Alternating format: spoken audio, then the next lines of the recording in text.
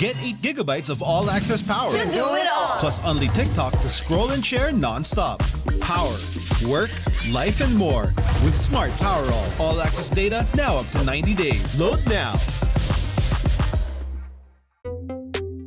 Tuloy-tuloy live selling, tuloy-tuloy content, tuloy-tuloy gaming. With new Smart All Access 99. May 9 gig ka, now for 15 days. Load now, live more today, and tomorrow, and after, and the day after.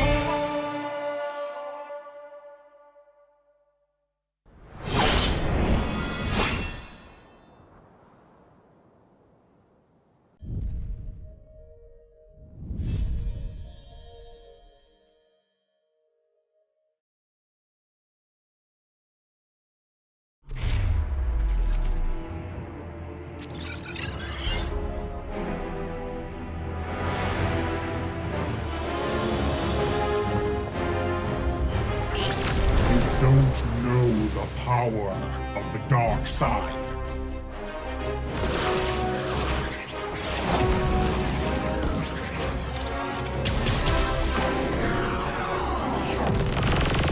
Target on the move. Prepare to engage.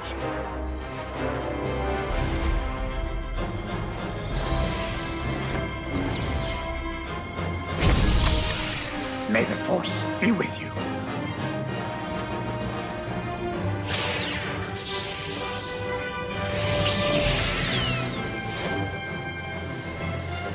I will do what I must.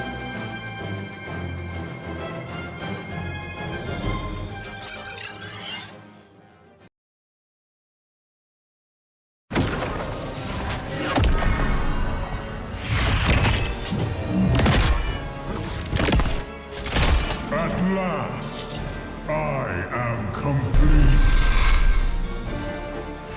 Worldbreaker!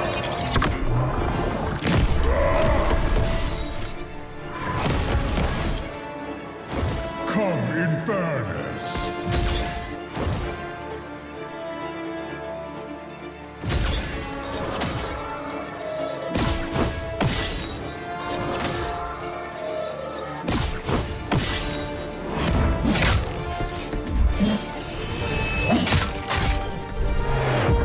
Annihilation awaits. Boundless is my hunger.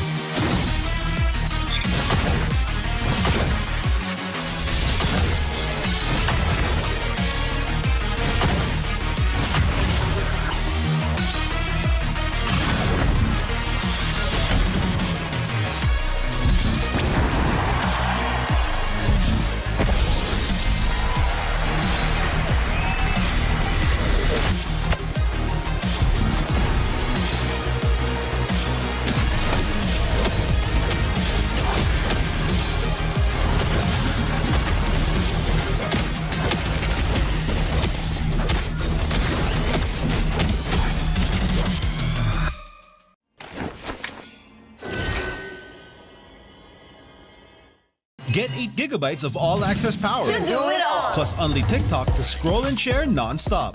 Power, work, life. Susundan ko ang iyong bakas kasama patas tagumpay natin ito dahil tayo'y malakas para sa Pinas. Nasa amin ang alas, hindi tuwa atras, kinikilala sa taas kasi kami ang malakas para sa Pinas. Nasa amin ang alas, hindi tuwa atras, kinikilala sa taas, ganito kami sa Pinas.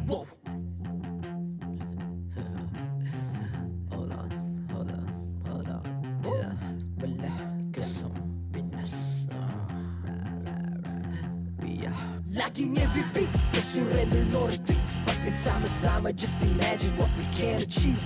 Laging every beat, no surrender, no retreat. Giving 100 all my all, cause we just cannot be defeated. We are unstoppable, immune and invulnerable. Ready ang equipment, lahat frozen, malak crowd control. Pakita ko na jab like beast of the southeast. So what I would proud and loud, cause every enemy we devour. Susundan ko ang iyong bakas, kasama patas, tagumpay natin doon ay tayo'y malakas. Para sa Pinas, nasa amin ang alas, hindi ko aatras, kinikilala sa taas kasi kami ang malakas. Para sa Pinas, nasa amin ang alas, hindi ko aatras, kinikilala sa taas, ganito kami sa Pinas. Wow.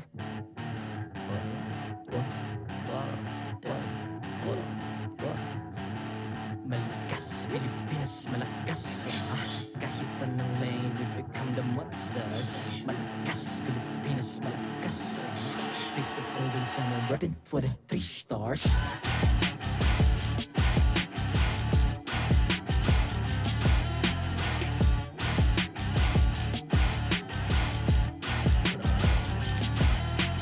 Ang lakas ng Pinas, we unite, be the stars. Ang lakas ng Pinas, we unite, be the stars. Ang lakas ng Pinas, we unite, be the stars. Ang lakas ng Pinas, we the stars. Ang lakas ng Pinas, we unite, we the stars. Ang lakas ng Pinas, we unite, we the stars. Ang lakas ng Pinas, we unite, we the stars. Ang lakas ng Pinas, we the stars. The 14th season of MPL Philippines is brought to you by the following sponsors. Smart, the official telco partner of MPL Philippines Season 14. The official tournament phone of MPL Philippines, Infinix GT20 Pro. Official supplier, EMC Asia and Index Salon. Don't miss any MPL action by following our official Facebook and subscribing to our YouTube channel. Follow MPL PH on TikTok for more content. Experience the Lakas ng Pinas playoffs of MPL PH Season 14 action live at Green Sun Hotel. Grab your tickets now via official MPL PH website. You can also get a chance to win 1,000 diamonds by sharing your hashtag MPL S14 live experience on Facebook and TikTok. And to ensure the equality and fairness of our games, MPL Philippines is also monitored and supervised by the Games and Amusements Board.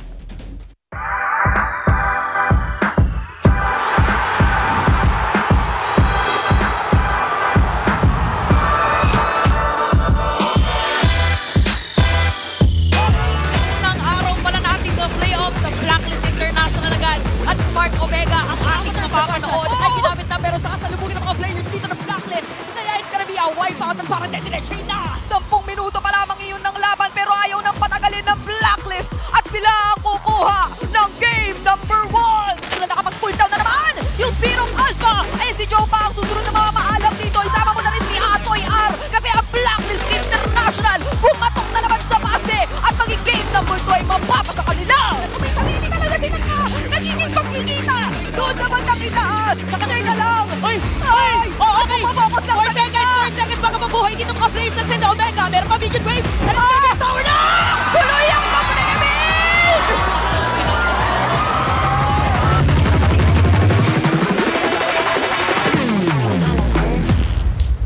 Aurora versus BLPH. Mag-isa na lang siya na pwede kumipensa mahigit niya ba ito kasi lahat nila pag na at mukhang mahihirapan na talaga siyang kumili ito mag-isa dahil Aurora ang magwawagi sa game number 1. Ay, magkagaling sa likod si The Hitman! Wala na dito si Edward dalawang mahuhuli with the implosion pero ang target lang naman hindi ay Sircon ay si Medicute nagkaroon pa ng Blood Wings at tatapos na nga yung laro! Ang hapdi, aabutan pa dito si Sanji at malinis na wipeout for Team Liquid! At papasok na si Carly with the Soul Zipper at focus lang sa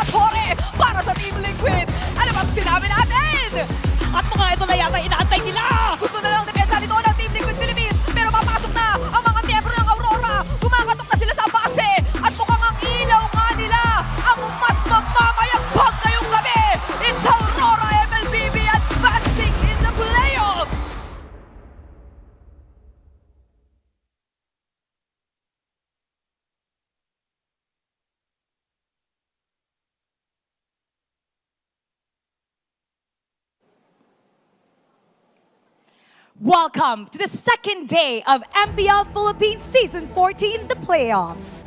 Yesterday was full of twists and turns, with two teams surviving elimination to compete in today's series of matches.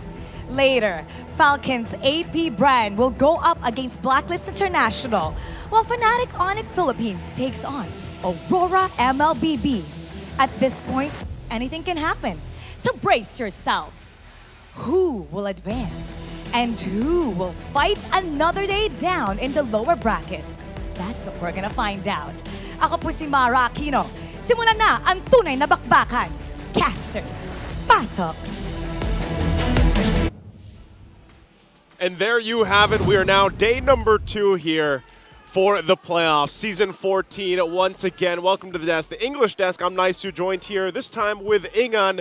And you guys saw the preview of what happened yesterday. I think everybody was surprised with some of the results. I know a lot of predictions out there, Ingan. A lot. Got thrown out the window. I think every single one of us had to redo our prediction, including a part of the community, because 20% only predicted Blacklist would win up against Omega. And who would have thought that they won the series, but not just that, they also swept them. A sweep. A sweep, Naisu. I would have never guessed that first match would have been a sweep.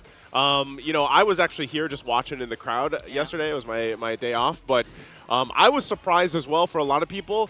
But then, you know, of course, when we move on to that second match that we witnessed yesterday, man, that was such a beautiful series. I think for a lot of people, right, they were thinking, you know, TLPH, man, they made some adjustments and everything else, but the thing that's happened with both those series, Blacklist and RORA, they just came ready to play and were the better teams, you know, with that days. Because now what it really leads us to is, number one, we're going to have a new champion this season. Yes, you know? for sure. TLPH being knocked out. Fortunately, the defending champion has been eliminated, but right now, if you're going to look at the schedule, Falcons APBren going up against Blacklist. And after that, of course, Fnatic Onic versus Aurora. Now, focusing on the first match, if you would recall what happened during their first 2 meetings, Falcons dominated Blacklist. But we all know Blacklist, when it comes to the playoffs, there is indeed a Blacklist playoffs mode. Yeah, and Blacklist, they actually beat FCAP once in the regular season. So they had that. We'll see, because this is a different beast. Like, this Blacklist International is different for the playoffs. And of course, you know, FNOP versus RORA. RORA, they're strong. Like, this is a team that a lot of people have had their eye on throughout the season. And, you know, to say the least, they have not won against FNOP, though. That's the one thing, because a lot of teams didn't win against FNOP. Yeah, it was only Omega, so it was shocking that Omega, coming into day number 2, is already eliminated. Hey, I know we got a lot to say about this, but we're going to let the guys on the panel do it. Rockhart and Leo bring us through our matches, the first one for the day. I'll do you one better, Joseph. We'll cover both. Welcome to the Infinix Game Tambayan at your service. My name is Dan Leo Kubanga here with Carl Rockhart to.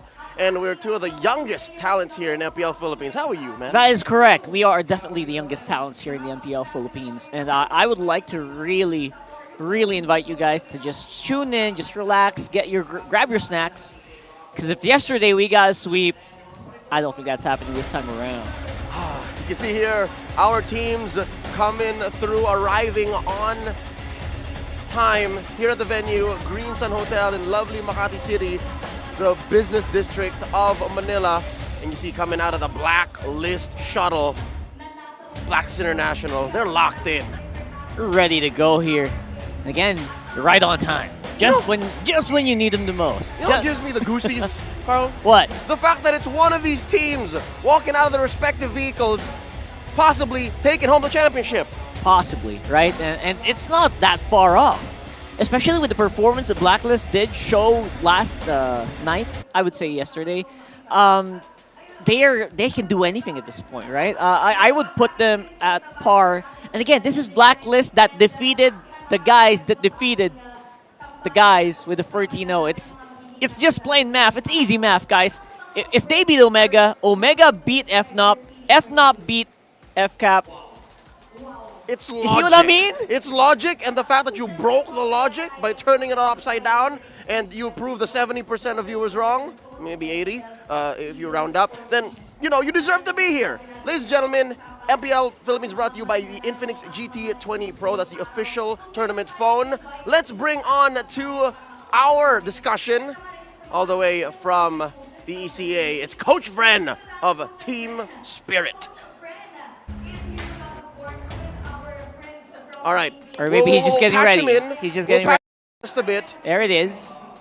Once he comes down, I'm pretty sure it's just the time zone. It is time If zone I'm not difference. mistaken, the time zone might be about 5 hours to 3.5, something like that. It's pretty close to that. Yeah, actually, you're correct. Technically, Central Asia is where he's in right now. So I think we're gonna connect him very, very soon. And I'm very excited to actually talk to Coach Vren.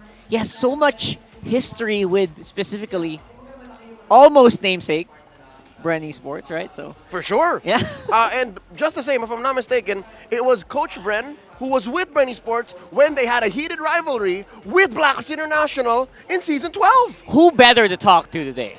Tell me who. More than Coach Vren of Team Spirit. There you All right, go. for reals this time. There he is. There he is. Told you it's a time zone thing. Coach Bren. All right. Hello, magandang hapon. Ayan, so we also have Leo and Rockhart from the English stream. What's up, Coach? How are you there, our friends? Do you guys hear us? Yon. Yan, okay. Naririnig nila tayo. So I think we have a question para dito kay Coach Bren. Again, this is Epic Rivals Legacy versus Legacy. So, yep.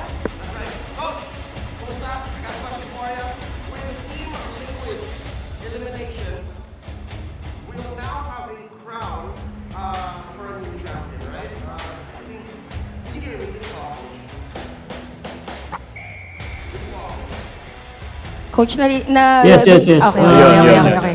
Practice lang.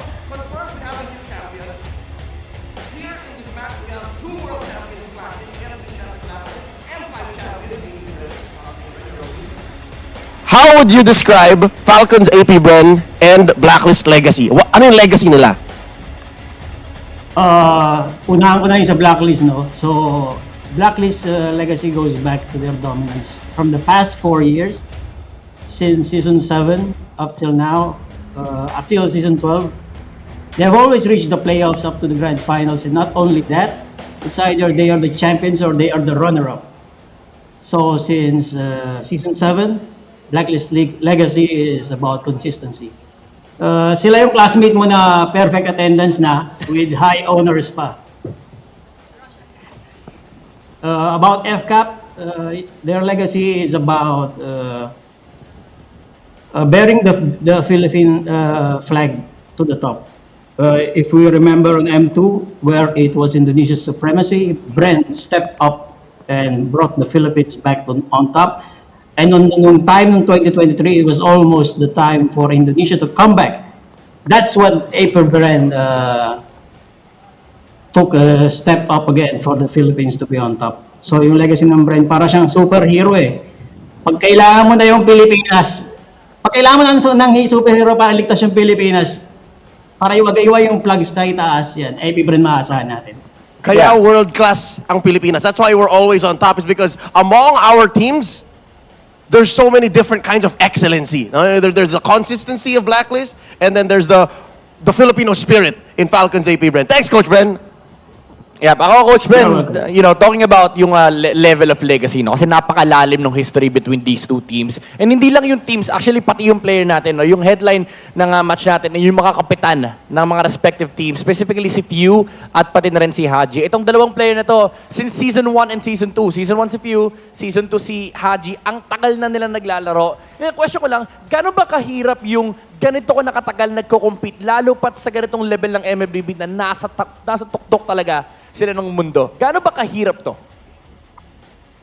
Well, working with few, so sa kanya lang ako magbe-base, it's actually exciting. Exciting is the word.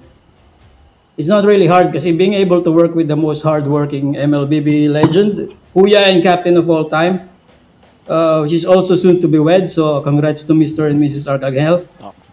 Anyway, it has been a pleasure. Ika nga nila, if you want to be the best, you have to do things that other people aren't willing to do. And to get the chance to work with individuals that do what other people aren't willing to do, it's just contagious. I mean, his work ethic and perseverance is on another level, thus making everyone bring out the best of themselves.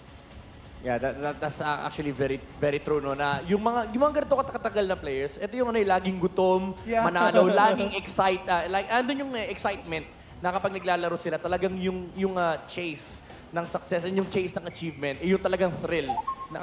Yun yung nagiging reason and yung motivation nila bakit gustong-gusto nila manalo. Yeah, and even until now, no? But then, medyo backward lang tayo. Ano tayo ngayon? Ano ba ngayon?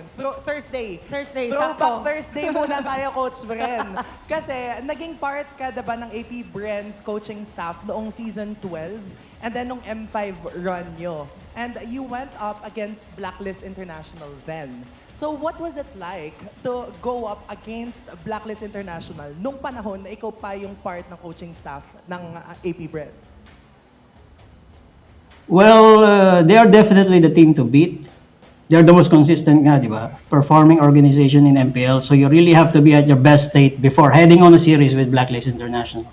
Yeah. Grabe, no? Yung consistency. Yeah, ang bigat ng words na if you're up against a very well-decorated na team who has the experience and with the coaching staff also, parang sobrang hirap na. It's a lot of pressure na agad for the other team who's competing with it.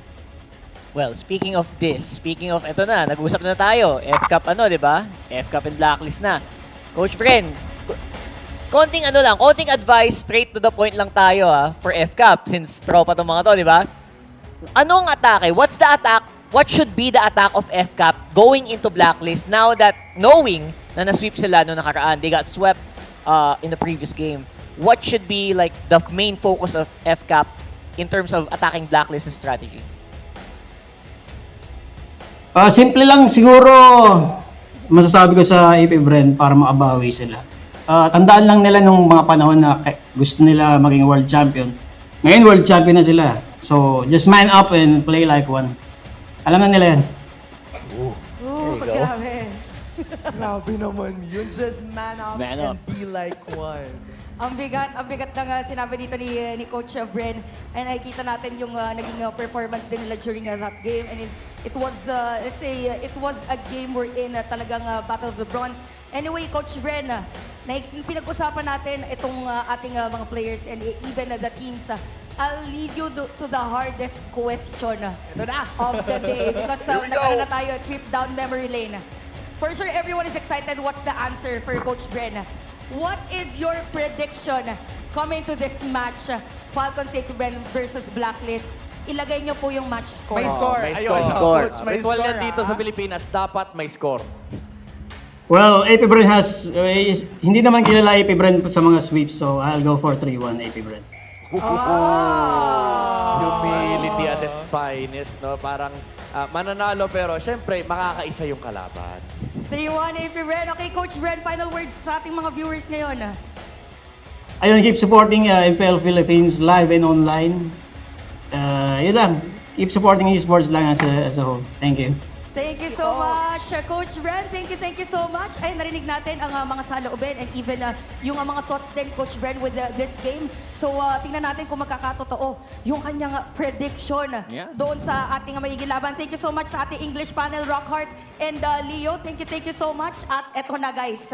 Eto Alright, y'all heard it first. Brass tacks, bro. Despite the consistency of Blacklist and the regular season performance, Coach Bren thinks FCAP can do it. I mean, you gotta have faith in your old boys, right?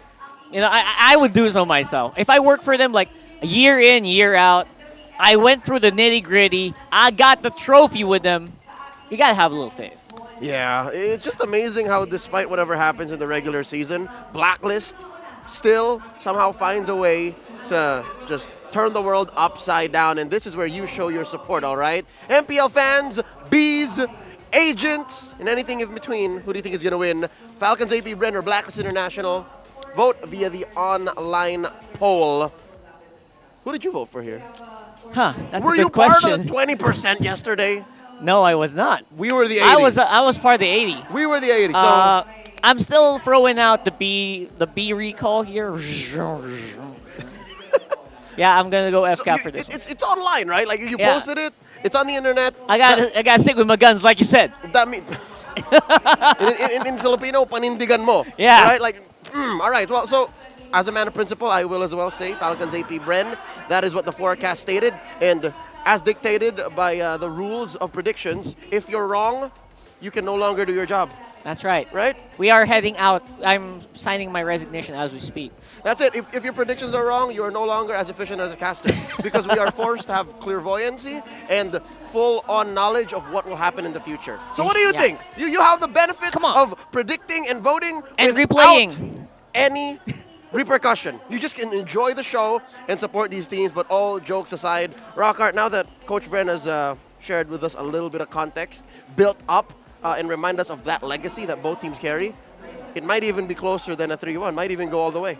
Actually, I feel like 3-1 is very conservative, Coach Bren. I mean, we're friends, but not gonna lie, it is a 3-2 match. Not this Black that suddenly showed us a new Ube.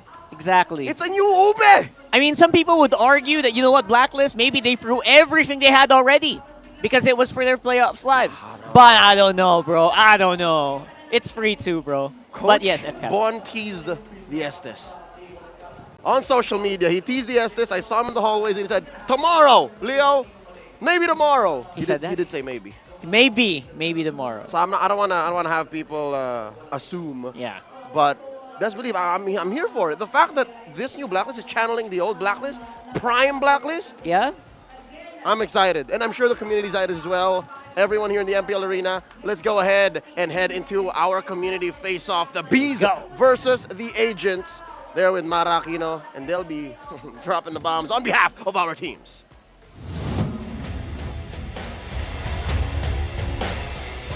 Face-off, representing Falcons APBren, the Bees.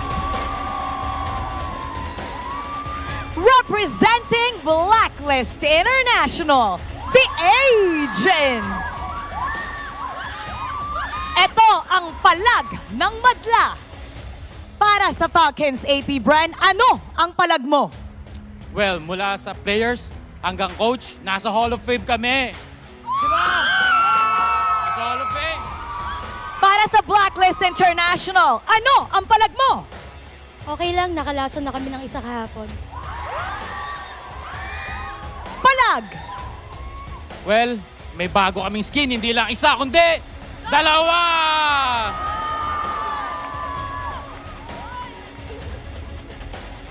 Palag! Good luck na lang ulit and have fun. Palag kung palag, fist bump! Fist bump! 2 teams, 1 goal, and everything on the line. Let's head to the Lanadon and get things started. Casters, VOG, pasok. Deep breaths as we welcome our marshals. This match is going to leave us breathless and on the edge of our seats. It's Jeff, Chico, Pat, and Wilbert. The reigning world champions are steps closer to another championship title versus the Agents, potentially turning the tides. First up, in the XP lane, it's Flap Teasy versus Lord JM.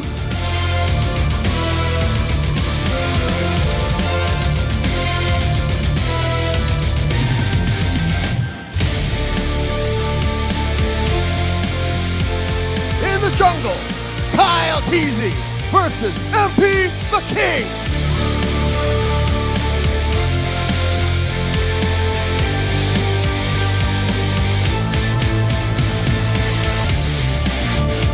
In the mid lane, Idol ng mga kids, Woo versus the all-around agent, Haji.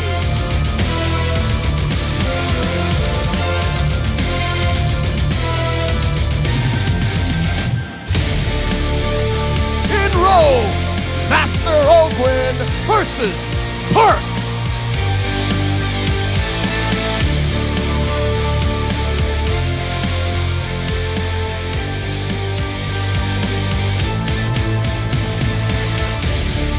And finally, in gold, Bulletproof Super Marco versus the Filipino Sniper, Uhim!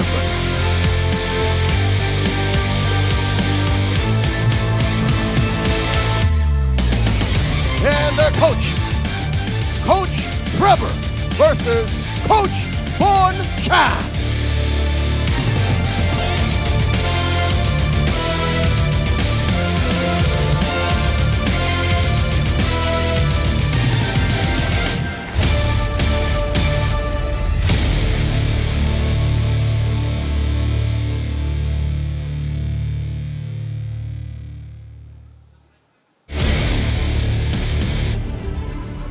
Oh boy, here we go. I'm getting the goosies. I'm getting the goosies. It's one thing to talk about them and then to see them walk into the arena. That's right. And especially with the performance of Blacklist, had everyone look like they were on Super Saiyan mode, man. More specifically, the gold laners. Is this me or is Super Marco more locked in the day than usual? And also, is it maybe because Oheb is too? You see that cold, hard stare on Oheb's face? I've never seen kill one like that. Yeah, I swear I saw sparks flying on the ground when they were walking. It was too much, man. And I think our fans also felt that. They got shocked. I saw reports of people getting electrical burns. I'm just kidding. Luckily, we have medical staff on call here, but that's not true. No one's getting hurt in the MPL arena, except for the hopes and dreams of many a fan, and of course, these world-class athletes. Because again, as professional as they may be, and as good as they may be at what they do, it's their hopes and dreams on the line. That's right. And hopes and dreams are probably what's firing and fueling Blacklist International right now, who seem to be leading on KP by quite a margin. And that is against FCAP. Again, one of the remaining titans here of MLBB that are still in the MPL PH playoffs for this season. And one of the few things they actually have on top from FCAP is that hero pick. Unique heroes. And I'm not just talking about like player per hero role. It's because Haji for sure has picked some tanks that few hasn't. But also the Rafaela yesterday. Overall, the effectiveness. It's not just the weirdness of the pick, the off-meta pick. It's how effective it was, especially in making that composition work. And we saw that yesterday. People were running. People were so... It was such a good draft. And best believe, Haji's KDA is just going to get bigger and bigger, given how now he's in mid. Imagine his KDA against Few, right? Yeah. That's a number that he got even while playing in Rome. So he died a lot. He did. So listen up, folks. Here's the Infinix keys to victory. Falcons APBren, they got to decode the new Uber strategy. Personally, that's what's the scariest for me, coming in from this black. I mean, you're given additional homework coming into the playoffs. What the heck, bro? Who'd have thought? This is not what I signed up for. But just kidding. Obviously, they're going to have to go for it. And of course, if they're going to have to slow down the B's aggressions, that's something that APBren has been known for all for the last 3 years. And as well, since it is a new metagame in the playoffs, Blacklist, we already saw their new shade of black. Yeah. Maybe FCAP is going to leverage some new drafting patterns. Maybe they have a new strat. Maybe the stats that we've been tracking for the past 2 months might change. It might actually not matter that much anymore, right? I mean, right now they look like a different team. They feel like a different team. And the picks are starting to show us a bit of a different form as well. Different forms for Blacklist, and who knows what FCAP has up in store for their sleeves. And I guess that's one of the big pluses for APBren right now, is they've been watching. They've been watching all day yesterday. They have had a lot of time to maybe prepare for some of these pocket picks that Blacklist has out. But again, we're not sure if all the pocket picks are out yet. Yeah, given the side selection for Game 1 in this best of 5, it's Blacklist going in red, because blue is going to Falcons APBren. They are home, so they get the advantage at 1, 3, and 5, and they're at a whopping 70% win rate. All right. And their side selection win rate is at 64, so more often than not, when they pick a side and they go for the blue side, that's a different story. They get the dubs. And again, they had a really spectacular regular season run anyway. And what they want to do, Rockart, is lock in the Moskov, the Phoveus, and the Julian. Actually, in one of the two Titans, right? The Fallen Team Liquid Philippines, it's Kyle TZ's Julian that's actually performed a little better. So even in this new metagame, even with Suyo around, I wouldn't take it out of Falcons APBren to maybe even pick the Julian. I mean, we saw it get banned out yesterday again against Carl TZ himself. So I think that might still be on the chopping board here. I don't know if it's willing to be first pick, but it's not. It's a Suyo coming in at first. Not when it gets opened, right? If the Suyo is banned, then maybe they prioritize the Julian or the Ling. But here, instead, it's Blacklist opening up with a couple of picks after banning the Chip, the Phoveus, and the Moskov. There's the Ling. See what I tell you? Lane first pick for MP the King. No fear whatsoever. Of course. And the Hylos. That's their number Hylos is great. 2 red side pick. I mean, the Hylos works so well against so many heroes right now, slowing him down, just making sure that your team has access to the lineup. Not to mention yesterday, it was also sped up by a Rafaela. Uh-oh. So I don't know if that can come in here. So that doesn't say anything just yet, given that it is a first 2 swing. That's right. But luckily for all the bees, they can rest easy knowing that Coach Treb, their coaching staff, Coach Ducky, did their homework. Look at this rock art, the alpha ban in the first phase, and the Jushin. Making sure that there's just no straight up counter, making sure that you don't get overwhelmed by the Ling as well. Hold up, check it out. Falcons APBren picking up a signature Faramis for Few. That's their #1 best pick in mid. Alongside a Gatot who was on the rise midway through Season 14. Yeah, I love the Loyi pick here. Making sure that all your bases are covered, making sure that, you know, Haji can just stay safe, stay easy on that pick. And yesterday, you know what? In terms of Haji, I'm still convinced this guy has sixth sense, especially from the performance yesterday. He's gonna go through bushes like crazy today. And that's the thing. It takes one to beat one. Takes one to beat one. Yesterday, his Aurora was on fire, had eyes behind his back. He knew exactly where the diversion play was going to come from Ukir. So this time, it's him on the aggressive, on the offense, playing that low Yi, and we still don't even know what the real roam is. That's right. And again, this high loss is just so good, man. They gotta do something about this guy really, really soon, because it's just such an easy contest. The Agents won twice yesterday, games 2 and 3 in their campaign against Smart Omega with this high loss. Yes. And again, you can't really ban it out each and every time. Both first phase picks in blue and red. There you go. It's just versatility and a flex regardless. And Lord JM seems to have a field day. He had a field day with this. Surprised with the Khalid ban. Sort of expected the Gatot to go in, but you know what? I'm happy for it. I'm all for it. Flap TZ does deserve a lot of respect as well on that XP lane. And now, a pick. We still do not know what Oheb will be picking up since his Nolan got banned out. That's the finishing blow on Smart Omega yesterday. Pretty big. So, what about? I will choose my own path. Arlo. Ooh, they're leaving it for last, bro. They're protecting him. This is old school Blacklist, man. It's just protect Oheb, make sure he gets to do his job, and then win from there. That's right. Hear me out, though. Beatrix. I don't see why not. I don't see why not. It's a pretty good damage profile already. You got burst magic from Luyi. You got the sweeper from MP. They're going to go all over the map, not just because of the Loyi, but because of the Ling as well. So he's going to have a lot of room to farm in, because the enemy is going to be so busy hunting him down. What's Marco to pick up here? Does he go carry? Carry sounds like a safe pick. Still open. Dangerous though against the Loyi. Oh, that's true. Since you're very vulnerable. The carry just falls to the Loyi here so easily. Although it does help that there's a Faramis. First rule around here. That sounds, is that an Iksha? Oh, that's a carry still. All right. I got bamboozled there a little bit. Laughs and analysis. All right. So, again, I asked the question, I answered it as well. The Faramis will protect the carry.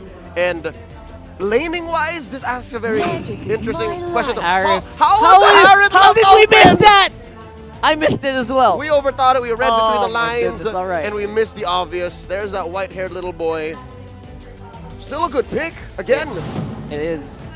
I kind of get used to it getting banned out on first phase. Yeah. I'm sorry. Yeah, well, Blacklist International, they're playing to their comforts, which is explained by the lower numbers on their lineup rating and their counter index. If anything, they get countered clean by Falcons APBren. It does feel like it. Overall, the team fighting for Falcons APBren is through the roof, especially with the Faramis Netherrealm.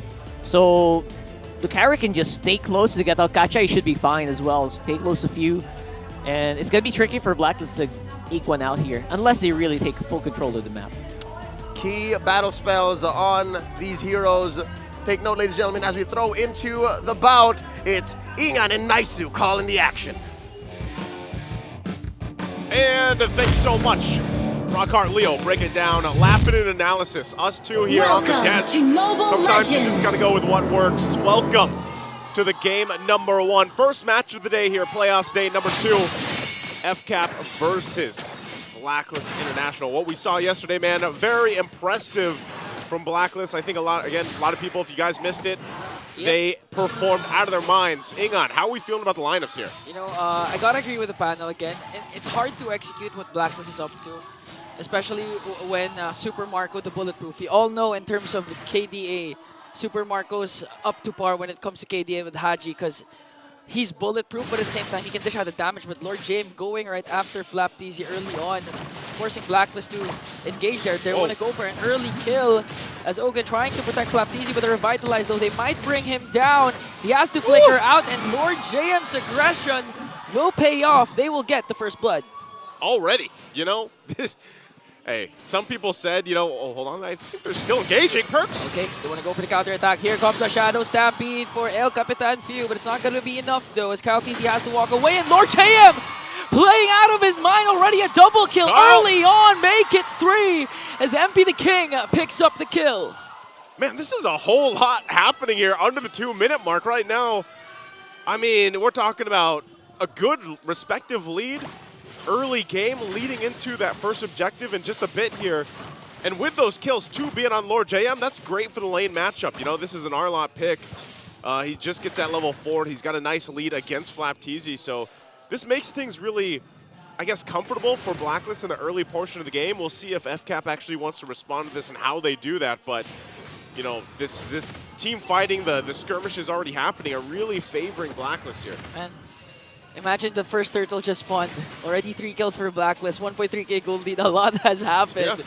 So for sure, this game will be action-packed as 4 agents are securing here the turtle. Flap TZ and Ogun just trying to survey the scene, trying to disrupt Blacklist as they will secure an uncontested turtle. The other upside of this lineup from Blacklist International is just the fact that, you know, you have this Lo Yi here. Haji's running the Warcry emblem, and that's why also those early skirmishes, you know, when he was able to get the interactions off, like that extra damage does play a part, and it's hard to fight those early fights with a Lo Yi across from you. Now later on, once those diversion plays come in handy, you know, that's where you really kind of keep FCAP wondering, like, where are we going to come through from that diversion play? Yeah. And it's tough to deal with. Look at that early damage already. Yeah, it's really going to boil down to the execution of our mid laners.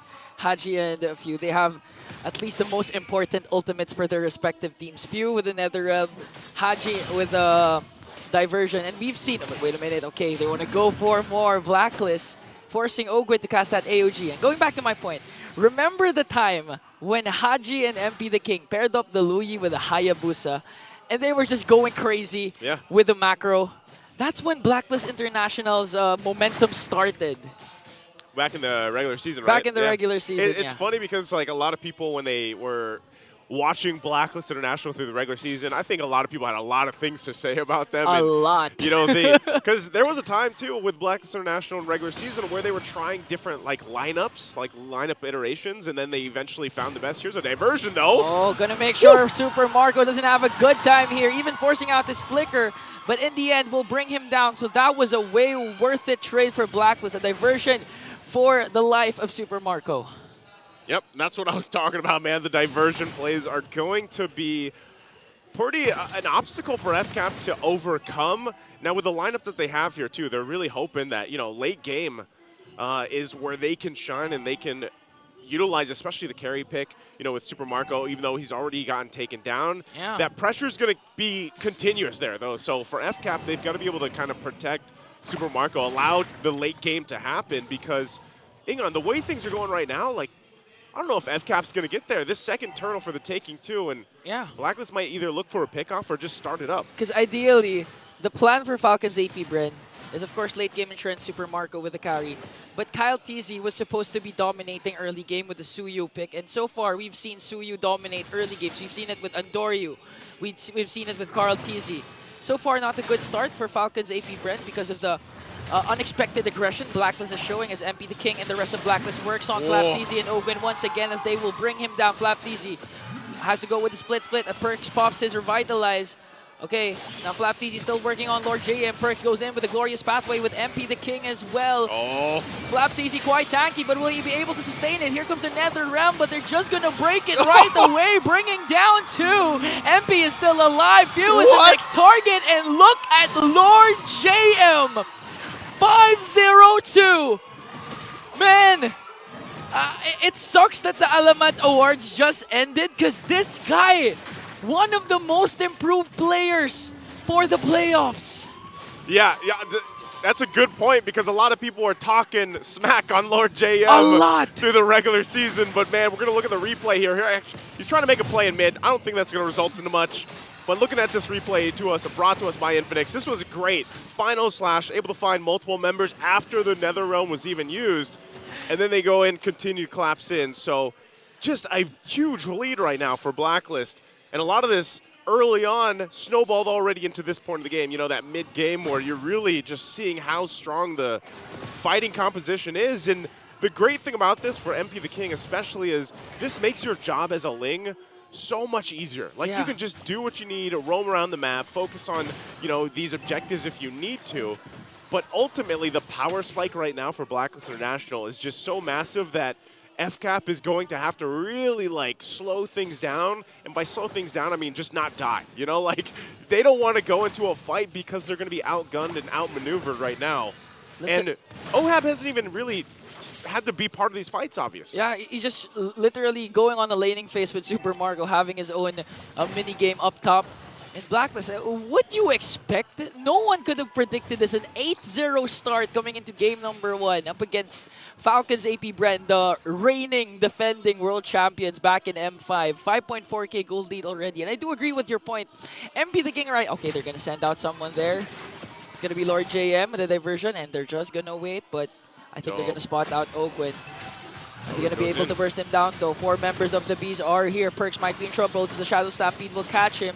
Flapteasy goes in as well. And the class will stop there. And okay, going back to MP the King.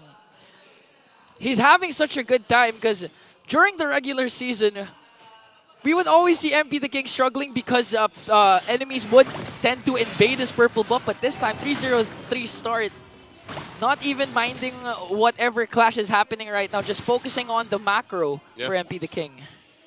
And that's what I'm saying. Like, they're just gonna have kind of an easy time right now. Third turtle, I would be surprised if FCAP really wants to press into this and contest it. It looks like, you know, they're kind of getting angled for this. And we'll see if they actually do it, but it looks like not. 3 for 3 now on the turtles, as it should. Again, FCAP really just needs to get to the late game here. I think we have to talk about how can they get to this game. Oh, hold on. Okay, They sent him. Oh, they're reposition. again. I think Ogwin knows. Ogwin has to know. He spotted that bush earlier, but oh man, if he walks into that. Okay, he still has the AOG. He still can't escape here, but he's getting bursted down, and Perks will pick up the kill. A fast burst, a fast rotation, fast play for Blacklist, and MP the King works on Kyle Teasy. He's going to get stunned though. Templates of Blade will be casted. He has to walk away because of the tower damage. Kyle Teasy pops his 3rd skill. He's chasing after him. Super Marco as well, but MP the King will remain alive. Oh, wait. Hold on. Wait, go to the bottom lane, please. Can you see? Okay. He got out. MP the King got out. MP's fine. Blacklist goes and swings it forward, gets a turret up top. Tier 2 now. Down there. Just OHAB having the gold lane experience, pretty much doing what he wants to do. Farms up. He hasn't really even shown just yet, but look at this. He's already got the Feather of Heaven, Starlium Scythe locked in, working next on the 3rd item. Most likely Holy Crystal. He's got a little defense physically. Hold on, mid lane. Okay, we're going to watch for Lord JM. Okay, Final Slash goes in, as well as the Glorious Pathway. NetherRealm will be casted, but look at the damage coming in from Blacklist. They're going to bring down 2. They don't have minions, though, so they have to wait for it before they take down the mid lane turret. And Lord JM again, literally playing out of his mind. A 505 KDA. He's not part of just 1 kill all throughout Blacklist initiation. This is just nearly, for Blacklist in game 1, this is basically a perfect game for them. You know, there's been no like window for FCAP really to respond. Now you can see, I was just saying that he was going to pick up the Holy Crystal. He gets it at almost or under the 10-minute mark. And with OHAB getting those last 2 kills, this is a great moment for them to get this Lord and possibly get multiple base turrets down, because I just think if FCAP even tries to defend with this lineup, they've got a NetherRealm, but it's going to be worked on so quickly because of the economic advantage and items and power that Blacklist has. So this is a free Lord for them. FCAP will have to pull something through to get an amazing defense, but it's going to be so difficult. Kyle Teasy picking up a Sky Piercer here too. Okay. Yeah, very, very interesting, right? They don't have any kills on the board. He picks up a Sky Piercer, wants to just get one of the items that he can, but they're going to try to hold this down. Lord JM, as tanky as can be on this R lot, now picking up Radiant Armor. but he's been pumping out the damage too. And that final slash, especially when the Netherrealm is popped, has been a crutch for FCAP to deal with. So right now they try to hold down these turrets. They're going to have to wait for this Lord to march in. Diversion again, where they go. Oh, they're going to catch Kyle Teasy! Instantaneously bursts him down! The timing. Haji instincts ever since day number 1 has been phenomenal.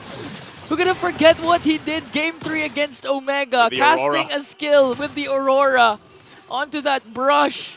That's why they found out where the diversion was. And eventually swept Omega, and now the Lord is marching in. Lord JM catches 3 as the Lord is still there. They're going to bring down 2. Next one, Flap. Ogwin manages to escape from the AOG, but they have to defend the push because 5 members of the agents are here with the Lord. Might be able to take Game 1 as they bring down Marco. Kyle Teasy alone, and Blacklist will win Game 1. And ladies and gentlemen, this is Playoffs Blacklist. That was about as a best of a game you could get with the lineup that they had, the way they moved, the way they showed up as a team here. Just an absolute stomp in Game 1. The legacy of Blacklist continues to write some more memories as they take a phenomenal Game 1 against the defending champions of M5. Man, oh man, let's throw it over to the panel here to see what they have to say about Game 1. Something about Blacklist in the Season 14 playoffs makes everyone look inadequate. I'm gonna use that word. I'm gonna use the word dumbfounded. I think people are becoming dumbfounded here. That's one way to put it. Right? The teams are fighting them like, wait, what do I do? What? Congratulations to our MVP, Lord JM. Minute -1, he was on fire, and he started strong, ended strong, set up the rest of his team for success. He was this close to actually scoring all of the kills. KDAs, he was, at some point, he was just missing from 1, but we'll call it 100%. 100% KP on this Arlott asterisk. Dude. I mean, from minute 1, he was actually... He wasn't giving FCAP anything. That's right. I mean, they don't care. He doesn't care, rather. If FCAP was throwing bodies at him, he just answered. He did not get phased. He did not get, I don't know, pressured because maybe he has so much trust in his teammates, he's going to get backed up. Or maybe he trusts in his mechanical skill just because he knows that he's probably going to get away with anyway. And it's this vigilance by Lord JM that's allowed them to punish Falcons APBren for this. I'll tell you now, it's not that bad of a draft, but it had its glaring weaknesses, right? Yeah. Sure, it counters a lot of what Blacklist does, hence the counter rating and the index. But when you look at it from an execution standpoint, and when you watch this game, there's nothing FCAP was doing in the first 5 to 6 minutes, which led to a worse 7 to 10 minutes, which ended the game at 11:30. Where, yeah, this is a perfect game, by the way. No towers, no objectives given, no kills. Blacklist literally did not let FCAP play, which is usually what we say with people facing FCAP. FCAP is known for being that surgical team that chokes out your buff, that's right, chokes out your towers, and doesn't let you play the map. This is what happened to them this time around. It reminds me of a moment from the MSC Grand Finals wherein SRG played a very perfect fundamental game, and FCAP may have thought out of that space, and they let go of a little bit of the basics, and it ended up like this. I mean, not as perfect a game as Blacklist for sure, but FCAP may have forgotten their ABCs. You know what I mean? Like the fundamentals. Yeah, which allowed for Blacklist to slip in between the cracks. And it's the perfect example of give them an inch and they'll take a mile. I think the inch that was given was very early on, right? After the initial fight that happened on bottom side of the map, it was just a struggle because everyone was always behind one level at minute 3, 4, 5, 6. And then the 1,000 gold lead at 2 minutes led to just multiples exponentially growing. And that's what you call snowball. That's a literal snowball here. Stonks. Stonks. Got so stonks, and it was just so hard to climb out of it.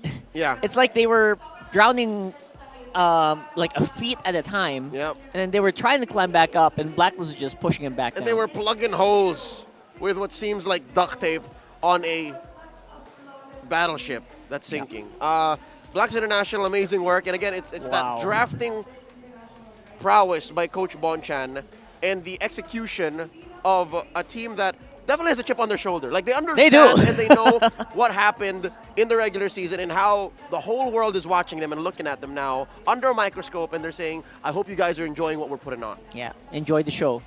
That's what Blacklist is saying to you guys. You guys have been predicting against them all season long, predicting against them right here. Everyone, collectively. That's the message they're throwing at us. For sure. Folks, right? We're aware of what we've been doing, and we're aware of what Blacklist is doing to prove us wrong. We'll throw it over to our solo analyst to break the game down even further and dig deep into the finer details of Game 1. Blacklist International once again rocks the MPL stage on the back of a clean and perfect game. We take game number 1 from Falcons APBren with the UBE split strategy. What's the UBE split, we might say? Well, discuss natin yan dito sa analyst stand. My name is Midnight, and ano nga ba UBE split strategy? Now, we are going to be looking at the gold in the item progression first. Nakita natin na nung lumabas na yung Thunderbolt ni Lord JM dito. Once the Thunderbolt has been built on the Arlot, they did have the damage and they did have the ability to set up team fights here for Blacklist International. They grouped up once again, similar strategy that they employed yesterday. Every single objective that they wanted to take, they played as 4. That's why we call it the UBE split. They have a link.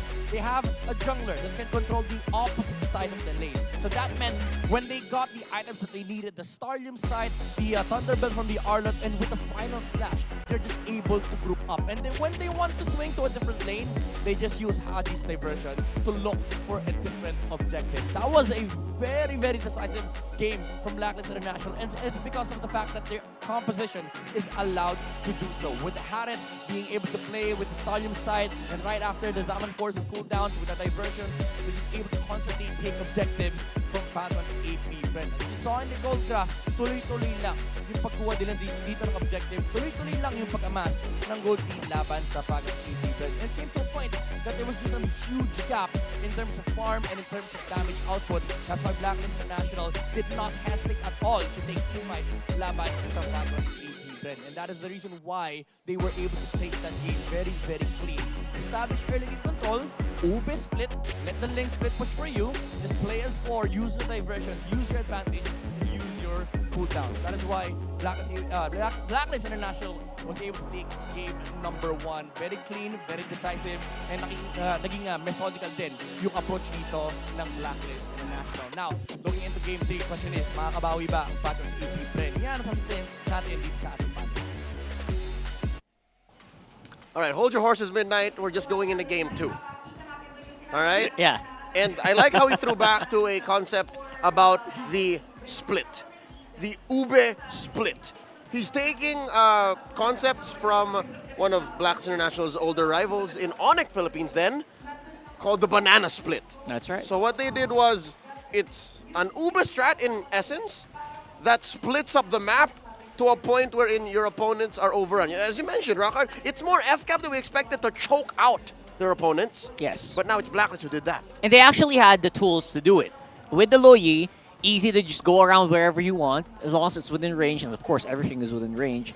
Same with the, and then you do it again with the Ling. It just feels so, they have so much control of the map, and they were stopping Super Marco from going into lane every time. Even catching the Gatot Kacha. I mean, this is what you were talking about. Ogwen was trying to plug holes, trying to find a safe space for Super Marco to get some gold. He didn't find any all game long. That's why there was no chance for a backup, for a comeback here in terms of the gold lane matchup. It's a practice in futility. Like, you know you're going to drown, but you're buying yourself extra seconds of oxygen against the tides. Or they tried. You know, they tried to do it. So with that said, perfect 16-0 code ipinamalas ng Blacklist sa Game 1, which basically means a perfect 16-0 is what Blacklist showed in Game 1. But there you go. Perfect game, perfect code. Better. This is... Perfect game, perfect code. This is English. So, with that said, the question that Midnight posted, will Falcons APBren find a way back in Game 2? I think yes. Yes. But they have to be better than Omega yesterday. They have to change immediately. If this was something that they had to try out, I hope not. It didn't look like they were trying anything new here. Honestly, it was very comfortable for FCAP, so they have to try something else. Foot on the clutch, put it in 2, and then turn. Take a turn because Omega took 3 games to recognize what they were doing wrong. FCAP now with a win rate of 57% on red, and for sure black is gonna go blue here. I think that's the best bet. That is my sound advice. I mean, easier said than done, obviously, but you know that's actually correct. And right now, I'm willing to be wrong. I'm willing to eat a piece of paper and say, hey, if they go red, then that means they understand the draft better from there. But at the very least, deny the red from Bonchan, right? He's usually really good at red as well. Bonchan picks now. It's Blacklist's turn. It's game 2. Oh yeah, that's a good 2-4 point. is away. Okay. They're probably gonna go red again, probably. But then, again, it just starts from there. Like, what in terms of like composition-wise, I'm sure through the years, FCAP has already amassed so many plays, so many specific lineups. What do you do against that one? And I wonder if Blacklist is gonna repeat that. Okay. Because they played differently yesterday as well. Right now, teams are just about to make it back onto the stage. If you're talking to-do lists, right? To-do list. Obviously, it's much longer a list for Falcons APBren. Number 1, maybe get rid of the Luyi. That's huge. Even with teams like TLPH, the Luyi seems to be so key. Yeah. Especially in going around the map and choking out the map early on. So you're right. Luyi, number 1, has to go. Whether you're on blue or red, it sucks that if you're on red, you gotta get rid of the chip, but you gotta get rid of the Luyi as well. Or open the chip. No, I wouldn't risk it here. I don't know. I'm kidding. It won't happen. It won't happen. If you're on red, that's the thing. If you're on red, the chip is on you. Because if you don't ban it out, you're trading one of the power picks from your opponents for that one slot, right? You want to take the Soyu, you want to take the Edith, you want to take the Zushin, you want to take the Hylos. You know what I mean? It's your call. There's so many powerful first picks that you want to take the Matilda. Yeah. Yesterday, Matilda was off the walls. Maybe go for that again. Was the Alpha that bad? You know what I mean? Because we saw first phase Alpha ban from Coach Treb. I mean, it was mean, and it did win 3 games in a row. If you add the second series, it won 4 games in a row. Alpha, Jushin, and Hylos. So maybe that's what he was thinking, but at the same time, do you really need to?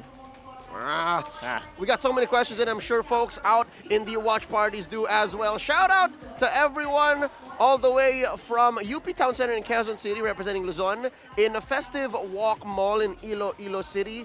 Maayong adlaw sa inyong tanan, representing Visayas, and MMCM Plaza in Davao. Maayong adlaw also to you guys. I'm pretty sure a lot of y'all speak Visaya as well, representing Mindanao. Shoutouts to everyone. That's right. As well, if you're considering, all right, watching MPL Philippines, we're inviting you now to witness Lakas ng Pinas live here at Greensun Hotel and get 20% off on playoffs tickets for day 3 and 4. That's right. Buy your tickets now at ph-mpl.com/tickets/playoffs. You see how I clearly said day 3 and 4? 3 and 4, because we're on day 2 right now.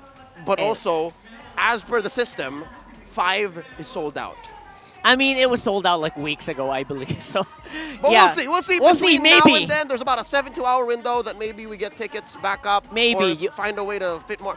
Regardless, the only thing you have to do is just check. 3 and 4 tickets check on discount. Buy them now.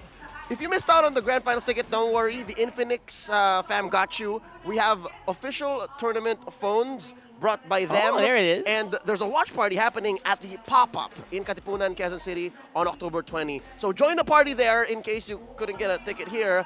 Admission is free, so head on over. That's the Pop-Up in Katipunan in Quezon City. That's right. You can have like a lot of food around that area and just hang out with your friends while you're watching the watch parties. And a big shout out to everyone on the watch parties as well, all over the world right now. Hope you guys are locked in because I'm sure a lot of the newer guys are also learning a lot. To everyone also hosting their own local watch parties, like that's not hosted by the MPL. If you got a group of good friends. Yeah, we do that sometimes, right? Anything that is more than just 2 people as a watch party. Yes. So if it's you and your cousins, you and your siblings, you and your neighbors, take a picture, send it to me on social media, send it to him on social media, and we'll give you a little something. Yes. Let us know, hey, look, Leo Rocker, we're watching. This is us. Sometimes you do that, right? We have do food, that. we have drinks. My little... We're playing as well during the, show us the pictures, breaks, all that stuff. Let us know how it's going because we're interested in seeing how MPL Philippines is enjoyed anywhere and everywhere by everyone. Yeah, because you can enjoy it anywhere in the world right now. Yeah. Even underwater, where APBren feels like they are right now. But They definitely are. they're up to here. in up to pressure. here right now. It's too much. And it's a lot. that's I'll tell you now. Silver lining. They're used to this kind of pressure. Yes. Is it not that's them who true. recovered from an 0-4 sweep in the grand finals against Liquid, and now Liquid couldn't even get one over FCAP for the past 6 months? Right after that. See? And they do this as well all over the world. It's not just with us and locally. They do this in international tournaments. They've been doing it for the past year. And I'm sure they've been put in this really bad scenario before. And it's only game 1. I guess you could say that to your players. Yeah. Guys, come on. Wake up. We gotta get on track. But not to take away from what Blacklist has done, all right? I think that is what makes this such a palpable thing. The fact that you got 16-0, you got the perfect game. 16-0, bro. This has to wake something up in Falcons APBren. Again, they took yesterday off. They marched into the arena for the opening ceremony, took the rest of the day off. Very fresh. So Blacklist on fire. I'm wondering if this was enough of a warm-up for FCAP. I mean, that's the easiest thing to say, right? It feels like just a warm-up, but I don't know. They haven't actually brought anything new yet. See? There you go. Blacklist, stay in blue. They got a win rate of about 47% and a side selection priority win rate of about 27. So, you know what the difference is, Carl? What? 7% between blue and red. So I was hedging on the 7% that black would go blue. Again, it's just draft control. Yeah. And I was actually wondering if they were going to go red, but you know what? Big props to Bonchan. That means they're going to show something a little bit less reactive, and they're going to do more of their own thing, which is what they should be doing. I think Bren was already expecting them to go reactive red. No, that sounds like a fruit drink flavor. Reactive red. It's a drink. It's a drink, so... It's to quell your tummy. That might be it. So, but that was what I was thinking. You know what? They're already throwing curveballs even before the draft starts already. Yeah. But with that said, Blacklist International has the... Maybe, just maybe, here's my theory.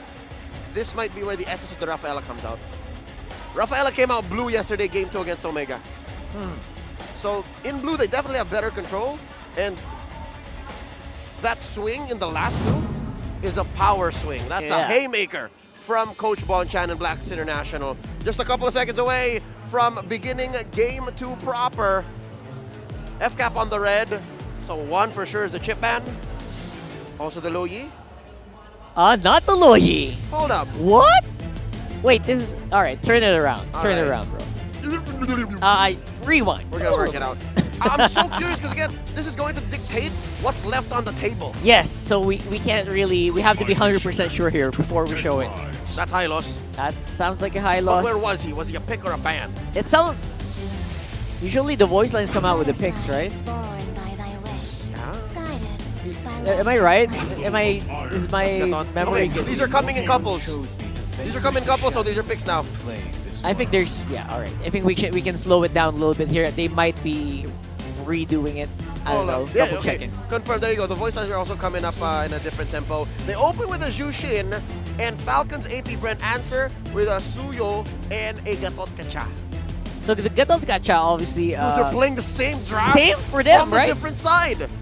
That sounds like a Falcons APBren fan. A pick. Choose my own path. Oh no. Hold up. Hold up. They're showing it up right now here. They answer with an Arlo Alpha. This is Blacklist. It's a very similar draft for Blacklist. And you know what? Alpha is so good right now. It feels like it's a great answer. And oh, what? Someone countering against his Suyo? Is that an Eve? Yes, that's an Eve. Oh my Something about Blacklist, man. Something about them. Yesterday, Omega also picked an Eve. That's Rock, what's happening. You see where I'm coming? You see what I'm trying to say? Yeah. Oh Something about Blacklist makes them get into their opponent's head and say, yo, how about that Eve? They're fogging up the enemy's drafting mind, right? It feels like the way to go. I'm not saying this is a wrong draft. I'm not saying it's a bad pick. It's just... They're pushing him into that direction. We saw yesterday.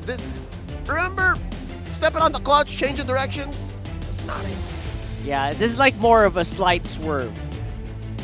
Down a weird path. Down a weird, like a weird U-turn area. Oh, there it is. There's the bands. All right. Clearing it out. Coach Trev very fundamentally answering the double pick. Thank you for the Rafaela ban, by the way. The Rafa Bruno. I love that. Yeah. Not gonna happen. And they ban out the Nolan. That's OHEM's #1 pick from the regular season. Blacklist closing up the draft with a clue ban. All right, so they know that Gatot's going to Ogwen's hands. Yeah, this is not a trick. He's not. They're not tricking anyone here. Flop TZ probably thinking about a good answer here. That's why the glue gets banned out. Terizla seems like the play if you're Falcons APBren for Flap. That or a lot of zoning. Yeah, Phobius is banned. Even the glue is banned. They're forcing Flap into Gatot. Sorry. Away the Khalid too! Even the Khalid, oh my goodness, man. What's Flap gonna use? And there's a Lunox. Definitely Lunox. Good against the Gatot, and then solid lane against the Harith. What's Flap to pick here, Carl? Hey, maybe they can even swerve that Gatot. Throw it over. Just try to survive then. Not against right? Gatot versus Khalid is like, one of those matchups where you don't really mind swapping out. Yeah, but the only loss that Gatot has there is the Khalid just rotates much faster out. Yes, 100%. Oh, but no, it's a broken. How can you be sure? Because it's Lord James Arlott. All right. That's true. Oh, okay. Thank you for that. Loading the game from game 1. That's true. There's a Terizla. Long-term storytelling. Carl, Rockhart just forecasted this, and this is the lineup. My only problem with Falcons APBren is lane to lane, they're kind of weak, but in a big team fight, nightmare. Yes, they rely on the box of the literal real-world manipulation, the AOG, and of course the penalty zone. If one of those misses, their sustained damage is really bad. So timing on a macro and micro scale are key for FCAP to succeed, to take us to 1-1. Else, Blacklist is going to match point. Yeah. Blacklist could run away with this so quickly, just disrupt the early phase rotation. And that'll knock FCAP down in the lower bracket, but that's for later. For now, let's go into the match and throw it over to Jose and Jose. Thank you very much, Leo Rockhart. It's me, Jose1, and Jose 2. I've accepted my fate. Welcome to Mobile Legends. To game number 2 here in this series, best of 5. And like you guys just heard, if Blacklist International takes this lineup to another W, then they're match point already against FCAP. So we'll see. I mean, I agree with what the guys were saying over on the panel too. You know, FCAP. Hold on, Ogwen though. Okay, he's gonna out-sustain that. Anyway, just the usual pokes between the two laners, but another Lantern Flare. And it's gonna be a battle between Perks and Ogwen, and they decided to disengage. It's not gonna be worth it though. As Pew goes in. Okay, will he be able to catch Haji though? Now he's gonna pick up Pew. Okay. Now it's a TKO. 2 TKOs for our 2 mid laners. And it's a matter of who's going to clear out the mid lane first. Owen is still there, by the way. He's okay. Now he's got the level 2. I love this when games are like this. When in the early portion, like, you're literally limit testing each other, and that's exactly what happened in the mid lane. This happened in the previous game, too. But Blacklist International came out way ahead of those early skirmishes. So for FCAP, you know, if they can get some of these early kills, that'd be great for the lineup they brought to this table. And part of that, again, is what Rockhart said. Like, they have to play around the death box. By the death box means the real-world manipulation from Few. They want to fight into that. If they can lock people down with a penalty zone and then follow through with that, Zaman Force is there, then there's so much fighting potential and power with FCAP's lineup. The problem is, again, lane to lane, you know, they're going to struggle for a little bit right now. They're trying to make a play up top. They're going to go for Flop TZ. Flop TZ uses Flicker. Body of Smith, though, will save him. quite tanky here as Perks goes in with a quick sand guard. Ogun is now here. Okay, so no casualties yet so far. So in terms of team fights, yeah, I do agree. You can expect Falcons APBren to really dominate. They have a lot of engage and for counter engages. But for Blacklist, in terms of rotation, you can expect them to be fast and go for those isolated pickoffs, especially with the kit that they have from Lord JM and Perks. And of course, you can expect Blacklist to really go for early game contention, like what Haji is doing again with Few, because of the presence of the Khalid that we know in the first 5 minutes will be a menace in the opposing team's jungle, and MP the King again will secure an uncontested turtle. All right, Blacklist getting the objective, and this is one of the hard parts about dealing with a Jushin across from you. You see how much zoning potential, even early on, that's already there. Yeah, especially in the hands of Haji. Oh no. Perks just give him some information. He's got that. Ogun will keep him at bay, locking him down, of course. Waiting for that level 4 too. Once, you know, the problem before that first turtle take was the fact that just FCAP didn't have the ultimates that they were looking for. They weren't level 4, but they might look to fight for this. Okay, speaking of fight, FlapTZ goes after 3 with a raging Sandstorm counter attack coming in from Blacklist. Is there more manipulation coming in from Few as they bring down MP the King. Now Kyle TZ wants to go for more, going right after Lord JM as he flickers out and saves himself. 1 casualty only for Blacklist. Good shot there from Kyle TZ with the Queller. Able to get a kill. That's what he needed too. Again, this is part of the whole game plan when you have a Suyo on your lineup. You need to be able to kind of control the early game, right? He's one of those scaling up and very momentum-based assassins in the jungle, and he's got to do that. He's only got the Fury Hammer right now, so still working on his first item. There's the Hunter Strike, so he does lock that in. So this could help, of course, because he's going to be looking to set the pace, you know, against MP the King. And we see Alpha picked up so much now in the current meta. Ogun? He's going to get dragged? Lantern Flare, okay. He might be able to out-sustain this though, but 3 members are trying to burst him down as Haji brings him up once again to feed him to Oheb, and a counterattack from Falcons APBren up top. This time, they're not going to let Lord JM dominate like what he did during Game 1 as the Game 1 MVP. Yeah, a lot more, you know, just aggressive, I would say, this time around from FCAP, looking for picks if they can, even if they have to trade around the map. You know, and Oheb does lock in a ton of extra gold that he's able to get that first item locked in. So he's got the Holy Crystal now, and that's where also, when you have a Lunox here early on, the power spike is going to be there, and it's definitely a huge threat to the damage department. Yeah, especially in the laning stages of the game, early game. You could expect the Lunox to really be ahead versus a Harith. So right now, Falcons APBren, they really need to manage the early game potential that Blacklist could give. Whoa, like what they're doing right now. Kyle TZ has to walk away as Oheb here, dangerously low. There's going to be a turtle clash finally, because 5 members are here as Oheb will recall home. It's going to be an outnumbered match for Blacklist. Falcons APBren still holding on. FlapTZ goes in, plus Ogun's AOG. They're really targeting Lord JM here, plus the real world manipulation coming in from View. Lord JM manages to do a final slash counterattack for Blacklist as they bring down FlapTZ. Next man is Ogun. Lord JM, MP will fall. Perks as well. Haji forced to back away as Oheb is now in the picture. A 4-4-2 Trentis goes in and brings down Haji. That fight was so good because there was an initiation from FCAP, there was a response from Blacklist, and you thought they were going to win that team fight, and then all of a sudden FCAP's like, no, I'd win, and they end up winning that team fight. So they get an objective, they get a ton of extra gold through it, and that's a good transition for them now at this point. Falcons APBren, prior to that clash, Kyle TZ targeted Oheb, forcing Oheb to recall. That's why when the clash happened, Blacklist was outnumbered. Oheb wasn't there, even though Lord JM was able to kind of out-sustain the damage of Falcons APBren to be able to cast the final slash, serving him up to Perks for that Raging Sandstorm. They lacked the damage because the Filipino sniper wasn't there. But imagine it would be a different story if Oheb was there. So those are the little things Falcons APBren continue to do. They're not just thinking about the big picture. Even though they have huge ultimates, they're thinking about the things that they need to do before they go in for the clash, like what Blacklist is doing right now. Kyle TZ goes in for the second kill and will be taken down by 3 members as Lord JM survives. I'm surprised he was able to get away, you know, with that, but good response. There's got to be something for Blacklist International to do after, you know, that build is building up here for FCAP in the lead in terms of the lead.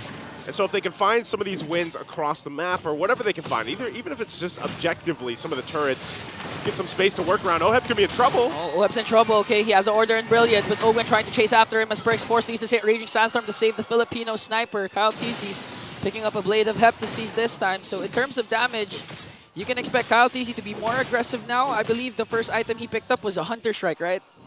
Yeah, here. First, yeah, now he's got the Blade. Okay. He's got the Blade of Heptases now, second item locked in. And you know, that's what's surprising. I know by this time a lot of people have seen the Suyo games. That second skill, man, that Soul Sever hurts. So now that he locked in, you know, this Blade of Heptases too, depending on how he approaches some of these fights. Oh, Perks forced to use that flicker. Now he only has the Raging Sandstorm. He doesn't have the Raging Sandstorm yet as he used the quick Sand Guard. Falcons APBren making quick work of the second turtle, not giving a chance for MP the King anymore. And I think Perks wants to go in for the clash. Okay, Falcons APBren redirecting their attention to MP the King. Will they be able to find him? Okay, they're just going to clear out the minions up top. All right, so they got that. Right now at this point, FCAP comfortably ahead. They got a lead. They're building up on it. So for Blacklist International, we have to look at what's coming up here. That's that Lord fight. Because if they don't actually have a fight before then they've got enough time to go ahead and get to where they need to be. Part of that is, again, Oheb. He does. Oh! Okay, Haji used the flicker to walk away. Ogwen will miss the AOG. It's going to be a matter of setup. So Blacklist continue to engage. They have 4 members up against 4 as well. Haji goes in for the recall. And okay, so the thing is, for Falcons APBren, they got what they wanted, an early game start.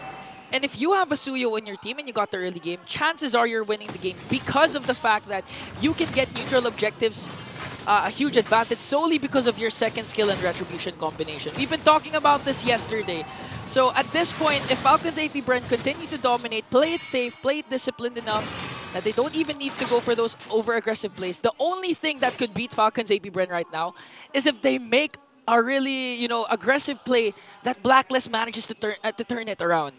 And if we're going to talk about turning things around for Blacklist International, it's all the itemization, right? The fact that they're down a few thousand gold, they can go ahead and try to catch up the best they can. It's good. Glowing Wand, Holy Crystal, and Oheb. He's going to be a big part of the damage profile later on. The biggest thing, though, too, is, again, counter-playing into the real-world manipulation that FCAP's going to be looking to set up. We've seen him do it multiple times now at this point. And so for Blacklist International, this is crucial because realistically, all this comes down to these objective fights. The Lord that's going to be up here in just a second. And even if they have a great initiation, they still got to withstand, you know, fighting into that box or possibly escaping it once it's set up and then re-engaging. That might be the best course of action here for Blacklist. So Lord is up. You can already see it. They're getting set up here. Interesting there. Skypiercer is going to be picked up by Haji on this Jushin.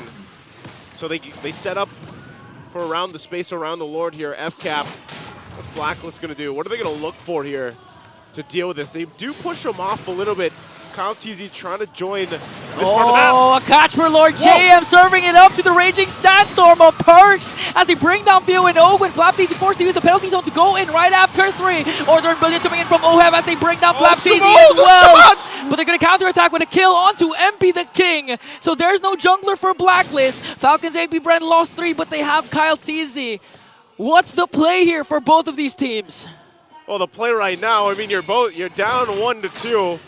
Kyle TZ will go ahead and bring up with the Lord, though. MP is down for another 15, so there's no Lord going to be taken. It's too quick of a death timer, but you saw that little window of hope. Hold on, Kyle. Hey. They go in right after Kyle TZ commits the final slash, but he's able to escape. The mobility of the Suyu is just unmatched as AOG casted by Ogwen to bring down Perks. And now the advantage is on to Falcons APBren.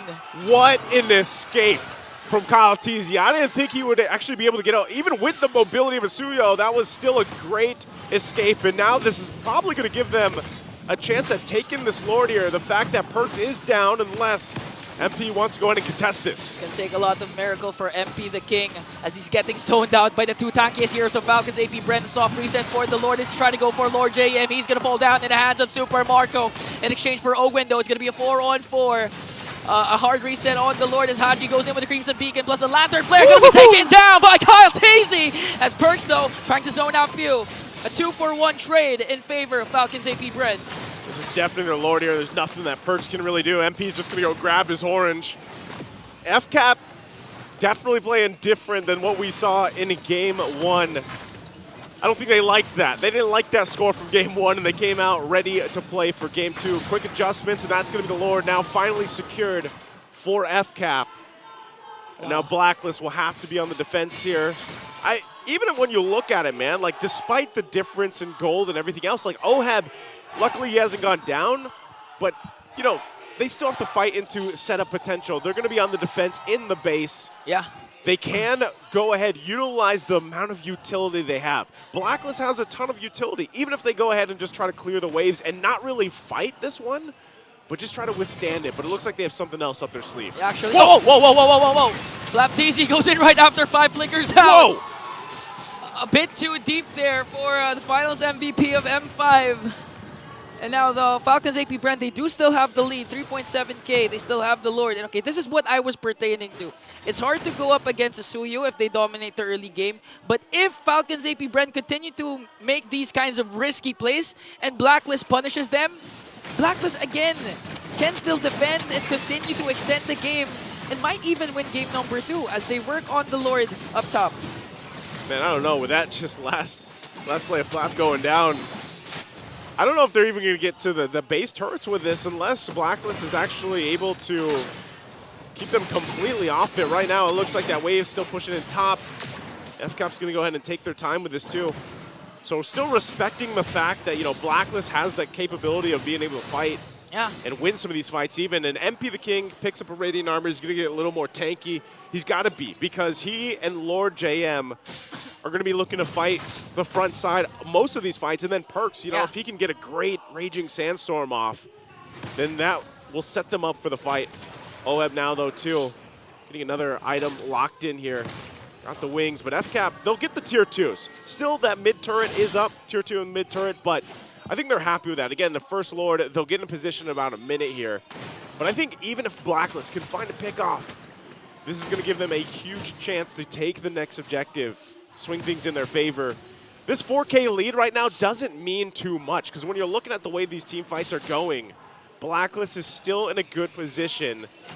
And you're seeing how fast they can actually take someone down from FCAP if they're a little overextended, if they're a little too pressured on this enemy side of the map right now. So even for the purple, you know, they gotta at least put some pressure. Yeah, I do agree with what you mentioned a while ago, that in terms of kit, Blacklist needs to utilize whatever they have. But with Falcons APBren's lineup, again, they have 3 major ultimates that could be used aggressively in team fights and even for just pickoffs if they wanna, if they manage to find the proper target. Because as the game progresses, these kinds of ultimates becomes more valuable, becomes more vital to your success. And with that case, Falcons APBren, they do have a lot more kit, a lot more AoE crowd control that could be used, especially when it comes to the Lord dances. So Blacklist right now, they actually are pressured to get the pickoffs, maybe set up by Haji or by Perks or by Lord JM. Because if you're gonna go up against the lineup of Falcons APBren towards this Lord 5v5, regardless of what happens, you still have the Suyu that has a huge advantage when it comes to the Retribution second skill, again, when securing neutral objectives. Yeah, the Suyu is great, especially in this part of the game, but he does tend to fall off the longer this game goes, and it'll get definitely more difficult for FCAP to go ahead and continue doing what they're doing around, you know, fighting this. But always the advantage is again, the real world manipulation around the Lord pit. Anytime you come around, we're talking about these objective takes. That's one of the great things about the Eve pick and why teams still like to go for it. So you can see some of these more defensive items being locked in by Blacklist. Haji picking up that brute force, so now they work into this. They're going to look for a setup. And you can see the positioning here. Part of this, again, is Lord JM. If he can get that final slash they're looking for and they get an immediate kill, that'll be huge. There it is already. The seal being used. The clock is ticking for Blacklist. Finds it out. There's a huge slow push ensuing onto the bottom lane. Falcons APBren can extend this Lord dance and force a reaction from Blacklist, or they can go ahead and try to burst it down. Okay, they're going to make Blacklist react though. Oh. Lord JM goes in with the final slash, connecting onto 2 plus the Raging Sandstorm. A lot of immortalities being popped here. Flapteasy counterattack to the final. A penalty zone. Lord JM, MP the King, Perks goes down. Goodbye. Haji is the only one left. A beautiful initiation by Blacklist, but there you said it. Falcons APBren, they have a lot of kit to re-engage. They have the economy lead. Haji with the Crimson Beacon out. Will he be able to defend this though? There are a lot of minions up against 4 members. Look at Super Marco pushing with his Zaman Force. They're clearing out the minions. Haji has no more chance to defend this. And we will go to a game number 3 because it's 1-1. FCAP, huge adjustment for game number 1. I want to bring the series 1-1 for now. It's best of 5. They showed up for this one. Big adjustments, good play this time around. Blacklist showed some fight, man. Even in that last fight, they utilized that final slash that I was talking about, but unfortunately, not enough. It's a 5-game series, I forgot. Yeah, I was like, we're going to a game 3 no matter what, Inga. Yes, you know, sir. So hey, let's go ahead and throw it over to Rock Hard and Leo. See if they're also excited that we have a game 3 upon us.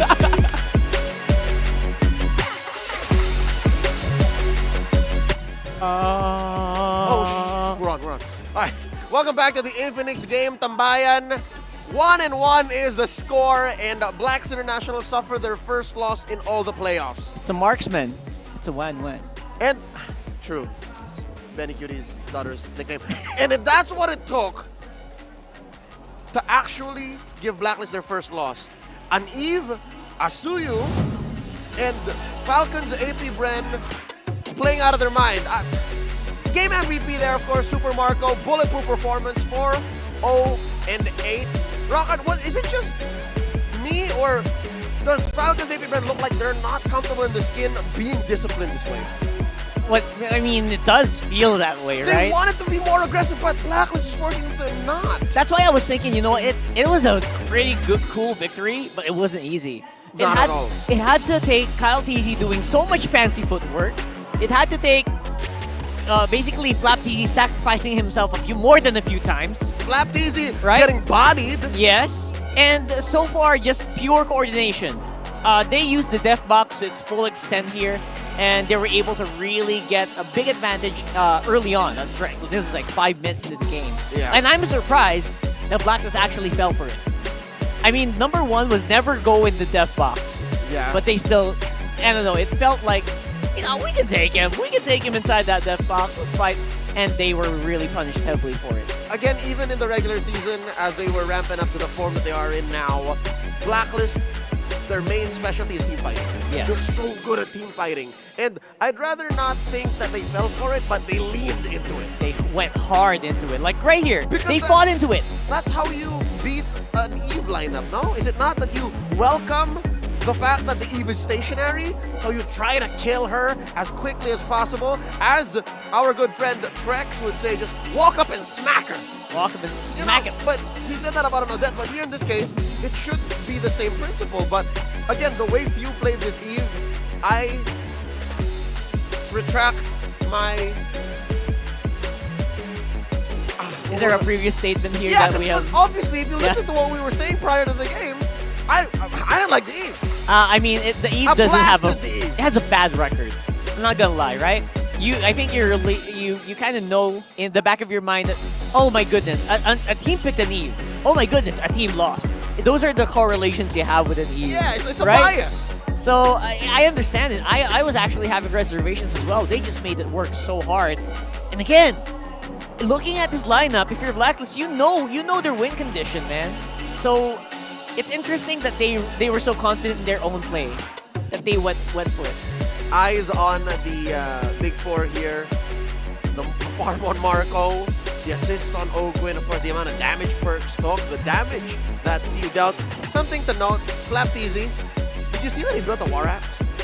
That's interesting. How often do you see a Terizla build a War Axe? That gives you kind of like this unexpected amounts of damage and sustain Suddenly. as well. Yeah. Is it just me? Because I don't see Terizlas build War I think Axe most at all. Terizlas do build into dominance more. Dominance, Radiant, like all of the defensive items. Because really your job as a Terizla is the body and the Stay alive. zone. Yeah. Yeah. I guess it kind of adds to the layer. I guess if you think about it, Few's just not quite enough here. Yeah, they were sharing the damage dealing The load, and yeah. utility, which is interesting because maybe that's FCAP's key to beating Blacklist, is because they know the Blacklist is a strong Ube team. And to break the Ube, you gotta melt the Ube. You gotta melt it. And you deal with that with the penetration that the Warax brings. And again, it's not something that teams will expect. You know, you're right. Teams will not expect to see a Terizla and see, oh my goodness, where's my HP? Why is this 70% already? I mean, given he didn't deal that much, he's number 5 lowest for FCAP. But he dealt it when it needed the most. Yeah, so in hindsight, that might be the principle. So folks, if you would try to decide to build a Warax in your ranked games with Terizla, or even in a scrim, in a tournament that you're playing locally, yeah, maybe think about it. Consider that. Consider if you're fighting against a team that plays very similar to Blacklist. Especially a team that kind of just wants to stay alive, like this lineup here. If you look at Blacklist's lineup, it feels like they just don't want to die. They want to dash out, they want to regen, they want to lifesteal sustain. Even their mage soaks up HP. Their gold laner here. Their mage core, yeah. It hides out under a brilliance of light. So they technically shouldn't have died a lot. Which I could have sworn was going to be Falcons APBren's Achilles heel. If they could not kill Oheb, and if the snap of a finger burst coming in from the Suyo and Harith wasn't going to be enough, yeah, they would fold to Oheb's Lunox. Didn't happen. Didn't happen. Let's see what else we saw in that game as we throw over to Midnight. Well, Falcons APBren equalizes the series against Blacklist International with their own ube strategy. Ano nga ba ito? Ating pag-usapan dito sa ating analyst stand, mga para si Midnight, and we are going to be breaking down here the item choices and the timings as well of Falcons APBren. As you can see, majority of the objectives went to Falcons APBren. It was in their favor. Not because of Blacklist's lack of contention capability, but because of the power spike and the timings of the composition of Falcons APBren. Makikita natin na by the 5th minute mark, nandun na yung aggression ng Falcons APBren. It was continuous from their side. It was because of the timings of both the Suyu and the Harit. Lumabas yung kanilang objective-taking capability. You have the Zaman Force, you have the damage output as well, and Blacklist International, all they had was the early game alpha jungling speed. After that, they didn't have enough catch, they didn't have enough team fight power to fend off against Falcons APBren. That's why you see the tower takes and the turtle takes continuously just come out of Falcons APBren, and nag-snowball na rin yung kanilang gold lead dito. Every minute nadadagdagan sila ng 500 to 800 gold in terms of their net worth. Now, looking at the item progression here, you can see na si Oheb, he rushed the Holy Crystal to have the damage output necessary to take out the heroes on the side of Falcons APBren. But when the time came for both Suyu and Harith to get their items, both the Starium Sight, Feather of Heaven, as well as the Hunter Strike and Blade of Heptasis, doon na natin nakita yung pag-arangkada or yung group up potential or group up capabilities for the side of Falcons APBren. Continuously moving around as 4 with Flap TZ and Few initiating the team fight and the re-engage coming up from Open. It really allowed Falcons APBren to sort of deal with the lineup of Blacklist International. Also, maganda i-mention dito is yung mga Oracle pickups that came out from Falcons APBren to add more magic mitigation against the Lunox and the Zushin pickup of Blacklist International. Smart choices and also smart game movements, smart map movements as well from the side of Falcons APBren, and was really what allowed them to win versus Blacklist International. Now, before we move on to game number 3, let's talk to one of the players of Falcons APBren, Flap TZ. Nasolve namin ngayong regular season is yung pagiging kampante namin, kasi parang nasa isip namin lagi na walang makakatalo sa amin, ganun, pangit naman yung ganun. Kaya yun, ialis na namin yung ganung mindset at mas nag-focus kami sa sarili namin and as a team, kasi nangyari na rin to dati and alam na namin kung paano lagpasan yung mga problema namin. Problems that you're problemating. A wake-up call, because that's how this series started, right? Yeah. FCAP landed into this best of 5 belly up. It was a rude awakening with that 1-0, but now we're sitting at 1-1. Back to that gold lane matchup, the bulletproof performance by Marco, a deathless Harith. Is that the key here? Do you make sure that everything that's happening on the map is just too much so that Blacklist can't bear down on Marco? I think it's part that, right? It's partly it, because this is Marco this is the stat line of Super Marco that we all know. He's supposed to go bulletproof, right? This is why he's called bulletproof. And I think it boils down to what Falcons APBren should actually do, and kind of similar to what Flap TC said, just go back to where you were. I guess you kind of just fell into a trap that you felt kind of like a Titan. You're up in the clouds. You don't have a care in the world. People were just attacking your feet. But then you realize they got wires going up on you now. They got 3D maneuvering 3D maneuver gears, and that's not cool. Next thing you know, they're in your neck and just...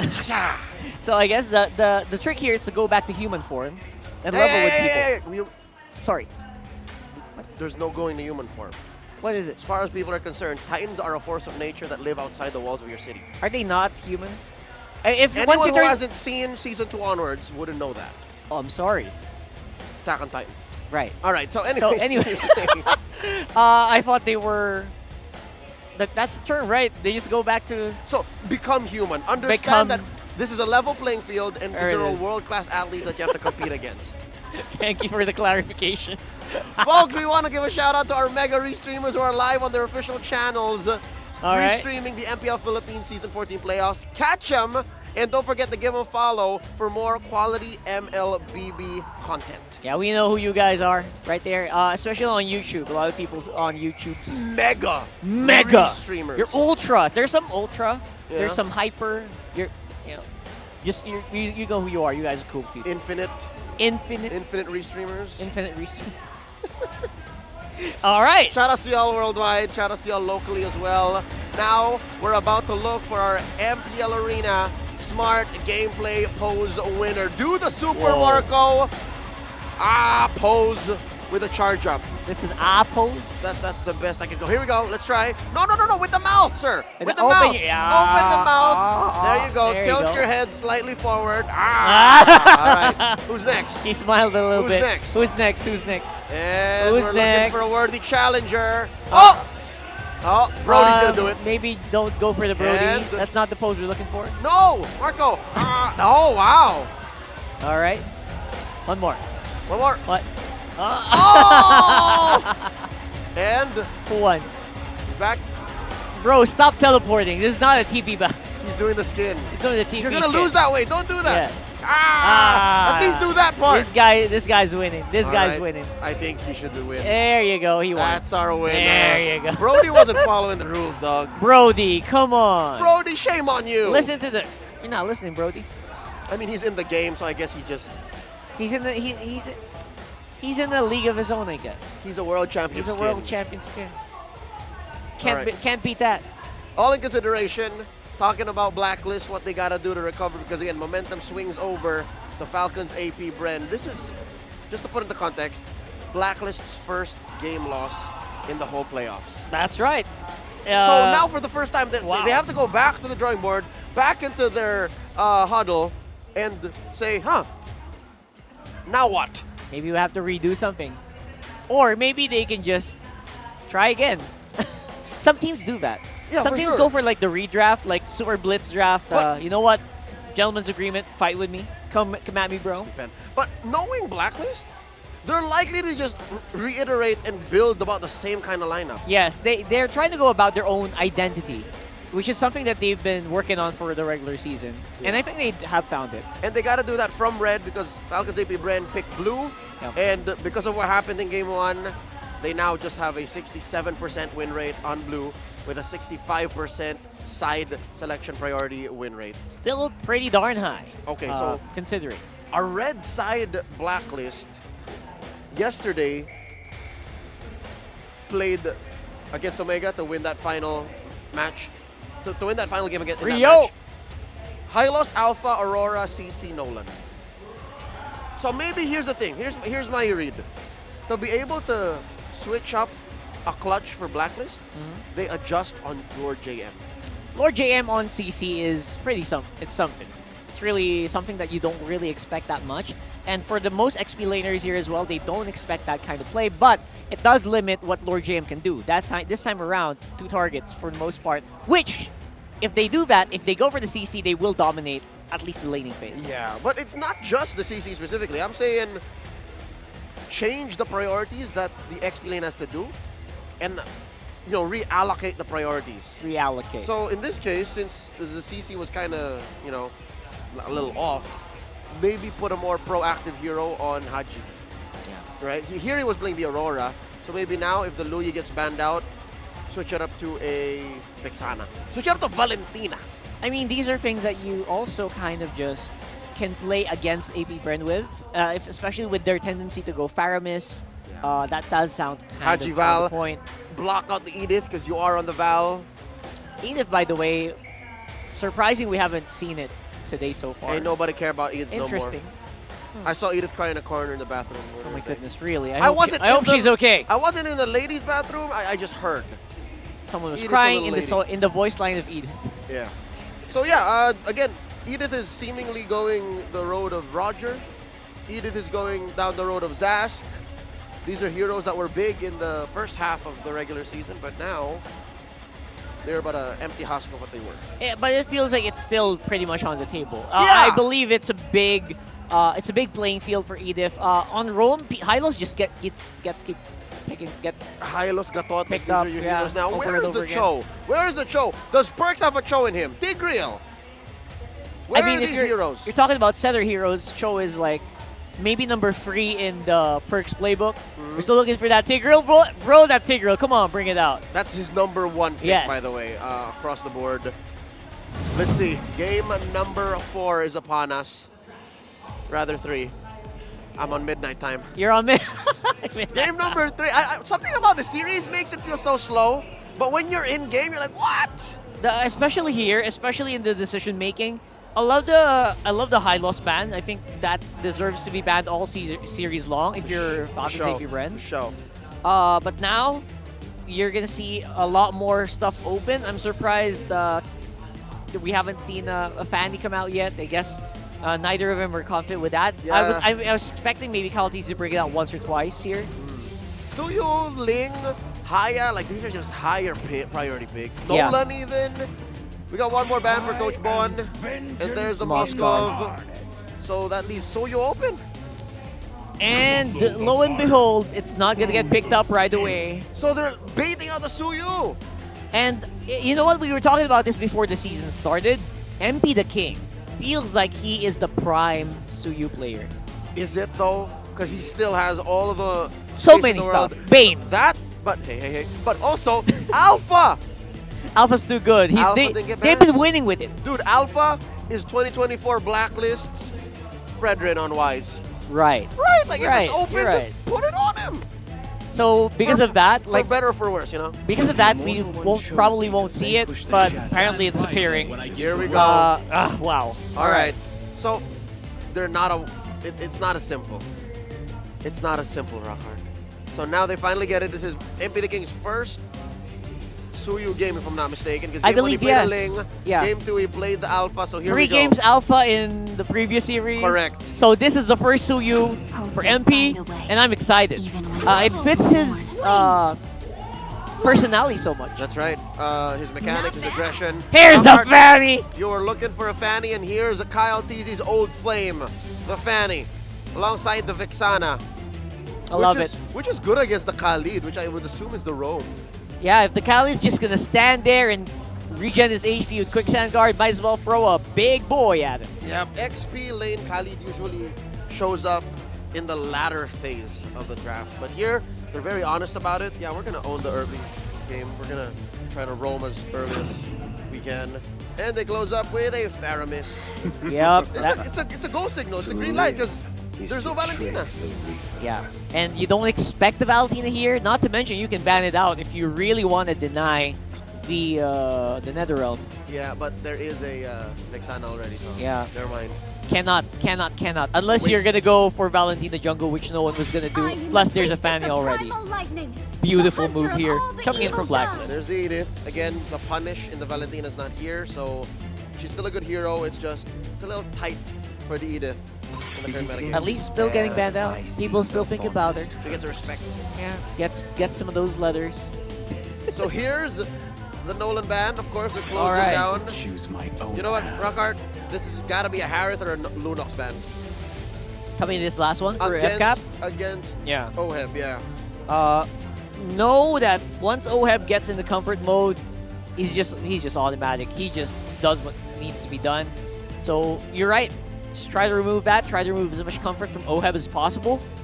Me personally, I would have done free marksman ban, free gold lane bans here if I was FCAP. But you know what? They're trying to cover their bases. Love the high-loss ban, so I won't complain. You just had to ban the high-loss. Had to, yeah. This is so much. All right, what's the call? For honor. Phew. It's the take reel instead. They're allowing any of them, and they're still open to the fact that maybe this Khalid ain't going to the Rome. Phew. On his longevity, as long as anyone believes in me, I will keep playing. I'm going to show them that their trust is not going to waste. That's a statement he made, I mean, paraphrased and translated for philstar.com. As long as someone believes, any single person believes in me. I believe it. That's like such an anime protagonist thing to say. Yep. Love it. I mean, he is. he is an anime He's a living protagonist. legend. He's a protagonist. Like, name me anyone who hates Few. Nah. Nobody. Nobody hates Nobody. Few. Name anyone in the comment section who does that. We're gonna have to talk. Here's a count check for Khalid. One per side, and there's the Cho, which telegraphs the Khalid going to the XP. Yeah, you were looking for it. There's a Cho. You gotta pick someone to catch the fan, you know? That's true. Again, that's a pitfall that some teams have actually fallen for. Completely disrespecting the fan, saying, you know what? Yeah, we don't care. We're not gonna pick a Goofer. No need for Kaja. No need for Cho. Rock on you, Melissa here, to mess up the Fatamis. Do you Mel? Or is it too dangerous? Melissa can get kind of just two-shot by the, what do you call this? The Suyo? The Suyo, so... But you can go away. You can protect yourself. You can go away, for sure. So, it's up to Super Marco. How confident is he? Melissa's the safe route, honestly. I don't know if they're going to go Brody. It's Claude. Alright. Well, it does the same, I mean, Blazing Duet and the Ruby. That's an XP lane Ruby if I've ever seen one. Yeah, same with Melissa. You want a Blazing Duet into the Netherrealm and just make sure that your teammates can fight through that shield. Now what's OWeb the pick? He has anything from a Lunox to a Harith. To an Alice. You can Alice if you like. I like the Ruby pick because it very specifically messes up the Suyu. And it denies it for OHEB. Yep, as a mobile jungler. And then the Cho and the Khalid. Like, it just stands there. Really good, really good. That's a reactionary pick, but it works for the slot, so why not? Lunox is looking like really good, but the Harith, of course. As usual, we'll forget about the Harith. Because again, you're reading into the Khalid XP, so you put the hero that can just mess up that quick sand guard. Okay, Harith is pretty good. I'll say, you know what, Blacklist drafted a pretty solid lineup. It's a pretty few holes on it. It's a good team fighting lineup. Yeah. And for FCAP, they kind of need to pull up some extra movements to make this lineup work. Specifically, keep the Fanny alive and make sure that the Fanny can get away with the early game. And of course, Few. Like, you gotta protect Few. He's the most immobile member of that lineup. Well, luckily, he's got a flicker on it. I don't know if that's enough. You think that's enough? That's true. I don't know if that's enough because the thing is, it's going to be very crucial. It's going to be dependent on the setup. Enough yapping. Let's throw on over to our casters to bring us the action for Game 3. And now it's time for our time to yap. I agree. I'm on that train too. There's no Few haters out there. Welcome Few, to the player, Mobile the guy Legends. is a idol of all, I would Kids. say. Not just kids, man. No, okay. Adults as well. All his fans are now adults, like me. I'm an adult. You are an adult, Egon. You know what? Now, for this game, when we look at the lineups that are for game number 3, I like both of them because they also solve the issue that maybe some of them had in game 1, game 2. I feel like FCAP at this point just doesn't want to talk about game. Whoa, Lord JM. Okay, he is quite low. Good response coming up here from FCAP. As they try to work on perks as well. Okay, so now the thing is for Blacklist, they know that Kyle TZ has his Fanny, so there's this temptation, especially that they have the Cho and the Khalid, to invade early on. Not just to steal the orange or purple buff, but just to really try and delay and disrupt the farming pattern of Kyle TZ and give a lot of information for MP the King, especially because it aids the early game of Suyu if he has a lot of information gathered by perks. Yeah, and I think that's why you have to. I mean, anytime you obviously have the Fanny on the lineup, you've got to kind of take care of it, take care of the buffs, make sure, you know, all those boxes are checked so that Kyle Teasy can do what he needs to do. And that's really just scale out of his mind and then just be, you know, a Beyblade of damage. Beyblade. Oh, right. This is exactly what I was talking about. So, hey, first blood going to the hands of Kyle Teasy there. Okay. You can already see it. So right now, you know that Kyle Teasy wants to... Oh, wait a minute. Okay, they're going right after Flap Teasy.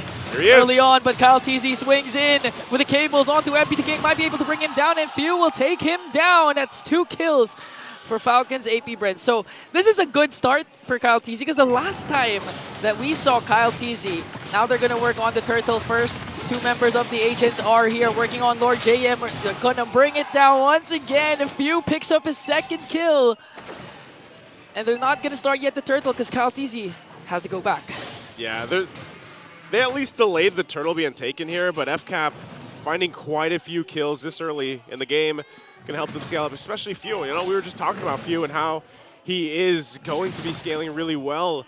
Now the fact that he's got 2 early kills on this, you know, you play into your power spike and the fact that you also have this Eternal Guard and good damage to kind of deal. No one's going to get the turtle just yet. Looks like, you know, Kyle Teasy wants to get both buffs, but it'll be Blacklist that starts it up and goes for this.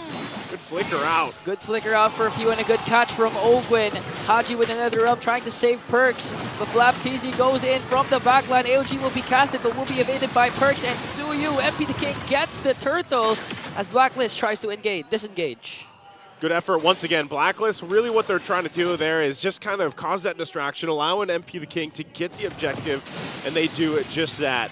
When you're falling behind a little bit in the early game, that's really what you got to do. You know, your team has to come together. You have to be able to get the objectives once they're for the taking here and kind of slow down that momentum that was being built up from FCAP. So taking a look at the items too real quick. No first items locked in just yet. Flap. First one. Pops is revitalize. Gonna out-sustain the damage coming in from MP the King as Ogwen and Kyle Teasy goes in. Will he try to go for the engage? He's gonna be disciplined enough not to get tempted by getting those extra kills as it forces out a reaction from Blacklist. Now Perks will just really give a lot of information to MP the King by trying to camp out in the jungle of Kyle Teasy.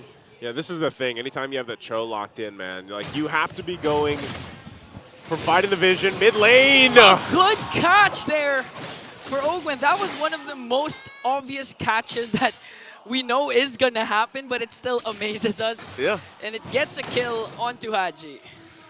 Whew, that's really tough to deal with when you have that much burst, you know, because that's one of the great things about having a Fanny. Like, you don't know, or against it, you don't know if it's going to show up or not. And so that's the call signal that goes to Kyle Teasy, shows up in the mid lane. And what I was going to say about Perks is he's got to be able to find vision, provide that, but also keep tabs on Kyle Teasy. And then you're going for pickoffs, right? Like you're trying to get the pickoff potential here because you have the Cho. Maybe even sometimes it's just to disengage though. And with the way things are going right now, FCAP will continue to find some of these wins across the map. But Blacklist is doing a good job at, despite the momentum, hole again. We're gonna catch Perks. Was popping the ultimate appeal onto Perks, but Perks manages to survive. That's a good initiation from Falcons APBren, forcing out Blacklist. Okay, 2 ults, but Perks is still here. They want to go right after Kyle Teasy. Lord James goes in with a raging sandstorm, but Kyle Teasy answers right back with a cutthroat onto Perks. Turtle will be slain. And now the clash will disengage. MP the King is still alive here. A 1-for-none trade.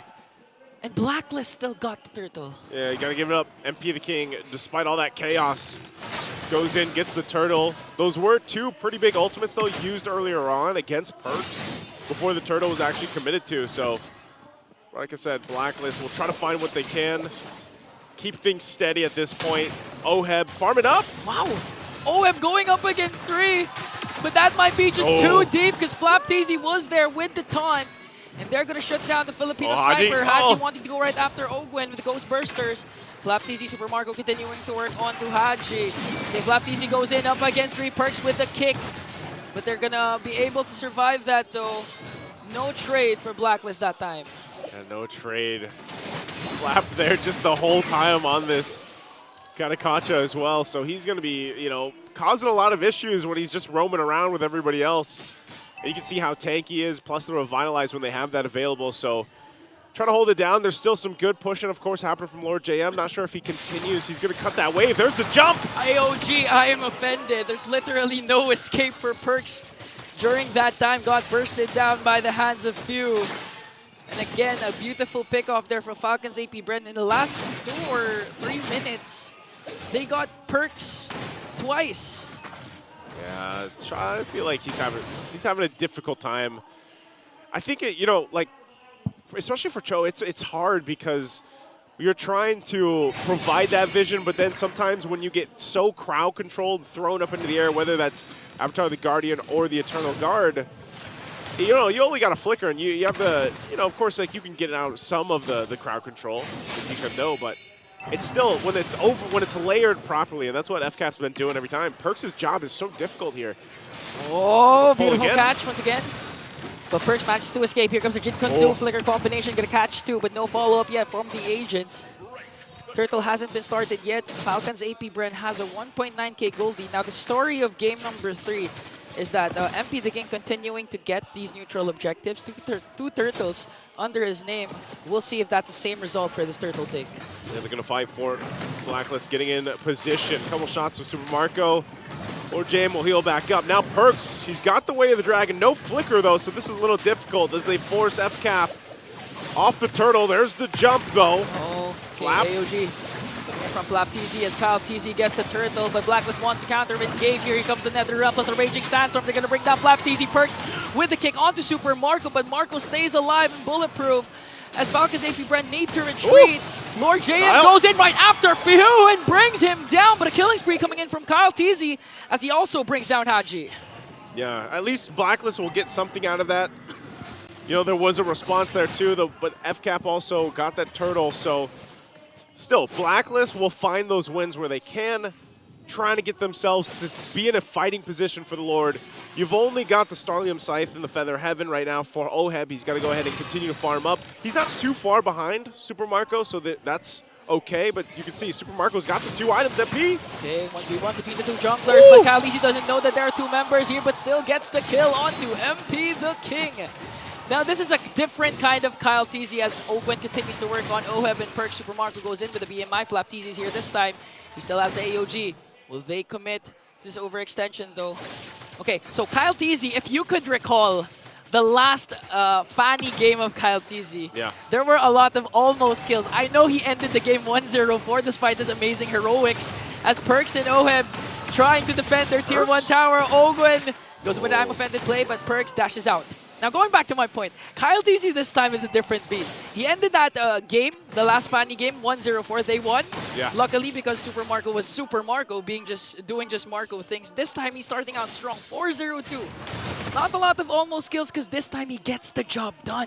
Gets the job done, but a lot of that too. Kyle TZ, again? Whoa! Oh, okay, forcing out this. Oh, look at Flap TZ. That's a follow-up you want for your finals MVP. Good kill onto Oheb. AOG casted perfectly to bring down the Filipino sniper. Before that all broke out, what I was going to say is, Kyle TZ, the reason why he's having this kind of game on the Fanny is because, again, his instincts are really good, but also just the vision that FCAP's providing him, whether that's Ogwen or even Flap, the fact that he's just been roaming around for the most part, is so pivotal to make this work. And this is going to be a difficult Lord. If Blacklist actually wants to contest this, it looks like they do. Half health right now. Lord JM a part of the fight as well. They're going to go and press it forward. Oh, Ogwen goes in, flicker in. Nether Realm coming in from Haji, who's going to get the Lord here. As Super Marco goes in with a Blazing Duet. MP still gets the Lord in exchange for Perks, and that was a well worth it trade for Blacklist. Yeah, that's a trade for them.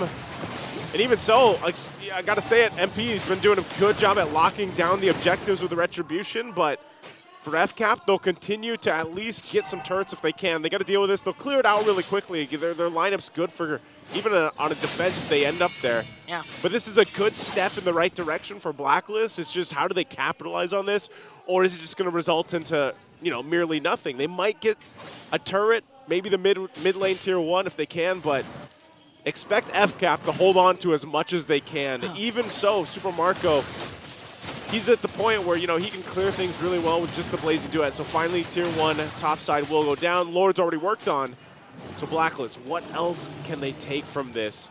And this is where, Ingan, we start to see that transition here where these gold laners are going to be also very crucial to this. You can see Super Marco. He's got the 3 items he needed. He's going to be working on the next. Oheb still relatively doing good at farming up. Still working on the Holy Crystal, though. And I feel like once that comes online, then these objective fights could get a little dangerous for FCAP if they fight into it. Because, again, NetherRealm is also going to be great. No matter how many times Haji dies, NetherRealm's value is always going to be playing a part in those fights. Yeah, especially since we all know that Kyle TZ, once the clash starts, he'll go in late entry, but he's gonna lock onto Oheb, and Oheb alone. Might go for MP the King if ever there's Lord objectives, but we've seen this yesterday with a lot of Fanny plays, how Hayabusa plays wherein the jungler during a big clash is just literally goes for the gold laner, then goes out, and that's their job. Their job's done. If they can go for more kills, great. But if they take out the first enemy priority first flop, Daisy goes in with the jump. Zaman Force will be casted by Oheb. And Perks with the kick. But Oheb's going to fall down. View as well. The clash is still going. Kyle Daisy goes in for another kill. Brings down Perks in exchange for Flap Daisy this time. Owen still here. Super Marco as well. Goes in with a BMI. Locks his target onto Haji, forcing Haji to walk away. If only they were able to rotate a little bit faster and be part of that fight a little bit sooner. That would have been a easy pickings for Super Marco, but great play once again from Blacklist. Look at Kyle. Kyle TZ knows. Okay, goes in for the cutthroat, but MVP King able to sustain that though. Luckily, he was in his immortal state, wherein he has extra additional damage reduction, and with that play, he's still able to get his orange buff. It's gonna be fine, but you can see those windows for Blacklist International, they're there. The fighting potential is there as well. I think this still goes to it, you know. Perks has to be part of that equation where is he going to be able to get a pick off for them or at least get the kick in the right direction. You know, that's part of it. Sometimes that's what the game comes down to for these choke picks because once you go in with initiation like the flicker combination we're used to seeing. Okay, beautiful Winter Crown play coming in from Super Marco. Will he be able to evade the potential death? He did. BMI out, goes in. Falcons APBren with a counter attack. Kyle TZ swinging with his cable. Gonna bring down MP the King, says hello as well as Perks and Lord JM has to retreat here. And you thought when Super Marco was in trouble, don't forget, he's bulletproof. It's bulletproof right now for this game, but man, that was a whole lot. Could have gone worse too for FCAP, but good sweep in, and now they're going to work on this Lord, MP the King. Jungle's still down for Blacklist International, so they're going to try to delay this the best they can. I don't know if they just want to give this up. Kyle TZ working on Lord JM. Quick sand guard is there. And still no MP the King. A conceal coming in from Falcons APBren. Ogwen, will he be able to catch him with the I'm offended play? Flap TZ tries to zone out Perks. Here comes Haji. Oh, okay, Kyle TZ gets the Lord. Might be able to take down Perks as well. Super Marco with the blazing duet! A double kill. NetherRealm coming in from Haji, but is it going to be enough though? Because Kyle TZ is here swinging with the cables, plus the cutthroat to bring down Oheb. Kyle TZ still alive. Ogwen catches him and brings down MP the King. MP wanted to go for the Queller, but Ogwen's like, no, sir, you're not. I'll catch you. Again, it was a good attempt. Blacklist really was trying to delay that Lord just maybe another, couple seconds than MP, but it was unfortunate. They did not buy enough time. They tried even with the Raging Sandstorm from Lord JM, but FCAP played around that really well, and now they'll get a ton of turrets and space to work around this Lord. So Blacklist will go ahead and clear this one out. But they're going to try to hold on to as many base turrets as they can, but it's whittled down already in the mid lane. Super Marco manages to get another inhibitor down bottom. So one inhibitor turret left for Blacklist. They do have a turret up top, second tier turret. And Falcons APBren really just displaying how their chemistry has been building up all throughout the years. You've seen it, Kyle TZ, they're able to make him go crazy, 905 KDA, and the moments that you thought Kyle TZ or Super Marco was going to go down, Ogwen or Flap TZ is going to make a play to make sure to save their damage dealers. Again, Flap just be on that front side. Him and Ogwen both doing a ton of work for the front line of FCAP, whether that's going to be a taunt with the Unbreakable or a pull from Ogwen with the I'm Offended. Right now, that's such a big, obstacle to get over if you're Blacklist International. and why they're kind of just dealing with this. I mean, look how far Oheb has fallen behind. He was keeping up with Super Marco for the longest time, but of course with the kills that he's gotten for Super Marco, he's even got a winner's crown now. He's pretty much locked in. Malefic Roar, too, is what's really difficult. Again, Blacklist International, their tankiest guys up in the front side are just going to get, you know, just deleted because of the fact that you have Super Marco unleashing with the Malefic Roar, has that armor penetration. And so you have to rely on a couple different things for Blacklist. If they actually decide to go in with Lord JM, this for the purple. Perks goes in with a cheat conduit flicker play. AOJ as well. Raging Sandstorm, all the ultimates being casted, but Ogwen with a beautiful seconds kill to keep Blacklist there.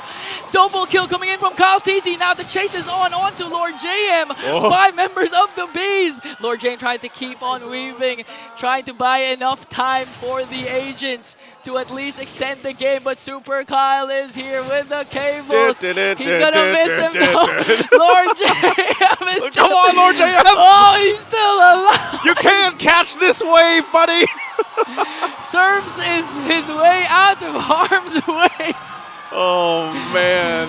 Oh, quick sand guard just to charge up once again. It bought enough time for Blacklist because Perks will eventually respawn. MP the King has a beautiful position here, but gets spotted out by Flap TZ. Now Kyle TZ's mad. He wants to go right after Lord JM. That's the real Lord for Kyle. Lord JM, not the second Lord. Lesson learned, guys. Don't chase a Khalid in your own games as well, because you're most likely not going to catch him or take him down. Oh, again, initiation, but looks like it's going to be a disengage. So still, Lord is up here. It's evolved now as well. They hold on to that one turret. Lord JM just being that guy right now. Yeah, all throughout that time, he hasn't recalled yet because of the quick sand guard. Doesn't need to. He doesn't need to. He was born to be here and do this. That's, you know, that's what Khalid is for. Surfs up. Literally. So now, Blacklist, they're going to want to contest for this Lord. Kyle TZ just working on the mid lane. Let's see who's going to get the catch first. There it is, Conceal. They're holding it at the half health right now, though. I think they still want to be able to have that advantage, and that's what they're going to do. MP also, he's been on point for the Retribution, so as long as he stays up, man, he might give Kyle a run for the money. And that's what FCAP's worried about, too. They want to be able to zone him out. Can't catch him with the Unbreakable. Goes over the wall.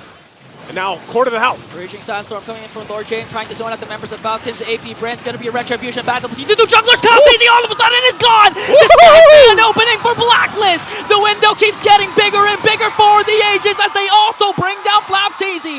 Now Lord JM trying to keep Falcons APBren here. Super Marco's immortality will be Poppy. Poppy is purified just to walk away. Now they're working on Ogwen. They might be able to catch him though. Haji trying to chase him. They don't have minions and they do bring him down. The Filipino sniper will take down Ogwen and Blacklist gets the Lord. I don't know what it was, but maybe that journey around the map chasing Lord JM kind of tilted FCAP because the game has been turned around for Blacklist International as now they march towards the base of FCAP. It looks like what happened yesterday versus Omega working on Super Marco. Kyle TZ this time is here. Winter Crown play. Super Marco goes in with the Blazing Duet. They're true, doing the best to clear out the minions. Match point for Blacklist. Oh man, you see a game slip through your hands, and that's what it looks like. What a play, what a kick. What discipline as well from Blacklist International just as a team here. Lord JM, MVP Lord JM, Lord JM MVP. Yeah, oh man, Panel, Leo, Rockhart, what do you guys think about this one? Safe to say, Blacklist is in your head. They live in your head rent-free, and one way or another, you will have to respond. Welcome back to the Infinite Game Tambayan. Let's talk about game number 3 and how for 95% of that game, FCAP was in control. Up until Lord JM said, hey, look what I can do. Yeah, not just control, but I was dominant control. There were a lot of maps or areas on the map that were like no-go zones here for Blacklist International and was just completely toppled by one team fight, specifically that last one on the Lord. All right. Fair enough, there was a moment in the 10-minute mark wherein maybe maybe Blacklist could have clapped back, but FCAP just jockeyed the position. And then eventually, past the 18-minute mark, Lord JM said, hey, y'all are forgetting I'm here. And some way, somehow, is it just me or did FCAP just bite down on the bait? I think they did. I think they bought down it hard. And when they do that, you know what? People like Lord JM are the ones that punish really hard as well, especially with the Khalid pick. And it's not just that one play. You can't say it was all on Lord JM. It was more of a downward spiral for Falcons APBren's discipline and focus. And now in hindsight, you can see that they were planning for that base race. They were looking to distract Blacklist long enough for a waves to crash in through mid and bottom. But at the end of the day, it's also this Khalid that kept them alive. That's true. I mean, the Khalid is such an anchor for these fights, especially after they kind of can't recover from a fight. And then again, this big one. This Khalid disappearing here surprised me, to be honest. 19 minutes in, the death timers were so deadly. And Blacklist, they knew the mission. The mission was to hunt down these members one by one, make sure they can't fight back. And it doesn't matter if they have an exposed base, there was no way FCAP could fight back. That's an international I love you from Lord JM. See, look, the story will tell itself via the numbers, man. 21-9. A huge amount of gold went through that shutdown on Kyle TZ, hence why 57K to 58. And not to mention the switcheroo. We were reading it as a XP lane Ruby, but eventually it was an XP lane Gatot with the Ruby in the roam. And this was all good up until the point it wasn't. Up until the point where even the team fighting may have gotten obscured to the point of the Lord playing a role. There was also that very impactful Lord knockup that, you know, benefited Black. It messed it up a lot. It messed up the FCAP game plan a lot. Basically just tried to zone it out, let the Lord do some damage as well to the opposing team. It didn't work that way, man. And again, the Lord can be very feisty. Lord JM specifically was super feisty as well. Lord. That's a different Lord. He's still also a Lord. Overall, the control on the map was nullified, right? It was a shame because FCAP worked so hard to make sure that the flows were correct for that Lord fight. And that last one, and again, Lord JM really got into their heads, I think. The fact that he's not on the big four means his effect on the game was intangible. Psychological. It was in that moment that it turned the tides. Look at the rich guy, Oheb. A good majority of why this GPM is the highest in this game is maybe because he got the shutdown gold and suddenly it spiked. And when you calculate for that on an average, it's higher than however much Kyle or Marco could have farmed. He also got all of the assists after. After so that. There's a lot of gold on Oheb, despite his average actually struggling.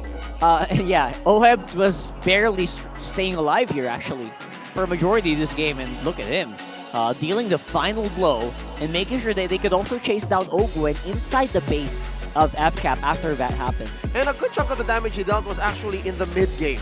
Because if you remember, Marco got away with a lot, Kyle got away with a lot of Falcons APBren could have fallen if only Blacklist had the closing power in the early to the late. Now we're approaching ultra late. That's where suddenly their clutch genes come in again. Flap Easy damage taken is also the #1. He's a sandbag for this game. 160K about. He's #1 in damage taken in the whole league. Yeah, I mean, this is his job. No surprise, right? The way that Flapteasy plays is pretty much in your face each and every time, and he picks the exact heroes that needs to be picked in order to do that. So, you know what? Lord JM is catching up. Perks as well in that last one was a huge sacrifice for Blacklist International to make sure that, you know what, MP the King could still do some really crazy stuff. Make sure that Oheb stays alive, like as usual. And Haji, keeping the team together while all the chaos was happening as well. A good half of Blacklist efforts were put to not lose. Let's not lose for the first 17, 18 minutes. They're playing not to win, but not to lose. And that's sometimes what you need. You know how they say playing not to lose is inferior? No, that's what they needed to do at the time. Because FCAP was so dominant. But right then and there, when Lord James said, hey, I got them on me. I think I'm in their heads. Let's go. They just needed that little nudge from the Lord. Yeah. This Lord and the other to go for the win. It was the second part of that one. What we were saying that you don't always have to play to win. sometimes you just need to know which battles to take. You just have to choose which fights to go And for. FCAP went for a fight they could not win. They can't even start it against Lord JM. Yeah, and they were doing that. They started that fight in a weird position where the rest of Blacklist are already surrounding them. Yeah, and they were giving up map space that could have been taken care of if they let go of Lord JM. Wow. So now the question is, was that a big blunder? Could they have done so much better? Let's dig deep into the details and go over to Midnight to tell us more.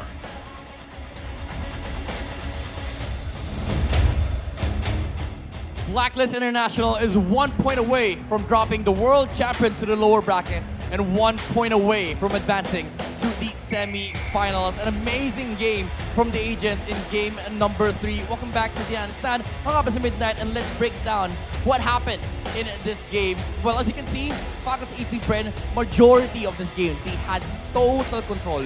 Full control mula dito sa mga Bs on the back of an amazing Fanny performance from Kyle TZ. But what made this game really hard for Falcons APBren is Blacklist's ability to prolong the game to a point where the Lord Dance really mattered. This is where Blacklist International showcased their excellence in Lord Dancing, the Filipino Lord Dance as we call it. And makikita natin in just a bit yung replay kung ano ba yung nangyari dun sa last fight. It was the micro decisions that allowed Blacklist International to take that Lord away from Falcons APBren. Now, this clip, makikita nyo na yes, nakuha yung retribution, nakuha ng Blacklist International yung Lord, but if you slow it down even further, what happened here was Lord JM used the Raging Sandstorm to dissuade Kyle TZ to getting into position to contest the Lord. And when it came down to the wire, when the retribution was needed, nandoon yung sipa ni Perks. Perks was able to set up, find the Fanny in the perfect position because of what Lord JM did. And right after that, pinakita ni Lord JM yung ultimate bouncer experience naman. Zone out niya yung Falcons APBren. He didn't allow anybody on the side of Falcons APBren to be able to fight and re-engage versus Blacklist International. Key decision-making here for both sides. Again, Raging Sandstorm dissuading Kyle TZ to get into position, and it allowed Perks to find the Fanny with a flicker kick. And you know, MP the King was able to secure the Lord for Blacklist International. And once again, Lord JM on the outside of the box here of Blacklist International, zoning out the remaining members of Falcons APBren. Even Super Marco was not able to find his footing back to that team fight. Excellent Lord Dance performance coming out from Blacklist International that allowed them to net win on game number 3. Very, very incredible decision making, very incredible position, and an amazing game altogether from the side of Blacklist International. Those key moments are what allowed them to steal the game away from Falcons APBren. Now the question is, can the Bees bounce back? But before we move on to the next game, we're going to be going back to Mara Aquino for some little bit of an interview here in MPL Arena. For an interview.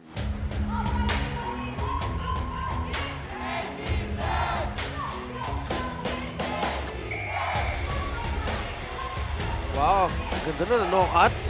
Single take. Panis. The drone power. Is that AK? Oh.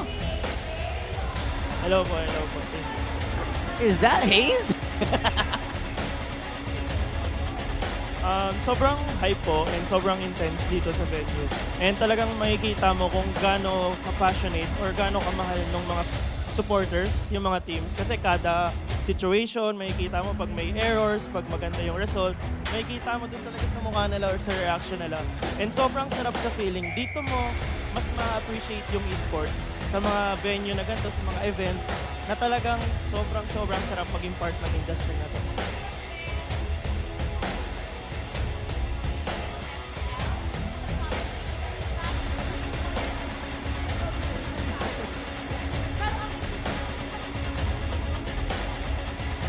Oh, wow. 207 lang naman. So, maliit. Jungle po. Talagang simple. Ling.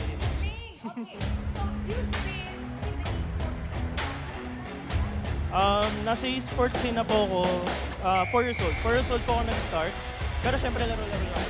And nag-compete po ako 10 years old. So, doon na yung nagsimula. It's been 14 years po since ng first competition.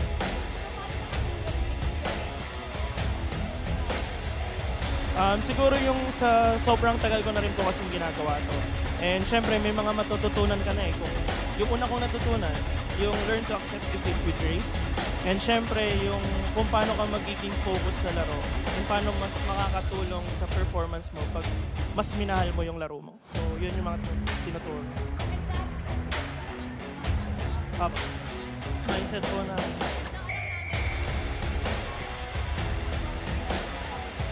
discipline.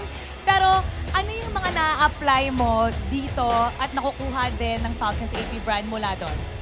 actually, parang ako pa po yung natuto eh. Kasi, syempre from solo, na yun nga yung genre ng laro ko, is really different compared dito po. Ang ginawa ko na lang po is, syempre, kapag kahit naman team game, meron ka pa rin tinatawag na judgment call eh. So parang papaniwalaan mo yun, and at the same time, syempre, kailangan mong makinig din sa team or dun sa captain. Kasi syempre, mas maganda pag as one kayo and nagko-connect yung mga like yung nag-sync kayo. So yun.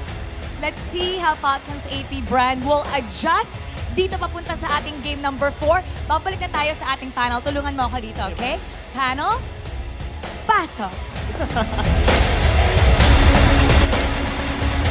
Let's hear from AK, who is also a semi-pro. There was a time in his career that he actually played collegiate and semi-pro OBB. And a legend in his own right. Yeah, he was very humble about his experience in the land of Don, but if you know, you know. That's right. He represents the Philippines in different disciplines as well. So big props to that guy. And I'm surprised to see he was actually assistant manager. That shocked me. So, you know what? So many people watching here. I'm sure we'll have more spicier, spicier personalities coming in soon. So excited for that. All right, snap back into reality. Game 4. We are at match point. Blacklist International, through the help of Lord JM and of course perks his catch onto Coyotes, who was seemingly unstoppable and immortal up until he wasn't. Clutches Blacklist from sure defeat. I'd say about 90% of that game was FCAPs to lose. 99. Make it 99. Up until suddenly Blacklist out of nowhere takes it. So now, at 2-1, you wouldn't be wrong to assume that FCAP are trembling.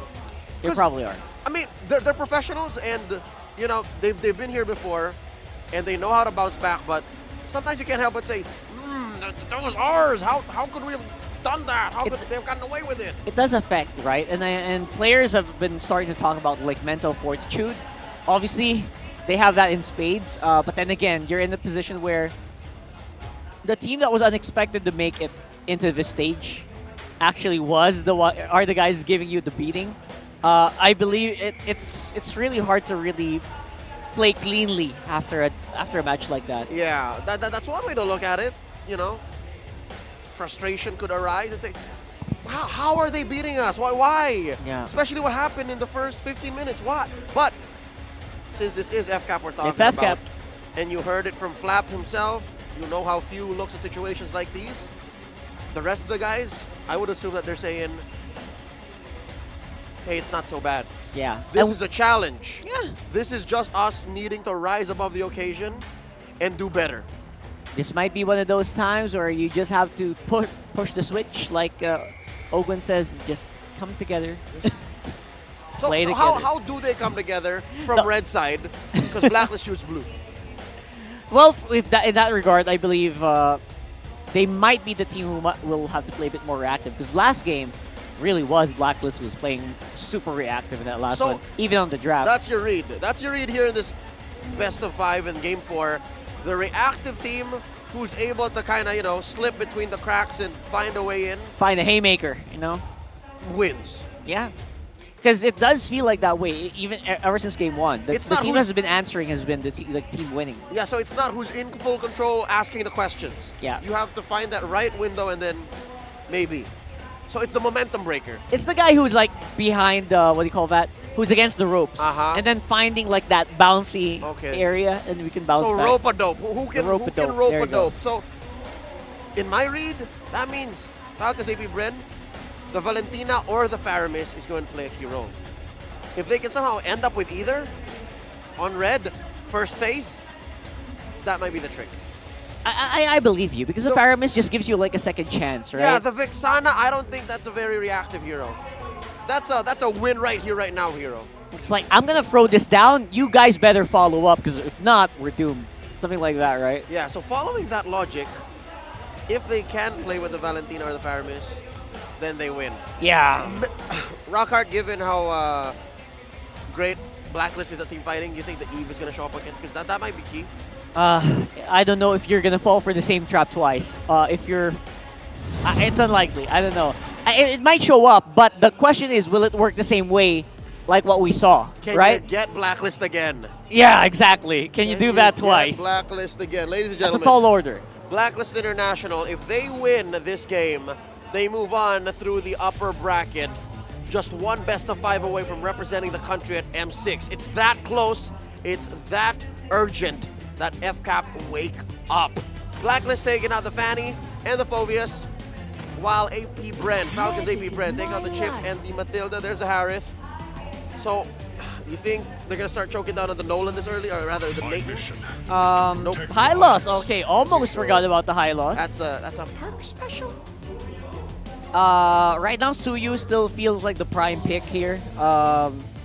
Picks that can kind of just answer that might come in. That's close. Sushin! Sushin, wow, all right. Okay, so Suyu open, Valentina Vexana open, Gatot open. Gatot's great. Especially with... the problem is it's great with the Sushin.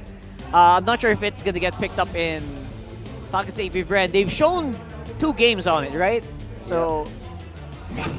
There it is. Third game with the Gatot. Yep. Check out the red side win rate for Falcons APBren. 60%. You're taking account the regular season. That's right. So now though, one chose me to a different story. There's a Suyu. All right. Suyo and Gatot, kind of not unexpected. Wherever I go. That's And the this Alpha is Rafaela. Woo! They didn't even blink, Rockhard. They just said, you know what, Alpha, I saw that coming, but the Rafaela this early. Last time we saw Rafaela, which was yesterday, Game 3 against Smart Omega, it was in the last 2 picks. It was a big haymaker. It was something that you really can't really plan for. This time around, they probably can. Yeah. A little bit. Yeah, definitely this just blocks out the Eve. Yeah. Now, their mid trio is secure here for Blacklist. I believe that's pretty solid. You can really work on that. Add maybe another wall and then another backline. Yeah, you're good. there's a small chance that maybe this is an XP lane Alpha, but no, knowing MP the King, knowing Blacklist, that's it. Easy on take it. And Blacklist is one team that's not known to disrupt what works. What? Wait! No way. Didn't we just talk about Logic this before the out draft? the window. It happened yesterday. It's the same thing. Wait, It's the same trap. Did they it lose though? in that one? Am I remembering wrong? Didn't they even lose in that one? I mean, it's a mechanical. It's a mechanical interaction, right? You have the real-world manipulation. And you walk out with the heals. You have the prism, you have the crystal, and you just walk away with the heal. Yeah. Yeah, heal and speed up. There's not even a discussion, right? Am I ye of little faith? Are we blasting this Eve too soon, man? We might be. Well, here's the Bruno ban, the combo to the Rafaela, and the Alright. Arlott to put into the real world manipulation. It still feels like you have to go marksman here, so Carry might be the one that you're looking for. Yeah, Carry Eve. Yeah, Carry can kind of just blast through the Gatot, blast through the Eve pretty quickly. Oh, Rafaela. Marksman. Yeah, for sure. Yeah, definitely. 100% it's going to be a marksman here for Blacklist. So Carry is good. Claude is good. Yeah. Although the Claude doesn't need the movement speed boost. Pretty good on its own. Yeah. Maybe that will open you up for the Rafaela to go other places. That's true. Yeah. Not. The Rafaela's gonna play role, man. I mean, like go to other lanes and help out other lanes. Yeah. Yeah. All right. There's the Moskov. I didn't think the Moskov was still left open. That's one good marksman right there. Yeah. So what does Falcons to do here? Do they take the carry? Sand rises when I give They take the Khalid! Oh, Khalid on Rome again. Yep, likely. It was on the XP earlier. When the body suffers. So there's the Benedetta. Oh, God. Blacklist is just going to be in your face, man. They debuted this big yesterday. All right, what's a great marksman to play into an Eve Khalid lineup? Big Yeah. box again. Someone with range, ideally. Ixia, the Ixia here, not Ixia's too much. pretty okay. You don't have appeal though. Beatrix. Beatrix is safe. You can kind of just walk around, dash around. You have a dash, yeah. But then again, if you get caught, yeah. Beatrix Melissa. It's Claude. He goes for the safe route. I would do that as well. Full on dive. Yep. So now they have all of the choices. It's got to be a marksman though. It's got to It's be. way too much magic damage. So many considerations as well. You're thinking about, what if a Vendetta chases me? What if an Alpha dives onto me? Yeah. What if the Zushin jumps in? It starts to choke me out. Yeah, hear me out, Mia. What? Because we opened with a Mia yesterday. I mean, it's worked in other regions, yes. No. But honestly, Lunox is the safest. If you're not gonna go marksman, Lunox or Alice is safe. okay, so Just so you don't die. Your damage profile is going to be very It's magic spread out. Yeah, you're magic out. But there's a Clint. I guess an APBren pick. Very unorthodox. Yeah. But it seems like they're ready for this. I don't think FCAP would ever bring out a draft that they are not 100% confident Went out with a lot. That was a long discussion, by the way, on last pick. They really drew it out. For sure. The Clint on Super Marco. Let's look at the numbers. It's not looking good for FCAP. Feels like a band-aid, that last one. It's not optimal, but they can take team fights. They can take fights with Suyo. Well, the last time we saw Clinton said, I don't know, was on Kelra for Fnatic Onic, and he won with that. I guess. Ready to, again, we're always so ready to be proven kind of wrong here. Oh, Revitalize Bennett. It's a Tank Benedetta. Tank Benedetta with the dominance eyes and everything, right? All right, here we go. Blacklisted match point. Gentlemen, take us into the bout. We'll head on into the bout, and it is high noon, says Super Marco. We'll find out Welcome if to they can bring it Mobile to a game Legends. 5. Because, man, that should have been theirs the last one, but great response from Blacklist International. And yes, gentlemen, Lord JM running the Revitalize tanky Benedetta. We saw this yesterday, but also from our old friend over Diablo in MPL Singapore. He loves to do this. Yeah, so we can expect Lord JM to be a menace again, disrupting Falcons APBren's rotation, their plans. Not necessarily go for the kills, but to do enough to force Falcons APBren to react to what Blacklist is doing. Because, again, if you just tuned in, you missed a huge play. Lord JM with the Khalid, chased after 4. There was even a Fanny from Kyle TZ, manages to escape. That actually made them win game number 3. That's why Blacklist is on match point now. Yep, match point here at this point. But you know, I have to kind of echo some of the thoughts here of the panel, because you know, Rockhart and Leo made good points. I mean, even for Few to bring this Eve, your game plan throughout this game and everything else is kind of, it's more so like one-dimensional, where like you really need to be fighting around that real-world manipulation. That's what you're going for and everything. And yeah, even with Rockhart, what Rockhart said, like, I feel like Super Marco was almost in a position where he just ended up picking this Clint, and they got to make it work, because look at this, before the turtle breaks out. Okay, they're going to try to make it work. Lord JM manages to escape Flap TZ, just goes in with a quick sand guard. That was 4 members of Blacklist trying to burst down Falcons APBren. So, okay, the last time that we saw a Clint, as the panel mentioned, was with Kelra. And Kelra shocked the world, proved the haters wrong, that Kelra is a good pick when push comes to shove. Kelra's a good pick, or the Clint? No, the Clint there you go. in Kelra's hands. Kelra's always a good pick, But too. what I mean, enabled Kelra, yeah, by the way, yeah. But what enabled Kelra to activate the Clint early on was a huge dominant start from King Kong. So that means Kyle TZ, if you really want to serve up Super Marco, eventually lead his power spike, he needs to step up and get those early game kills with the Suyo. He does, and I guess, you know, in a way, that's really what you are going for anytime you even have a Suyo in your draft, right? And I think that's why also for Blacklist International, they went with that whole, let's just kind of extend these team fights, let's go and heal through a lot of this because they have the Rafaela. Not only that, but even the Revitalize will help them. And if they get to the later portion of the game, the amount of utility that they have and the amount of angles that Blacklist lineup can come from in a team fight or a skirmish is good enough to fight around the box. You know, that's really what we're looking at here, because you're able to find your entry points for OHEB later on, especially with this sprint. Like, that alone will also make him kind of hard to catch and able to go and put pressure. Even a few just sets things up with the ultimate, you know, if they decide to go that way. Yeah, and actually, the Blacklist lineup right now is actually misleading. You'd think they lack crowd control, but what Perks have shown us yesterday when he picked up the Rafaela, I don't know if it was Game 2 or Game 3 up against Omega, but leading towards that game win, they had an amazing three times he popped his Holy Baptism setup for 3 crucial times towards the ending game. That's why they won. So Perks isn't going to be a defensive kind of Rafaela. He's going to look for those Holy Baptism plays for the setups. Yeah, be a little aggressive here for Perks. It's funny, too, because, again, that last game, you know, I was saying even throughout that, like, man, he hasn't found the kick he was looking for, and then at the end, he found it. Whoa, top side. They're going to find Lord JM as he pops his Revitalize and the Electro Final Blow just to walk away up against Flap TZ and Kyle TZ. So that's a resource down when it comes to the second turtle. So Falcons APBren, okay, they know this idea, they have this information as they try to work on Lord JM again. And this is what we were saying a while ago. Lord JM, he's not going to go for those kills. He just really wants to disrupt the formation and the pattern of Falcons APBren. He wants to, but right now he's just going to go up. They might have to give this up because of the fact of what FCAP just did. And it looks like they'll do just that. So Turtle for the taking here. FCAP will secure that one. And all that was played off the fact that they got those resources out from Lord JM. And so now it's up to Blacklist International to go ahead and try to play the map, find what they can. That's what Lord JM does. Get some extra gold in his pockets up here. Flap.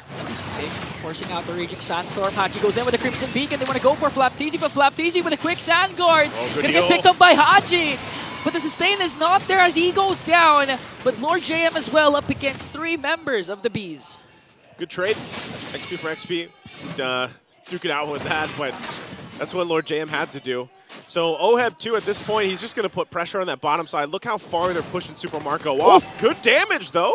The grenade bombardments and the quick recall coming in from Super Marco is just too much. MP the King dangerously low and brings him down. A few picks up the kill, but Blacklist answers by taking a turret down bottom. Yeah, I'm not sure if, you know, again, that was the call they were looking for. That Spear of Alpha didn't land, but, you know, MP the King ends up saving Perks at least, but they do get a turret, so they convert that. You can see the gold between the gold laners. It's pulling ahead for Super Marco at this point. He's going to get the turret in response too, but everything else, everywhere else, except beside from Few, because he's got some of those early kills, they're getting that lead that they need, you know, and they're building up for it. Lord JM got some extra gold ahead of Flap, but ultimately, it's nothing too crazy that Blacklist International cannot handle before the next objective. So really what you want to keep your eyes on is where is FCAP kind of putting the pressure? What are they looking to lock down? If that means even just battle spells or ultimates and not necessarily converting a kill, I would say FCAP's happy with that on just getting the 3-for-3 turtles and not even having to fight, because again, they have an advantage with the lineup that they have around objective takes, and Blacklist will always have to look at a way to go around it. The only question is, do they have enough firepower at this point? Mid-turret tier 1 going to be worked on, but it's cleared through by Lord JM with the Electro Final Blow. OHEB will still stay top side, so it might look like Blacklist will just give up this third turtle here unless MP can do something, but it looks like he's going to be too late. Cross-map play for Blacklist as they try to go for Flap TZ and the tower again. Haji with a Lantern Flare, but Flap TZ remains unbothered. OHEB's going to successfully take down the turret, but okay, they're going to look for OHEB, and they managed to find him! Recall! How many milliseconds left before OHEB saves himself, but Flap TZ, quick thinking, manages to find OHEB. Yeah, good pickup there, too. And I mean, Haji, been flickering out to the other side of the bush. He's like, it's got to be one of us, man, you know? So it ends up being him. FCAP will go ahead, still building up on that lead here. And so really, you're looking at the items. Do they have enough? Does Blacklist have enough to win some of these fights? And, you know, not just yet. Endless Battle now picked up, too, by Super Marco. They want this tier 1 mid, but Lord JM continuously using that ultimate, the Electro Final Blow, to clear out the minions. OHEB needs a little bit more time, too. You know, if you look at the main damage dealers, he needs time to build up because Super Marco, with the Clint pick, is hitting that damage spike way sooner. Look at that, already a couple shots only. Oh, okay. Lord JM goes in, trying to summon out 3 members of Falcons APBren, and I do agree. not just a couple of times, a lot. OHEB needs a lot more time to farm up. And they can actually do this. This is like what happened during game number 3 where Falcons APBren was in full control. Then two crucial plays rather, turn things around for Blacklist. So right now, in terms of team fights, they can actually handle the damage that Falcons APBren is going to give, especially when it comes to the late game. Because again, Perks has this Rafaela. Now the question is, will the setups connect for Falcons APBren, for Flap and for Owen? Because if it doesn't, it might be a different story for the agents. And that's the difficult part of it for Blacklist International is you're not really going to be the ones to initiate a fight. Like, unless for some reason MP the King ends up getting a, Spear of the Alpha setup. Perks does have the Holy Baptism, but, earlier we were saying, what if he's a little more aggressive? Well, this time they've got to adjust to what the lead is doing for FCAP right now. So if he's going to do something now, he's got a Flicker available, he's got the Holy Baptism, and they start up the Lord here. They're going to have to contest this one, it looks like. We'll see if they can pull it off. Half health right now on the Lord. FCAP in position. They'll take their time as well. And even with that Flask of the Oasis just being picked up here by Perks, that should help a little bit. But MP! Oh, they're going to get bursted down. MP the King pops his Spear of Alpha just to walk away. It looks like Kyle TZ will secure this Lord. Flap TZ goes in with his own real world manipulation is here to bring down MP the King as well. Few picks up the kill. AOG going to connect onto no one. Blacklist was able to evade that. Now Ogun might fall down in the hands of 3 agents. That's a trade Blacklist got. But Kyle TZ, Flap TZ going for the backline, cutting their exit route, working on Perks. Few is going to come here now. Flap TZ has to walk away because of the damage of Blacklist. So Falcons APBren did a very good job of not just zoning out Blacklist, but also securing the Lord and getting a kill onto MP the King. Yeah, even in that fight, Blacklist, the way that they played that, even with OHEB kind of like breaking ankles and using the sprint to go the other way, I'm surprised no one else went down, because it could have been way worse. And they had the healing to prove it and sustain through that fight, but they still have to deal with this Lord push in because FCAP, as hard as it is to get some of those kills because of just how, dynamic and how much mobility this lineup from Blacklist has, they're happy to just go ahead and take the objectives. They got the Lord, they can get these turrets, get to the base turrets and the Holy Shields down from this. So they're almost in a position where it's like, hey, Blacklist, you've got to do something against us. Otherwise, we're just going to take all your turrets and then we're going to take you to Game 5. So Blacklist trying to hold on to what they can. Oh, Kyle TZ goes in with his son onto Lord JM, forcing out that elective final blow, but Lord JM remains alive. And now Falcons APBren, their minions are pushing, popping the Holy Shields. Blacklist needs to defend this. They're not going to lose any inhibitor turret. And I do agree with what you're saying. But wait, okay, here comes Lord JM, goes in with the elective final blow again onto Ogwen. Pops is revitalized. Here's comes the counterattack coming in from Flap TZ with a Raging Sandstorm. AOG gonna connect onto every single agent, but OHEB picks up the counter kill. Ogwen's gonna fall down. And that's the thing, they might re-engage off of this. FCAP on the retreat. They don't have Ogwen. And so that's the thing, they want them to fight. FCAP with the lead that they have, but Blacklist, they're playing the sustain game. They're playing the fact that they have the heals and they can disengage if they need to and then hopefully re-engage, especially when the Revitalize alone is up from Lord JM. It does help with that whole thing. And really, again, it's all just a timer. Whoa! Oh, the damage coming in from Kyle TZ might be too much as Flap TZ goes in with the Raging Sandstorm. Quick Sandguard plus Flicker combination to evade a potential death. Lord JM is going to fall down. Heads up play there from Kyle TZ, charging up the Queller. Hit on Lord JM before he casted the elective final blow. That's why when the animation ended, Lord JM just went down. Blacklist back to this, the form of just this Ube. They got to stay together, stay around Perks, providing that speed and the healing, of course. And it's all, you're playing for OHEB here. You're allowing OHEB to get the farm that he needs to hopefully have that changing blazing duet that will help them win a team fight. Haji picking up Sky Piercer, win a crown 2 for MP the King as they want to prep up for this Lord dance, this Lord shuffle. They got to get in position. MP the King's got to be tanky enough too that he doesn't get picked off himself. Takes quite a bit of damage just from the Lord alone right now. So pressure, if they can, on the side lanes. Flap will have to deal with that.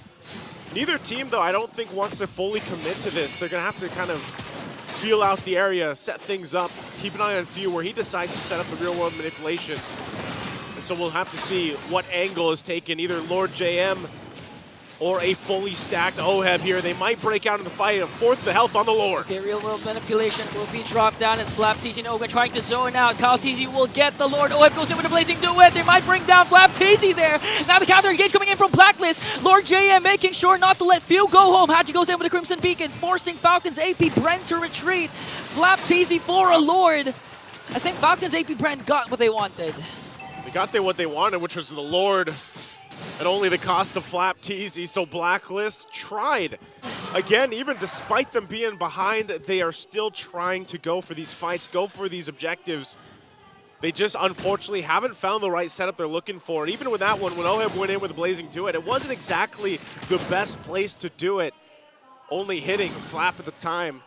So they'll clear out this Lord. They might be able to hold on to these base turrets. They can keep things from getting too out of hand here. They're trying to keep the Lord from getting in that range.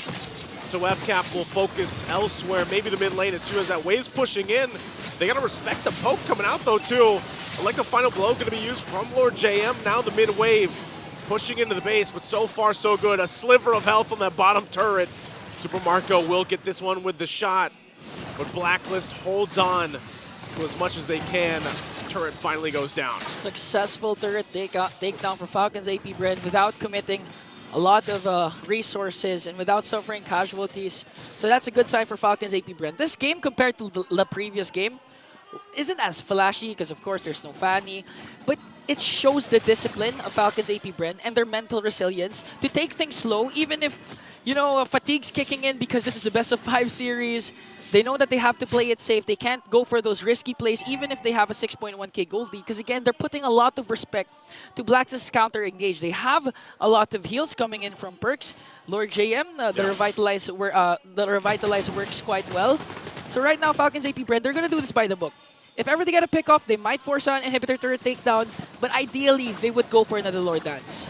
Yeah, you can see this pressure on the buff of MP, just keeping it because really there's nothing else for FCAP to really do at this point unless they just wait for the Lord. At that point, they can wait for the Lord, force the fight because you got to remember they're always wanting to fight around their strengths here with this lineup, which is just that Eve pick. The Eve pick alone and real-world manipulation is what you want to do. So for Blacklist, that's the same story. You know, huddle up, stay together, farm up, get those last items locked in and hope that you're just ready to go by the time this Lord comes up. And so far, you know, that's why it's agreeable here. Inga, you said it, like, even with a lead that FCAP has, it doesn't matter really because the lineups for Blacklist is able to go toe-to-toe with FCAP for the most part. But where it does start to change is once you get to this portion of the game, that late game where you do have some of the items being picked up, like the Immortalities, the Winter Crowns, the Wind of Natures being switched in, switched out, could change the cause of this. But the biggest thing, though, is the positioning for Blacklist. How do they utilize fighting or counter-fighting into what's going to be set up by Few here? That's always going to be the point of contention for them if they're able to pull it off. Super Marco now picking up that Wind of Nature. So you can see both XP laners, too, still staying down there, wanting to put some macro pressure around the map. And we'll see where Ogun goes into. Both the Revitalizers can play a part in this fight as they're both available. You still have Lord JM. Bottom side, half health on the Lord here. There's the setup. Real world manipulation for Falcons APBren. They're going to work on this Lord. A good... Okay, they're going to get the Lord there. Now they're trying to disengage AOG coming in from Owen. Oheb goes in with a blazing duet. They might be able to take down FlapTZ though, but FlapTZ flickers out. Now they're working on Owen. Owen still has his immortality though as FlapTZ goes in with a quick sand guard. Now Falcons APBren played this to perfection. They got the Lord, no casualties. Although they didn't go for the kills, it's a necessary thing to not lose any members of the Beast because this Lord push, if you're complete, could end this right away and then force a Game 5 and eventually send Blacklist packing to the lower bracket. The Falcons APBren, okay, they need to play this to perfection again. A good push, not getting picked off before the Lord comes in and looking at the items. Oheb already locked in. You have to respect the potential of a blazing duet connecting onto every single member and plus the heals coming in from perks. They'll approach the base here. Lord on the bottom side, the focus of FCAP top side. They're going to try to clear this out right now. Good clear, though, from Blacklist. Still working on it. Mid-turret as well. Flap front side. FCAP can jump into the base too. Blacklist will work on the Lord. Next wave pushing in the mid. FCAP looking to take these turrets down. A couple of immortalities and defensive items available to them. But Blacklist still just healing through. A lot of even the poking coming through out on the outer edges. Right now, that top turret's going to be worked on. Okay, they want to engage, they want to zone out Blacklist, they want to go for the inhibitor turret, and they will successfully break it down. Okay, goes in, MP goes in with Spear of Alpha, though they're working on the clash. The counter engage coming in from Falcons APBren as they get MP. The King OHEB goes in with the blazing duet. The killing spree coming in from Haji. Few's gonna fall down. Flap Daisy though trying to soak up the damage. Lord JM on for the chase. They know that they can do it. Flap Daisy might fall down. Another kill coming in from Haji. Super Marco pops his Purify, but Lord JM making sure there's no escape for the bulletproof. Lord JM trying to cut off the exit route of Ogwin. It's just Ogwin and Kyle TZ. The Falcons APBren, they can still defend this. They have a lot of minions. They have a lot of turrets. They got a lot of space to work around with, but you got to give it up for Blacklist to stay together, to keep calm and a cool head. And now, this is the biggest switch in momentum that they have here. Whoa, whoa, whoa. 7 seconds before Few comes in. Ogwen doing his best to work on the minions. Here comes the ult. Winter Crown also will be popped. Ogwen just trying to zone out the remaining members of Blacklist. AOG will be casted. A successful defense for Falcons APBren. But again, the determination, the resilience of Blacklist. Man. And that's why I was saying, Ingon, I was saying this minutes ago, it doesn't matter the type of gold lead that FCAP had. You saw it unfold there. Blacklist, with the items that they already locked in at this point of the game, you know, you're 19 minutes in, it's all about their positioning. And the way they layered those entry points. Again, MP jumped in first, right? He got some response from FCAP, and then later, OHEB came in with a blazing duet, able to hit, you know, multiple members, and then the follow through even from Lord JM. So now they've got a little bit of an advantage here if they can work with it. FCAP though, they're not going to want to just give this one up. Half health on the Lord. The fight. They're going to pick up Ogwen. Ogwen doesn't have his Immortality. AOG, he'll be able to escape though. Few with the real world manipulation, but they're going for the backline, trying to force out Few. Flap CC, quick sand guard. Blacklist holding their ground, forcing Falcons APBren to retreat. They're going to heal. Oh, they might burst down the Lord though. They're going to try to. FCAP. What do they do? There's the initiation. MP the King goes in for Flap TZ. Flap TZ's Immortality will be popped. He does fingers out. Quick sand guard just to heal up. Here comes the counter initiation coming in from Falcons APBren. Okay, now they can engage. Both Revitalize already used. This is the push and pull we always talk about as close as an evolved Lord dance that we've seen here as it resets after reset. Oh. And FCAP getting in position again. They know Lord Jam's got to clear and handle that wave up top as they try to get an advantage here. Few. No flicker available, just picking up the Divine Glaive. But now do they play into this? Once again, Lord Jam will be joining the fight. Revitalize almost available for Ogwin. And so they'll just reset, take their time, wait for all the ultimates and these battle spells to be back and available. Again, this is one of the upsides of having a Rafaela with you. And Flap and Lord Jam both there top side. Right now, neither team just wants to go just yet. Look at Falcons APBren's lead. Almost non-existent. Haji has been doing a good job zoning out the members of the Bees. And with that previous clash, good play from Lord JM using the Electo final blow to reach where the source of the real world manipulation was coming from, which is Few. That's why Few had to flicker out, because if he didn't, this could be the end, the demise of Falcons APBren. And now Blacklist reacting to what Flap TZ has been doing, sending out Haji and OHEB also to get the purple buff. This is difficult too, because both the lineups, it's not like you're going to make a surprise play. You know, there's no Lu Yi. There's no Lu Yi. You're not going to just go ahead and appear somewhere. Lord JM just kind of putting pressure on that off lane to keep it there. And he also, Flap's got to respond to it as they go ahead and start things up. Once again, they bought enough time for these battle spells to also be available. So we'll see if they punch it through. Again, one Revitalize can change the course of the fight. Oh. Mortality's here too. Fourth health. They actually going to go for it. Is going to reset again. Probably one of the longer Lord fights we've seen throughout the season. And still FCAP respecting the fact. Real world manipulation set down. They don't have it. Okay, no more real world manipulation for Falcons APBren. Oh, this is tough being on here. You can see how much tension between both teams because of the fact that those are down, but they're going to fight it out. Oh, I think they're committing onto Ogwen, popping a lot of ultimates. They're going to pop his winter crown. Flapteasy has to go in with a Raging Sandstorm, trying to save Ogwen here. MP the King's Immortality will also pop here. Will he be able to escape though? No casualties yet for both of these teams.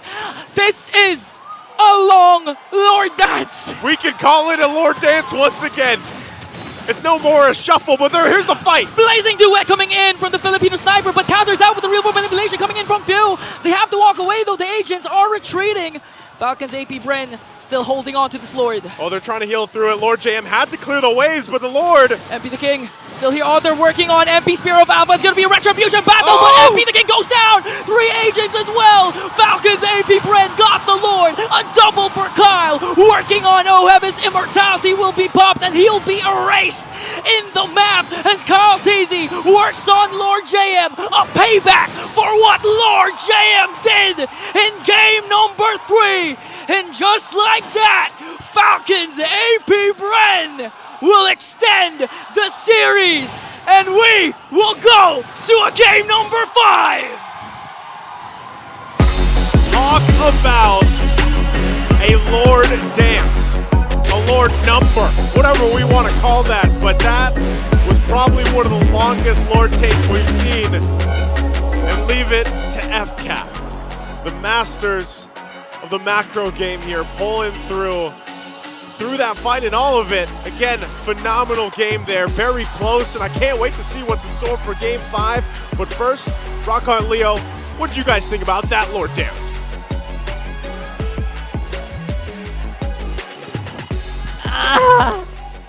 I don't know. What was that? I don't know. What was that? World-class MLBB at its finest. Oh my goodness, oh my goodness. All right. I am physically spent. Whoa, whoa, whoa, whoa, whoa. The set's falling apart. Folks, we that was not planned. That was not planned. This was a skit. This was not. People may have walked by. They're mad. In frustration, in enjoyment, or in awe, and they may have knocked over our set here, but this definitely helps. Thank you so much for throwing over the few. Our There MVP, you go. the Eve, who died just once. One time. This whole time, and I have to apologize, all right? I take it back, everything I said about the Eve. It was insane. The fact that you were playing it means I shouldn't hate it. Look at that build, by the way. All right. To explain the couple of win talkers, it's because You they're ran in the for base. it. Yeah. They just wanted to end the game. Wanted to but go for the best hit. believe this They was- were so mad. This was a normally built Eve. all Yeah, right, that's folks? normal. That's normal. You look at the game and you watch it at around minute 21, minute 20.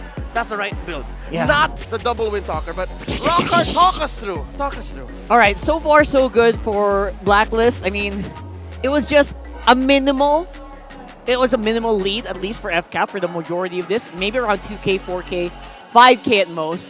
But then again, that was before explosions, big fights like this actually happened, where, you know what, it was selective. It was Blacklist basically suffering from the, you know, we were talking about the lack of CC here, talking about like that big wombo combo. A hard lockdown. It bit them a little bit too hard this one. That, but also you're looking at an Eve who at the end of the day, you really can't even CC, right? They can't do anything about it. There's no use leaning into FCAP's lineup, so it also makes sense that they went for sustain instead. And just movement. Just a wall of meat to run through Falcons APBren.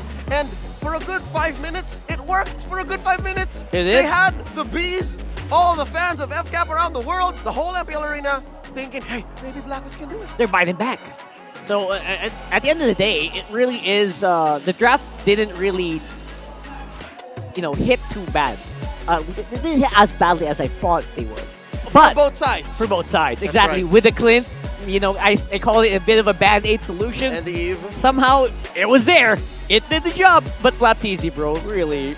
And Few knocked it out of the park here. We foreshadowed it again. Whenever you doubt a Clint, you have to watch it in practice. You have to understand what the Clint brings and how the rest of the team converges into that pick. And you'll see here, Owen was farming out of his mind. Yeah. Again, the fact that he picked a Claude alongside the Rafaela means no one was going to catch him. He could just go double lane all he wants, triple lane if he wants to. And large aim being the sandbag, you laughed at this, bro. At Yeah. some point, it was like, 120K already? That's 16, 15 minutes. And then Damage he took, taken. He took like 80 more. And he had fun. He looked like he was having a lot of fun here.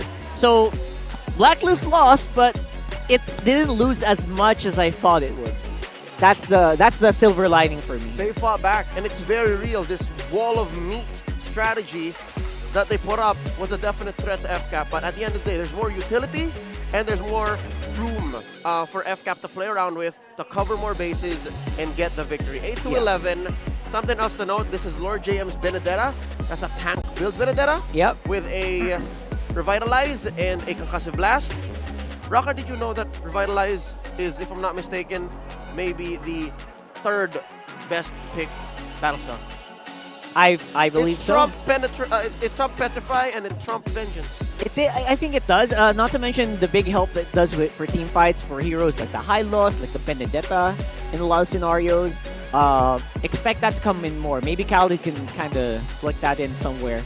Not here, but maybe in some other league here. That sounds disgusting. So. It does sound disgusting. But at the same time, you also kind of think about who had the, like, what do you call that? Who was in the driver's seat here? Oh yeah. The driver's seat is the one who has like the big boom booms, right? The big AOGs, you know, the big Raging Sandstorms, all of that are in the hands of FCAP. They had the big box. It was only a matter of whether or not like Blacklist could kind of navigate around it, which I think they were doing for a good bit of it. Which now brings us to what both teams drafted into, right? FCAP, as you mentioned, they have more utility, they have more damage, they have more ways to use that, because again, the box that they're working with. Yeah. Blacklist, they have meat, they have sustain. A lot of movement. A lot of movement. Hell, a lot of movement. A different kind of movement compared to the jumps that the AOG and the quick Raging Sandstorm bring. Yep. But just the same, they also had a lot of time. They could extend. That's why those Lord dances that's true. made a comeback from 2023. That's why we were like, hey, is this Throwback Thursday? Are we seeing an old mechanic come back to the game? They could prolong this to maybe 50 minutes if they really wanted to. Yeah. You're right. That's what they brought in. And when you add up all of the statistics, add up all of the possibilities, time cannot defeat the utility. Yeah, right. that Falcons APBren brought. So with that said, maybe this is Falcons APBren's version of Ube. You know how Blacklist brought out these older picks, and these old strats? Falcons APBren have unlocked it in the form of the Eve. They've unlocked it in the form of the Clint. And the switching Gatot. Like the Gatot Khalid, like I could have sworn it could be the other way around. It does feel like it, right? And they will, you know, XP is basically a roam. It's like a third roam in the game. Let's hear from Midnight as he talks to us about Game 4. Welcome to MPL Philippines Playoffs. Welcome to game number 5. On the back of an amazing Lord dance from the side of Falcons APBren, they were able to extend this series versus Blacklist International. Once again, this is the analyst time. My name is Midnight, and we are going to be breaking down the last moments of this game. First of all, let's look at the goal graph here. As we can see, Falcons APBren, they were leading the majority of this game. But Blacklist International was able to hold the side of Falcons APBren, at the very least till the point where Oheb was able to match Falcons APBren. But again, it came to the point where, similar to game number 3, the Lord Dance was what made the winning team here able to take this game against Blacklist International. That was Falcons APBren on the back of an amazing performance from Fuse Eve with the usage of the Reload manipulation. By the way, this Lord Dance took 4 whole minutes. 3 ultimates from Fuse were expended in this team fight, and the last Lord Dance that Falcons APBren was able to mount against Blacklist International, they were able to finally take control of the Lord area from an amazing reload manipulation coming out from Fuse, and Blacklist International were forced to be pushed out of the Lord pit. Even MP the King, for the last hope of this retribution battle against Kyle TZ, he swooped in to be able to land the retribution, but the Lord turn came in for Falcons APBren. They stopped hitting the Lord, and instead of going for the Lord fight, they went and took the team fight against Blacklist International. Again, this is the epitome of the Lord Dance. Once you push your enemies out, if they want to go in, you hold the Lord and not hit it, and instead turn against them. That is why Falcons APBren was able to outlast Blacklist International in that long 4-minute Lord Dance that we just saw between Blacklist International and Falcons APBren. Now, it's back to a best of one. We have game number 5 in front of us. So before we head on to game number 5, let's throw you over to the panel. I'll echo that. Whew! That's all we could say. Again, a collective sigh of relief, Yeah. joy, and awe. I still can't believe that these two teams are pushing each other to these limits. Yeah, it's actually really funny if you think about it, that we're in a scenario where, again, we kind of forget that these are world champs, right? Make sure that guy's not there. And make sure that, or it's weird to find, again, the team that no one really expected to be here. Do that to FCAP. That's right. So now, check out Falcons APBren's best heroes from patch 1.9.20. That means it was a patch that hit either week 5 or week 6. And here they are. We haven't seen Kyle pick up any Nola nor Haya yet, but Black definitely had it in them. See, everything has been playing a lot of Alpha already. Yeah, it just so happened that they used it 3 times in a row in day 1 of playoffs. But other than that, they actually are winning with it. Yeah? Something that you kind of just, slips your mind. 100% prior to this series. Prior to the series, yeah. And that Nathan, Coach Treb, Coach Ducky ain't giving that to Oheb. And of course, the ever-absent Tigreal. Where is Perks' Tigreal? And are we going to see a CC? Actually, I'm not going to be surprised if we see the CC. There you go. See the CC here. But is the CC the right hero? Sure, it's 100% for Blacklist. Yeah. But watching these previous games, you need a hero on Glor JM that really impacts the game. Yeah. Again, impact is, I guess, if you think about it, teams think about it in a subjective way, right? Again, the impact, literal impact, if you're thinking about it, that's Khalid. Boom. Gatot. Boom, gatot. Boom, that's impact. But then again, impact that you can get with the final slash is really subjective. That too. And the impact of the Benedetta, it wasn't a big boom boom. It was like, oh no, you don't have minions. Your tower is going to get pushed. You don't have minions. Oh no, I can cut through your lineup. Yeah, oh no, I rotate just as quickly as a Khalid. Exactly. And Not your sure. backline's kind of in trouble. Yeah, don't call me on that. I don't know if she can rotate as quickly as a Khalid with Sword Intent. We need to, the jury's not on that. We need to go to the lab first. Someone should make a TikTok and race a Khalid and a Benedict. Yeah, a Khalid from 0 sand walk stacks. Because he has to build that up. Oh, right. From 0, yes. Yeah, so anyways, we're down to game 5. Hard reset, both teams. Best of 1. Winner moves on to the upper bracket finals. Loser drops to the lower bracket. It's not over yet, but it definitely helps. It helps. So with that said, Rockhart, Blacklist have been pushed their furthest in the playoffs.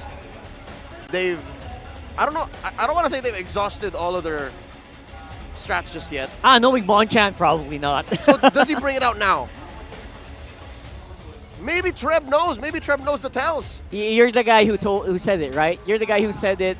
I mean, it's not like going home kind of vibe yet, but you're like that close to M6. Dude, you're gonna lock in that close to M6. You're locking upper bracket finals, minimum top 3. So from the season that Blacklist had, and you're gonna go minimum top 3. I would throw everything right now. But then again, right time, right place. You can't just force an Estes here. You can't just force what other random like old Blacklist picks do we the have? CCS this you can't force like Beatrix maybe. Rafael SCC. What about Beatrix? I mean, we saw it was a good showing. We saw right? Beakaja from Aurora last night. Yeah, so maybe it can work here. Went wild for that. Everyone loved it. Okay. Here's the draft. You talk to me in the regular season and you show me this draft. Of course, I would understand the Suyu, but you show me Blacklist draft. You would kind of like, I would be, what? It'd be like, you got like. But then you tell me following that, hey man, match lasted 20 minutes. I would, this is a composition you would want to run over and over again and then just see the impact, right? Yeah. See the impact that it will have on top lane, on the XP lane or whatever, and see the towers fall. And I think there's a reason why Jungle Vendetta, XP Vendetta tank is so good is just because it will mess up all the hot top tier plans of the teams that we have right And now we're going into Game 5. Blacklist is once more going to have side pick. Oh no, it's not. It's FCAP. What? It's FCAP. FCAP is home. Oh, that's true. All right, let's sit down on that.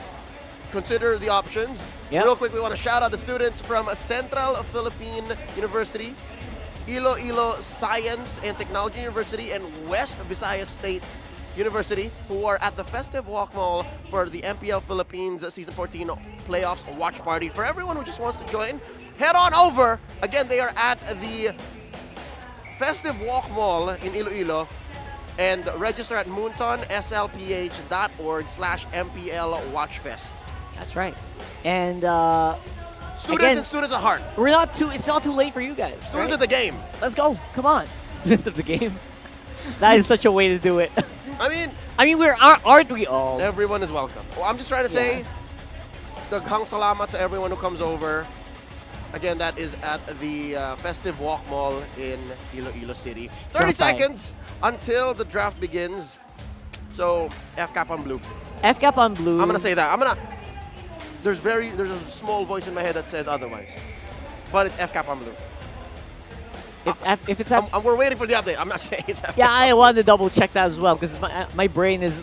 I'm forgetting a lot of things now because I'm just focused on like what happened in the previous one. So, this or the game? No, not that one. The game. previous game. Okay. Right?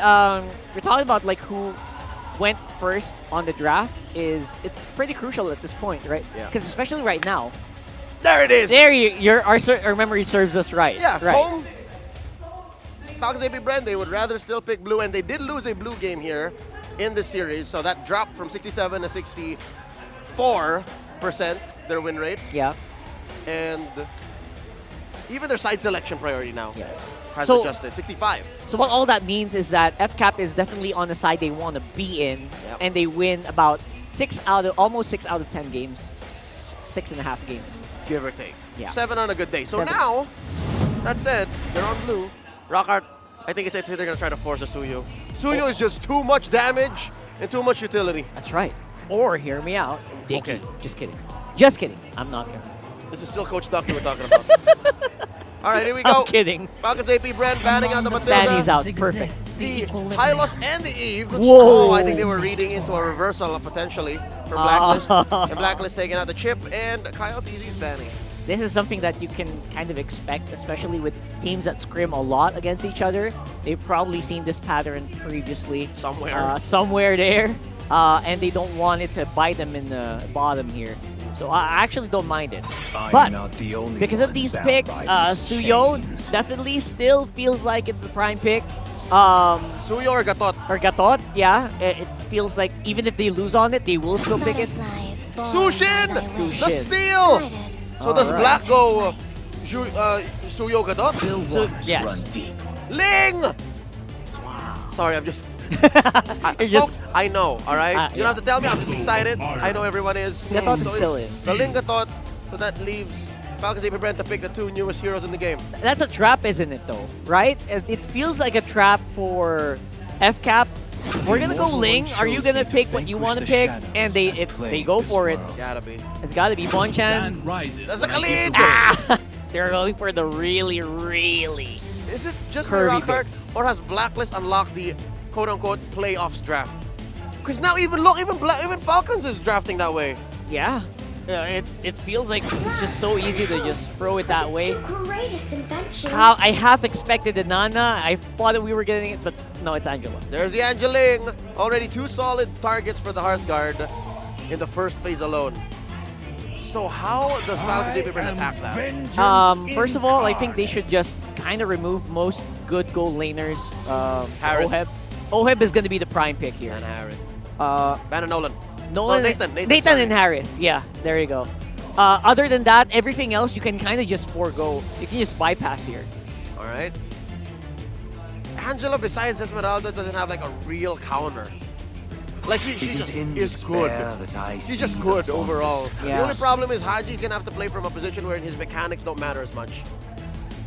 I think he's been there once or twice in his career, right? Yeah. So I think he can take it. But then again, you are talking about FCAP, so I feel like you have to be on your prime here if you really want to go toe-to-toe against Super Marco right now. And right now, it feels like FCAP does know the target here for Blacklist. They take out the Lunox, so it looks like both teams are indeed attacking the gold lane. Harrod's still up. You gonna let that through? I feel like Marco might just have a wee bit deeper hero pool, so he doesn't mind like playing the Clint. He doesn't, yeah, exactly. He goes for the Clint in really good days, so you know what? It's something that you can kind of just flex as a strength if you're FCAP. See, there you go, Harrison. Perfect. This might just be a Claude again. It's the safe pick. Yeah, so that's the Harith ban, folks, in the blank It's not blue showing box. up yet, but yeah, that's Harith. So now Blacklist has to pick. Rockart, I'm gonna go crazy if this is Beatrix. Go ahead. I'm gonna lose it. I think you will allow it. Anyone would allow it. And yeah, Beatrix just feels like, again, we've had multiple interviews where Alice? That's too much. He has history of Alice, doesn't he? Yeah. Season 7, Season 8, Yeah. right? Kiss grants you immortality. Wait, who picked that? Or death. Blacklist! Blacklist, they do it! Rockart, I hate it! I got it! I hate how I'm right! Yeah! Am I though? It's not showing up, but I heard it.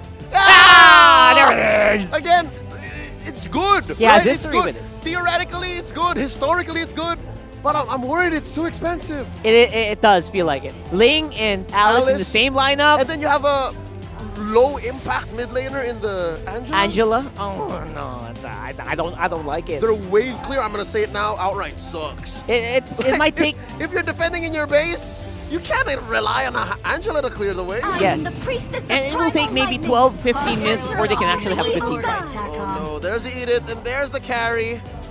What's Blacklist to cover up with?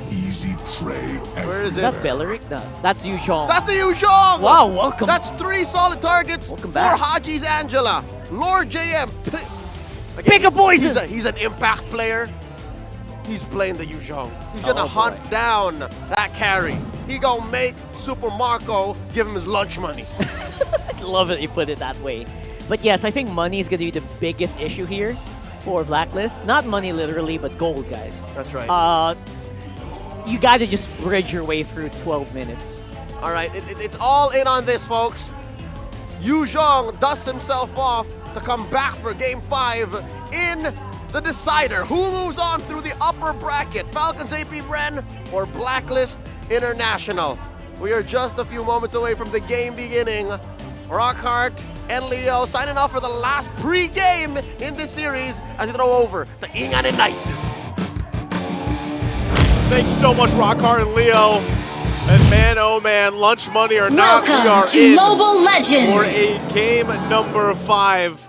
I have no clue who's going to come out on top of this one. It's going to be FCAP or Blacklist International because I love both lineups. Ingan, what are you thinking here? How do you feel? The Yu Zhong is up too. A real throwback brought to us by Lord JM. Finally, the Dragon. We can finally say Black Dragon form once again.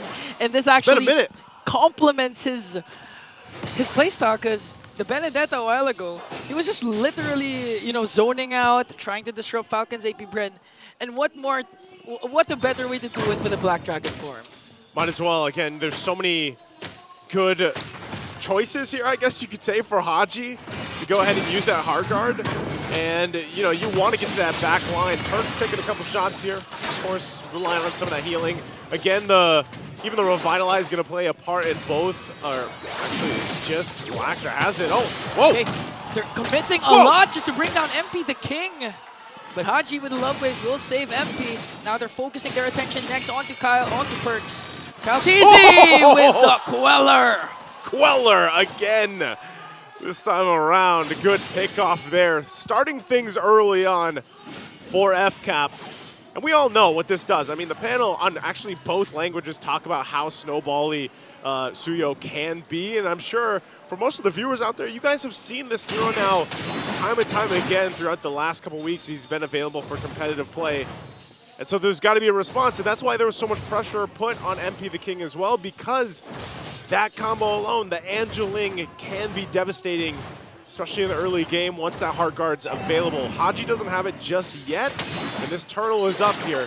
So we'll see. Again, he's not going to have it most likely for this fight. Another catch from Ogwen onto Perks. Now Flap TZ going to cut up. Perks is actually around there as Kyle TZ will get the turtle. MP the King goes in with the Tempest of Blades, trying to do something there. And I do agree, a lot of pressure is going to boil down to MP the King because we all know the Alice, strong in the late game, scales up. But if MP the King doesn't manage to, make it past the mid game, the Alice pick won't be any use. Look at this protection, too, that Blacklist International has to do continuously to go ahead and allow MP the King to get that purple buff at least. And so with that, the FCAP's going to play with the kind of lead that they built themselves, this kind of rotation that they're doing, too. It's a nuisance. I mean, think about this. How many times do you have to deal with a Khalid and an Edith on your side of the jungle? Like, you're just like, guys, come on. This is part of it. Look at this, MP. Yeah, tandem of Flap TZ and Ogwen just working on 3 members. Hard guard is there for MP the King to make sure to take down Ogwen. Okay, Primal Wrath casted here, Tempest and Blaze as well, but Kyle TZ and Flap TZ is there to make sure to save Ogwen this time. Saving their roamer, as MP the King will safely get his orange buff. I know Leo mentioned this, that it was going to be Blacklist International being like, give me your lunch money, but right now it feels like FCAP are the bullies on the playground. Like, they are just staying on this side of the jungle of Blacklist and continuously putting pressure and pressure and pressure, and it's up to Blacklist to answer and respond to this. You can see that too. Part of the items coming into place, Crows and Scythe locked in for Super Marco. Oheb went right for that Clock of Destiny, so he's got that. A little bit of extra magic resist too for Super Marco to deal with that Alice carry matchup. But right now, I'd say FCAP's done everything that they wanted to do. They continue to just play around their strengths, and Lord JM gets killed too off the camera here. Off-cam kill there for few. Even when Haji's in the picture, he's going to get the pick off onto Lord JM. And again, I do agree with what you're saying. Falcons APBren are checking the boxes of what they need to do now. Flap TZ putting on work onto MP the King. MP the King will get his purple buff. Hard guard is there ready to save MP. This time focusing their attention onto Few. I thought they were chasing Flap TZ. Tempest of Blades will be there to bring down El Capitan Few. Now MP the King wants to go for the payback. Flap TZ with a quick sand guard. But here comes the Dragon. Yuzhong working on Ogwen. Ogwen, even with the Primal Wrath, will be taken down by MP the King as Kyle TZ gets the turtle. It's a trade, right? Yeah, turtle's going to go in the hands of FCAP. Blacklist, though, is fighting back. Think about this. MP the King has dealt with so much bullying in his side of the jungle that at least through all this hard work, he's now got a couple of kills and looking to make some moves. MP even using the Retribution just to make sure to get a catch onto Kyle TZ. Almost getting killed there by the Queller of Kyle. Now they're focusing their attention once again onto Perks. Going to get picked up by the Lantern Flare. He's going to fall down in the hands of Kyle. And another kill for Falcons. And that's why this Jushin pick is so sought after. Again, even when you're playing against a Revitalize or a bunch of sustainability or these heroes that can get away, hey man, it's nothing that a Lantern Flare can't fix. Yeah, that's why Haji's also been using the Jushin. Yeah. Both of them, they know the capabilities. Whenever someone, either of the mid laners does this, they're doing a great job of getting pickoffs. Even if Few doesn't have damage when it comes to the Lantern Flare, it does its job. It helps prevent Blacklist's aggression, even if they have perks with the Gatot Kacha that you know is really quite tanky. Yep. He has to play it safe because so far he hasn't been crossing the river trying to gather information over Falcons APBren to help aid MP the King. Like, look at this. Look at this setup here. Just whenever the purple buff is up, Blacklist knows, all right, we get in position, protect purple. Let MP the King continue to go ahead and farm up, scale up the way he needs to be. He hasn't gone down yet, so for the most part, Blacklist is fine. It's just, if they go 3 for 3 for Turtles for FCAP, that's not the end of the world here for Blacklist. They can still go in, even when it comes down to the Lord fights, and hope that by that time, Oheb is where he needs to be. Again, he's still working, I think, on that second item. He did have that Conquer Destiny pretty early on. I think he rushed it. But eventually, your lineup starts to shine towards the later portion of the game here for Blacklist. Right now, though, it looks like they want to go ahead and contest this. Flap TZ for the front side. Ogwen will join this too, at least forcing them back. Here we go. Okay. They're going to pick up Perks. Perks forces to use their Revitalize. MP the King goes in, plus the Hard Guard. Here comes Tempest of Blade, the Dragon as well. A lot of ultimates being casted. No precise target yet, but Owen will fall down in the hands of 5 members of Blacklist, preventing Falcons APBren for going for the turtle. They stopped that for now. Oakland goes down, but Blacklist still has a lot of grounds to cover here. Yeah. Again, they're just going to go ahead and trade 3-for-3 turtles for FCAP. They wanted to look elsewhere across the map. They weren't really able to push in this turret on the top side just yet. But it might be those small things that Blacklist does that eventually gets them to a more even ground later on. Again, you're seeing it here. Purple buff is going to be up. This time, Kyle Teasy, a part of this, wants to force MP the King into that. Oh! It looks like, yeah, it was taken from him. So no purple buff for MP. They try to hold on to this mid-turret just a couple shots away here. Grand Theft Purple for Kyle Teasy. This might be the mid-game power strike for Falcons APBren to extend the lead more. They're doing a great job of making sure to control the minion waves. Because so far, they have no... Blacklist has no turret takedowns. The Super Marco works on the mid-lane turret. They take it down. Flap TC getting a good position here. Maybe they want to go for the initiation or just zone out Blacklist so Super Marco can make quick work with the bottleneck turret. This is basically just FCAP going through that list of, you know, chores that they have in a day in a game. It's like, all right, we got to do this. Now that's checked off. We go to the next. And because really this was almost in a similar way where we saw a previous game where they wanted Blacklist to fight them, but if they didn't, if Blacklist was like, no, we don't want to fight yet, then FCAP will continue to just play that macro game and get what they need, farm up themselves, and then we find ourselves in what we saw earlier, where it was just, you know, Lord shuffles for a bit, and then it was a full-on Lord dance breaking out here. So for Blacklist, with the lineup that they have, it's not like they can immediately fight unless they're able to actually find like a moment where they can collapse down with the Heart Guard and everything else. Maybe Lord JM's able to get that combo we used to see so often before when the Yuzhong was, you know, more so picked or meta. But again, this is going to happen here time and time again. Okay, another catch for Ogwen and Few onto Perks. Lantern Flare is there, forcing the Revitalizer. Not going to be able to pick up Perks there. No casualties just yet, but this might change because the first Lord has spawned. So, Blacklist case, there's a 4.4k gold lead on the opposing team. They can still go for the Retribution steal. Again, they have Haji with the Angela, so they can aid MP the King if ever he wants to go and try to contest for that Lord. Okay, Lord is up here, but as we saw, purple buff was taken with that Retribution from Kyle Teasy. So they'll start things up. Good push into that tier 1 on the bottom side. Now they'll work on it. Half health on the Lord right now. Perks dealing with it. There's a conceal. Okay, MP the King goes in with the Tempest Blade. That's the hard dog, but they got bursted down! Super Marco also goes down. Here comes the Black Dragon form. Has to retreat though as Perks trying to soak up the damage but cannot out-sustain the damage of Falcons APBren. Counterattack coming in from Blacklist as they bring down Flap and Ogwen. Oheb has been activated, but a triple kill from Kyle Teasy. Flowing blood just to escape. A 3-for-4 trade. Falcons APBren gets 4 agents and might be able to take this Lord away.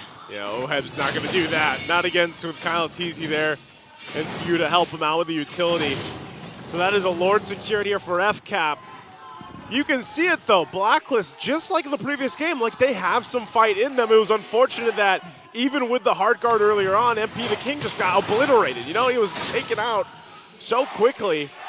Man, that again, this is it's more so difficult on a Ling to be able to do this, especially when you don't have a purple. You know, like the purple's been taken. What, the past 3 purple buffs have been taken from MP the King? Yeah, they're giving MP the King a very hard time despite the presence of the Heart Guard. And for a moment there, I didn't understand what you were saying because the fans are screaming. Yeah, it's so loud here. They're erupting, man. I mean, both the teams here, I'm not sure, but what is sure is he's back. Welcome back, the Black Dragon. This is only the 2nd time he's been picked up throughout the season here. Again, it's been a long time since we saw Yuzhong, and you know there was a time when he was picked up almost nearly every game. Yeah. Almost high contention rate each and every time, and the Falcons APBren here making use of their Lord. They want to go and pop the energy shields of Blacklist. Blacklist makes quick work of the Lord, saving all their inhibitor turrets so far. But again, the resilience of Blacklist can't be denied here. One setup from Lord JM with a jump and Purify can turn things around, even if Falcons APBren has an outstanding gold lead at 6.4. All right, let's take a look at these items real quick. We're going to see if Blacklist is in a good position You know, Oheb's down a little bit, but you saw that he did pump out some damage. He's got a Holy Crystal Starlium Scythe now, too. Even for MP, he's got himself the BOT and the Haas Claws here to help with some of that. You got cooldown reduction, of course, for Haji. But even this, you know, you have just a couple things for perks, but he's got the Athena Shield and Dominant Ice, so part of this all has to play in a part of, we got to get the Avatar of the Guardian off. They're going to fight for the purple again, though. Oh, Oheb goes in with flowing blood. MP the King as well goes for the backline after a few templates of blade. Black Dragon Form, they're forcing every ultimate out just to catch Falcons APBren. Few's going to fall down in exchange for MP the King. Now they're working on perks. A monster kill coming in from Kyle Teasy, but Oheb has the hard guard. Going to bring down Super Marco. Still working on Flap Teasy. Kyle Teasy on the chase. Oheb's going to be able to escape, but Haji, though, does he have the hard guard to walk away? Kyle Teasy works in with the second skill. Owens chasing after him as well. And a godlike kill for Kyle Teasy at 7-0-3. Yeah, massive game here for Kyle Teasy right now, but still, FCAP has to respect what Blacklist is able to do and vice versa. And that's why you see, even, you know, some people might be looking at, man, look at the lead FCAP's got. Look at the KDA on Kyle Teasy and such, but you still have to deal with the fighting around these lords, the fighting around the choke points here. And Blacklist, we saw it, right? They try to jump in, they use the Avatar of the Guardian a little bit later, the hard guard on Oheb to kind of sustain that fight because of where he is, even itemization-wise.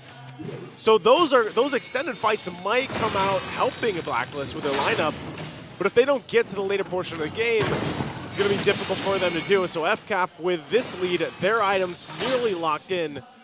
They'll start up this next Lord here. Saw 2, Winter's Crown was picked up by Oheb, so that could play a part if he jumps in the Blood Ode and everything else, even with a hard guard or not. Okay, MP the King just waiting patiently for a perfect opportunity to strike.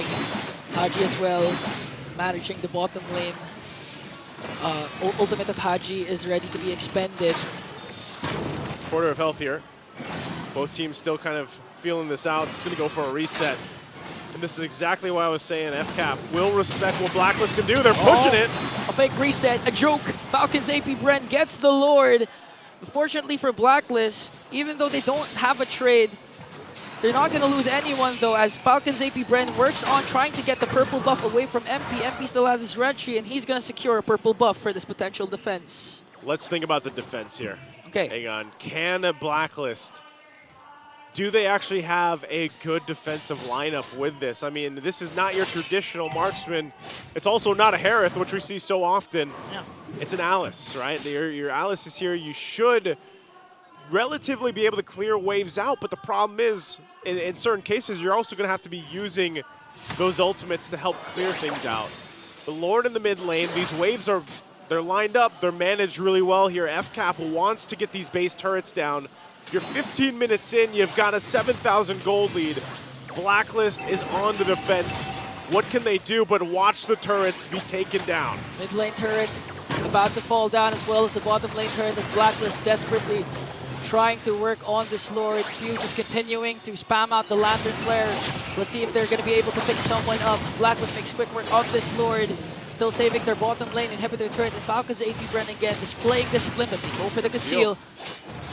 Okay, let's see if Ogan's gonna initiate. Okay, forcing out Lord James, Black Dragon Form. MP the King goes in with a hard guard as well. On to Super Marco. They tried to go for Bulletproof.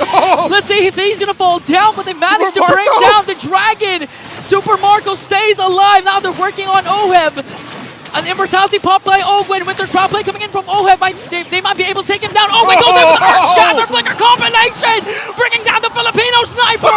AOJ from Perks just to walk away. Oh, man. They have minions onto the top. They have minions onto the mid lane. Falcons APBren on the verge of winning this game.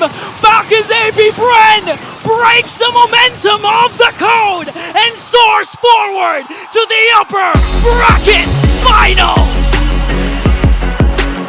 And FCAP will make it happen, respecting what Blacklist International did, and they brought it to Game 5. And it all started once again with Blacklist getting Game 1 0-16. And they wanted to go the distance, and FCAP did just that.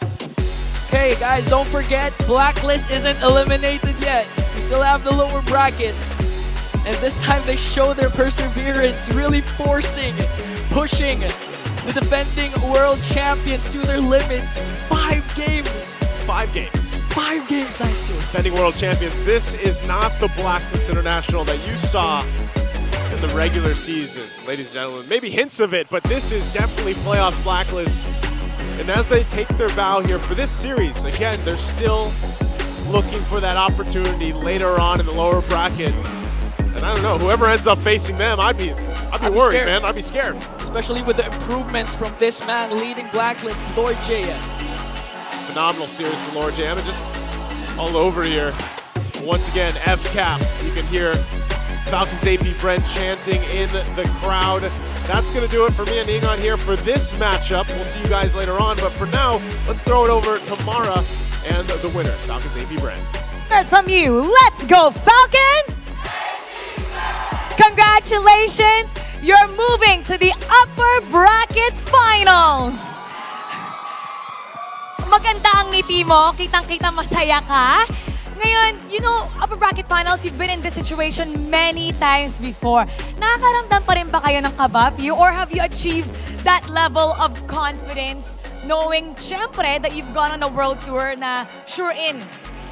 Para sa amin, confident pa rin naman kami. Pero ang iniiwasan lang namin is masobrahan ng pagiging confident. Kasi pag naaampante kami, doon kami nalalason ng mga kalaban. Feeling nyo pag overconfident, doon kayo nalalason ng kalaban. Actually, this one is Flap. Kano para maantagal na kitang hindi nakakausap. Nakakamiss kayo. Now, we were shocked with what happened nung game number 1. 0-16. Kita rin sa mukha mo, parang nag-ano ka doon eh. Game number 3 naman, 21-9. Akala namin sa inyo na yon with the way things happened, na-shock din kami. What's happening? Ano nangyari doon? Feel ko po parang naano lang nung game 1, parang nagkamali lang. Kasi crucial na magkamali ngayon eh. Pagka nagkakamali ka, mapapanish ka ng kalaban. Nagkamali or is this what you is saying na naging overconfident kayo? Opo, sa sobrang overconfident at tapang namin, doon kami natalo sa game 1. This is something, syempre, yung mga fans ng Falcons don't want to see again. So, from here on, paano mo masisigurado na hindi na kayo masi-0-16 next time? Siguro parang gagawin lang namin yung ginagawa namin. Wala nang mga special na galaw para di kami ma-0-16. But you know what? In a way, maybe this is a wake-up call para in the next matches, all out na yung normal na Falcons APBren na nakikita namin. And now, it's time to announce our MVP. Let me hear it from you. Sino? Sino? May unanimous decision tayo dito. Let's take a look at the screen. Ang ating MVP, Kyle TZ. Kyle, great game. Anong masasabi mo sa mga fans nyo? At imbitahan nyo naman sila to keep supporting you ngayong playoffs. Sa lahat po ng mga pumunta dito na fans po ng Falcons APBren, maraming salamat po. Tsaka sa mga manonood dyan sa mga bahay, punta kayo dito sa venue ng MPL PH Arena. Dito sa Green Sun, Makati yun. Thank you. That's right. Sa lahat ng mga nanonood sa bahay, pumunta kayo dito dahil pwede kayo manalo ng 5,000 diamonds. And with that, ito na ang ating lucky fan. Come on up. You will get 5,000 diamonds. Every match po yan, mamimigay kami sa ating loyal fan. Hello! What's your name? Nico. Nico, congratulations! Ikaw ang ating lucky fan. Sino dito ang favorite player mo from Falcons APBren? Actually, lahat sila, pero Super Marco. Super Marco! Bakit si Super Marco? Super Marco, dito ka. Bulletproof talaga eh. Hindi siya kayang i-pick off ng 1v1. So, kailangan talaga halos lahat sumali para lang ma-defeat siya. That's right. Nasa harap mo na siya. Anong gusto mong mensahe, words of encouragement kay Super Marco? Uwiin niyo yung trophy. Uwiin ang trophy! Anong gusto mo sabihin sa kanya? Subukan namin mapag-M6 and mapag-champion. And congratulations to the both of you. I'll take this mic. You get to take a bow and take a walk with them, all right? Falcons APBren, you may now take your bow and take your walk of victory. All right, Beast, let me hear it from you one more time. Let's go, Falcons! The matches are getting more exciting. Ito ay napunta sa game number 5, and we're gonna break it down for you. So we're gonna go back to our panel. Pasok. Congratulations to Falcons APBren soaring into the upper bracket finals. One more best of 5 win away from the grand finals and M6. Let's talk about that bout. Again, it was relatively quick. I mean, compared to what we were expecting, and it had to be quick for Falcons APBren because they needed to beat that timer. Us personally, we were looking at the clock a lot. Yep, 17-18. If Blacklist had their turrets up or their base was still standing and Oeb was constantly farming and developing into the monstrous core that he was meant to be, then maybe it could have been turned around, but que sera.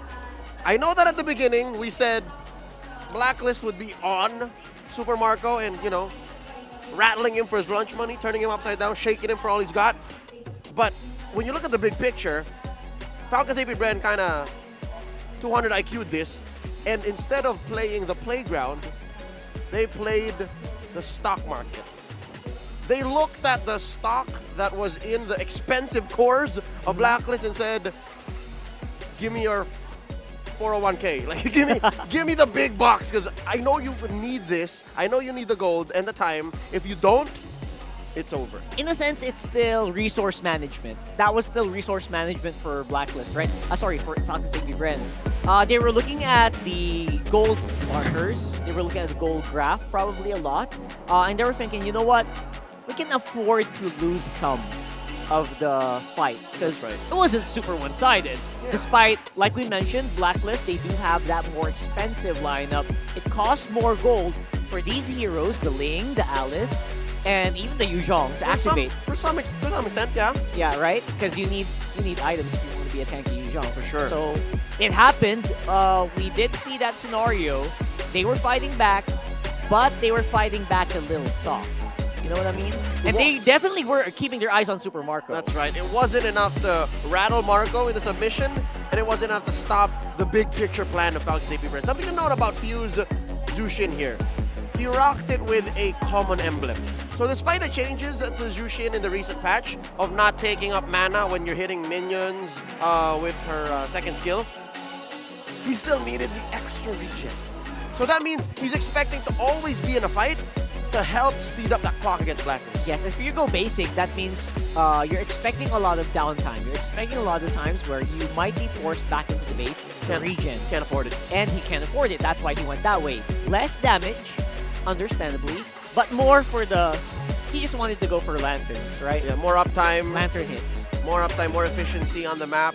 And that's why they nipped it at the bud. Again, 16 minutes. If this crossed the 18-20 minute mark, would have been difficult. And it played a role, all right? Blacklist International's lack of base defense played a role.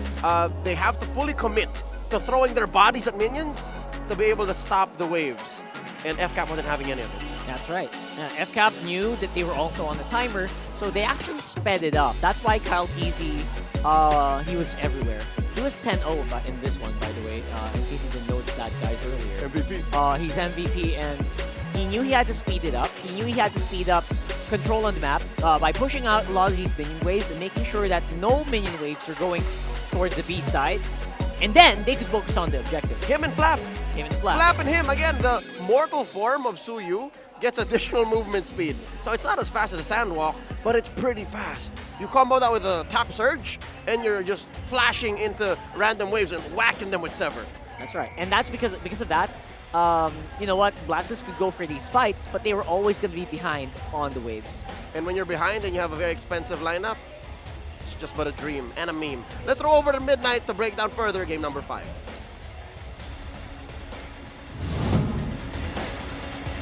Well, Falcons APBren, they still stand strong as they move on to the upper bracket finals and drop Blacklist International to the lower bracket. an understanding of the timings of their lineup is what worked here for Falcons APBren, and that's what we're going to be breaking down here in the analyst stand. My name is Midnight, and once again, Falcons APBren, fantastic showing in game number 5. As you can see, Falcons APBren, they took majority of the objectives here uncontested from Blacklist International. Even before the first turtle, we saw Kyle TZ already invading the jungle of MP the King, knowing that they have the stronger early game composition and also understanding that if they drag this out to the late game, they are not going to be able to match up the Addis. And as the panel has mentioned, there is a switch, there's a swap between the XP and the Mage. Few was leading by 1,000 gold over Haji by the 5th minute mark, and the timing was perfect as well. This was the time where Flap TZ was able to pick up the Thunderbolt on the Khalid, and as we are going to be able to see in the item progression, it syncs up really well. 5-minute mark, Thunderbolt was coming out from the Khalid, and they started utilizing Flap TZ on the map, making sure that there's enough support to be able to add pressure on the side of Blacklist International, giving them more resource control over Blacklist International, and that allowed Falcons APBren to have a much more faster pacing in the middle game. And MP the King were scouring for resources because Kyle TZ was just constantly taking greens, taking the farm, and that allowed Few as well to be able to get more items in the late game. And Blacklist International, when they were able to pick up their items, suddenly they found themselves in a pickle because they don't have enough firepower to be able to face up against Falcons APBren once the damage items came out from Falcons APBren. Again, it was the understanding of the timings and the map movements that that allowed Falcons APBren to be able to outmaneuver and outclass Blacklist International in game number 5. A fantastic series and a fantastic showing from both sides as we finish the first series of today. But we're not done yet. There is another amazing series ahead of us as we are going to be able to watch Fnatic Onic face up against Aurora MLBB once MPL Philippines Season 14 goes back from the short break. The 14th season of MPL Philippines is brought to you by the following sponsors. Smart, the official telco partner of MPL Philippines Season 14. The official tournament phone of MPL Philippines, Infinix GT20 Pro. Official supplier, EMC Asia and Index Salon. Don't miss any MPL action by following our official Facebook and subscribing to our YouTube channel. Follow MPL PH on TikTok for more content. Experience the Lakas ng Pinas playoffs of MPL PH Season 14 action live at Green Sun Hotel. Grab your tickets now via official MPL PH website. You can also get a chance to win 1,000 diamonds by sharing your hashtag MPL S14 live experience on Facebook and TikTok. And to ensure the equality and fairness of our games, MPL Philippines is also monitored and supervised by the Games and Amusements Board.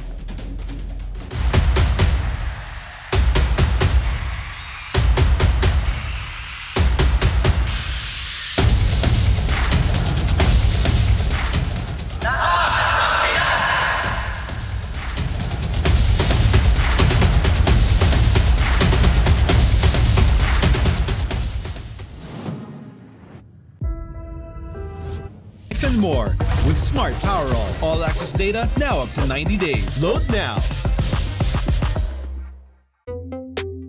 Tuloy-tuloy live selling, tuloy-tuloy content, tuloy-tuloy gaming. With new Smart All Access 99. May 9 gig ka now for 15 days. Load now. Live more today and tomorrow and after and the day after.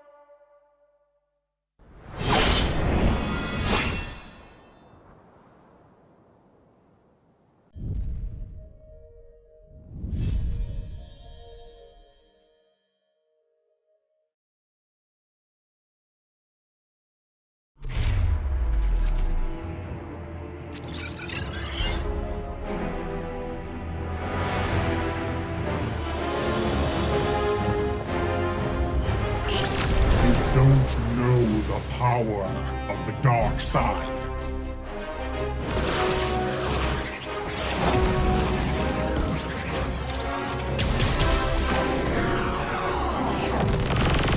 Target on the move. Prepare to engage.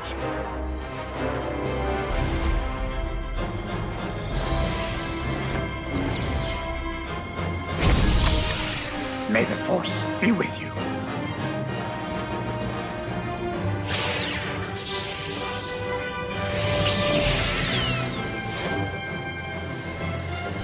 I will do what I must.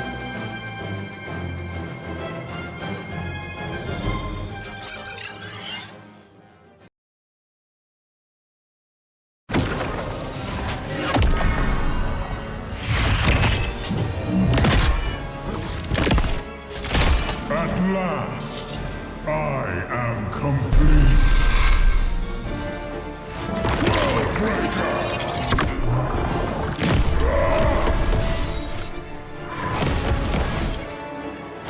Come in fairness.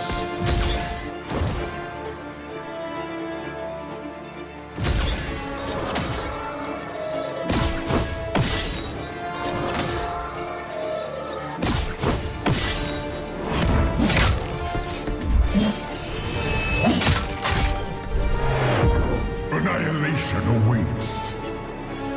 Boundless is my hunger.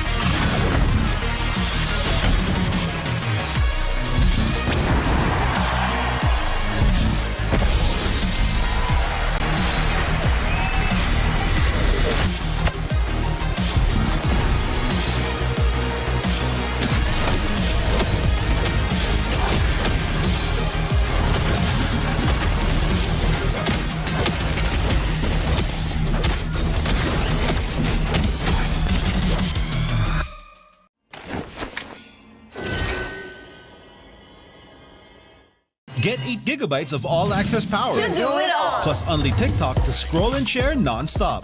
Power, work, life, and more. With Smart Power all-access data now up to 90 days. Load now. Tuloy-tuloy live selling, tuloy-tuloy content, tuloy-tuloy gaming. With new Smart All Access 99. May 9 gig ka, now for 15 days. Load now, live more today, and tomorrow, and after, and the day after.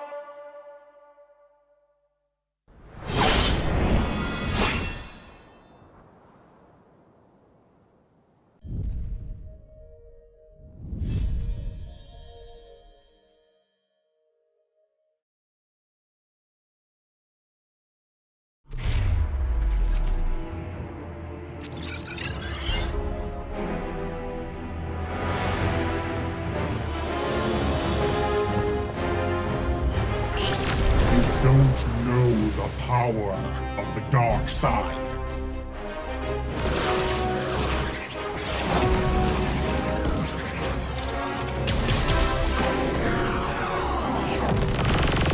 Target on the move. Prepare to engage.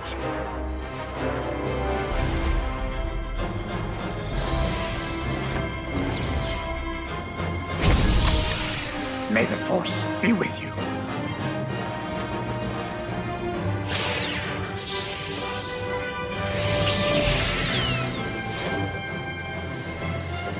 I will do what I must.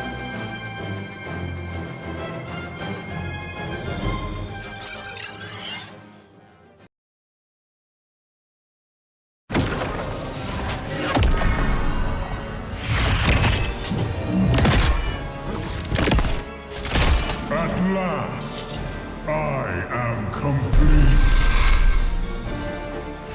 Worldbreaker!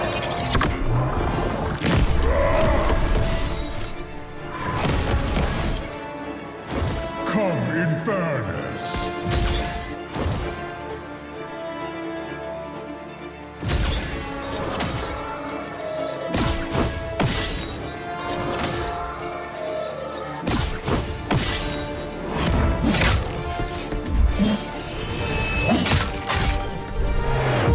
Annihilation awaits.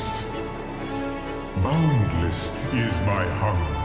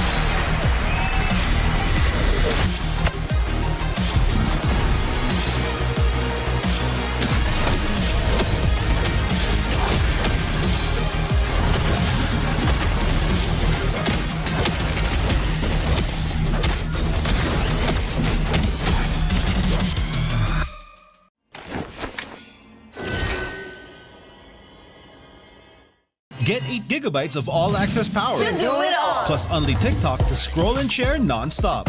Power, work, life, and more. With Smart Power all-access data now up to 90 days. Load now. Tuloy-tuloy live selling, tuloy-tuloy content, tuloy-tuloy gaming. With new Smart All Access 99. May 9 gig ka, now for 15 days. Load now, live more today, and tomorrow, and after, and the day after.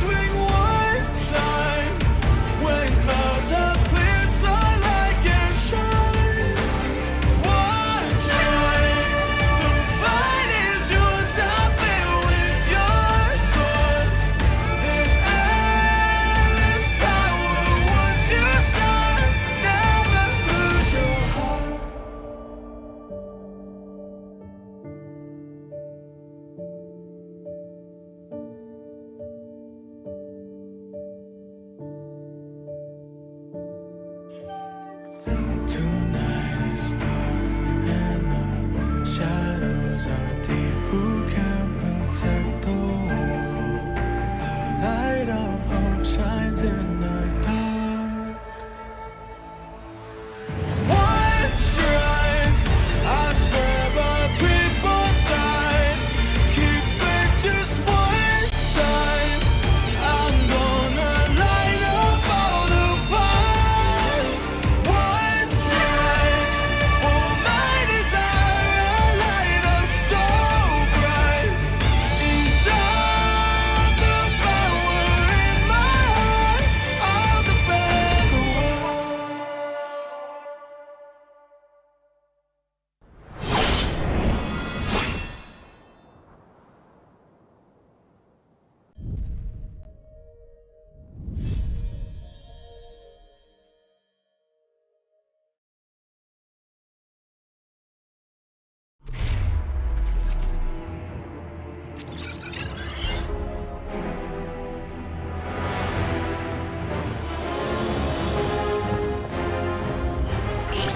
You don't know the power of the dark side.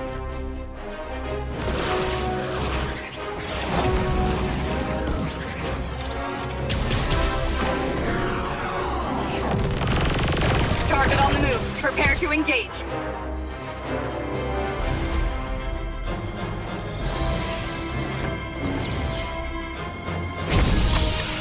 May the force be with you.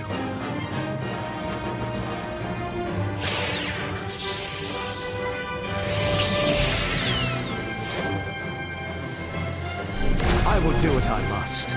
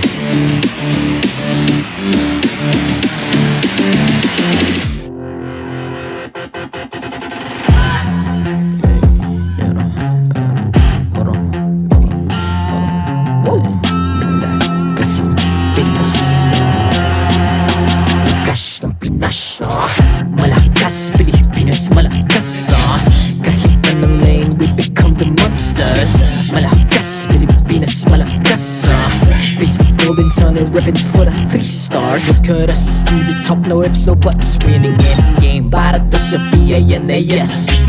Di mo matitinag aming boses sa new level. Nasa kalye man o mobile, you know I become a legend. Open fire, we unite, we winners. Built with pressure, like diamonds are made of. Switch na lane na parang gera. HP racing, may reset up. Built tagatang buhat ni Hilda. Full load SS parang Laila. Susundan ko ang iyong bakas. Kasama patas, tagumpay natin to. Dahil tayo'y malakas. Para sa Pinas.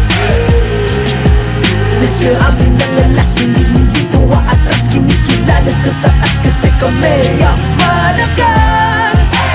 Para sa Pinas. Nasa amin ang alas, hindi tuwa atras. Kinikilala sa taas, ganito kami sa Pinas. Wow! Hold on.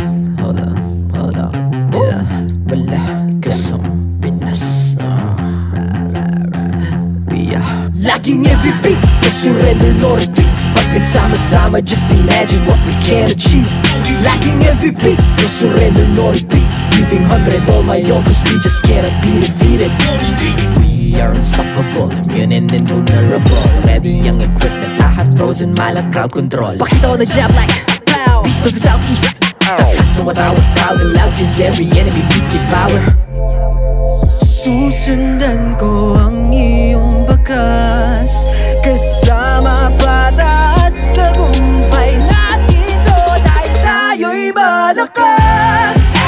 Para sa Pinas, nasa amin ang alas, hindi ko aatras, kinikilala sa taas, kasi kami ang malakas. Para sa Pinas, nasa amin ang alas, hindi ko aatras, kinikilala sa taas, ganito kami sa Pinas.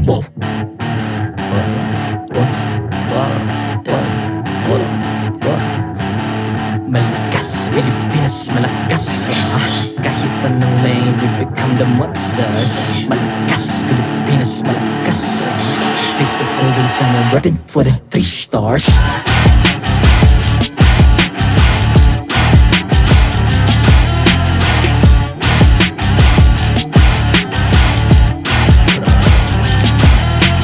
Ang lakas ng Pinas, reunite, be the stars. Ang lakas ng Pinas, reunite, be the stars. Ang lakas ng Pinas, reunite, be the stars. Ang lakas ng Pinas, we the stars. Ang lakas ng Pinas, reunite, we the stars. Ang lakas ng Pinas, reunite, we the stars. Ang lakas ng Pinas, reunite, we the stars. Ang lakas ng Pinas, we the stars. The 14th season of MPL Philippines is brought to you by the following sponsors. Smart, the official telco partner of MPL Philippines Season 14. The official tournament phone of MPL Philippines, Infinix GT20 Pro. Official supplier, EMC Asia and Index Salon. Don't miss any MPL action by following our official Facebook and subscribing to our YouTube channel. Follow MPL PH on TikTok for more content. Experience the Lakas ng Pinas playoffs of MPL PH Season 14 action live at Green Sun Hotel. Grab your tickets now via official MPL PH website. You can also get a chance to win 1,000 diamonds by sharing your hashtag MPL S14 live experience on Facebook and TikTok. And to ensure the equality and fairness of our games, MPL Philippines is also monitored and supervised by the Games and Amusements Board.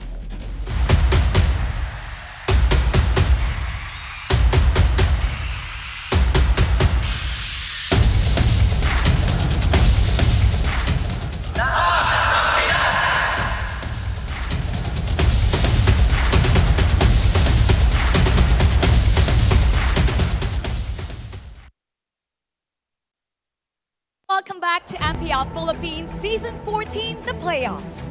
We have a very important announcement to make. Because of you, the audience, the fans, the supporters, MPL has reached a whopping 1.3 billion hours of watch time.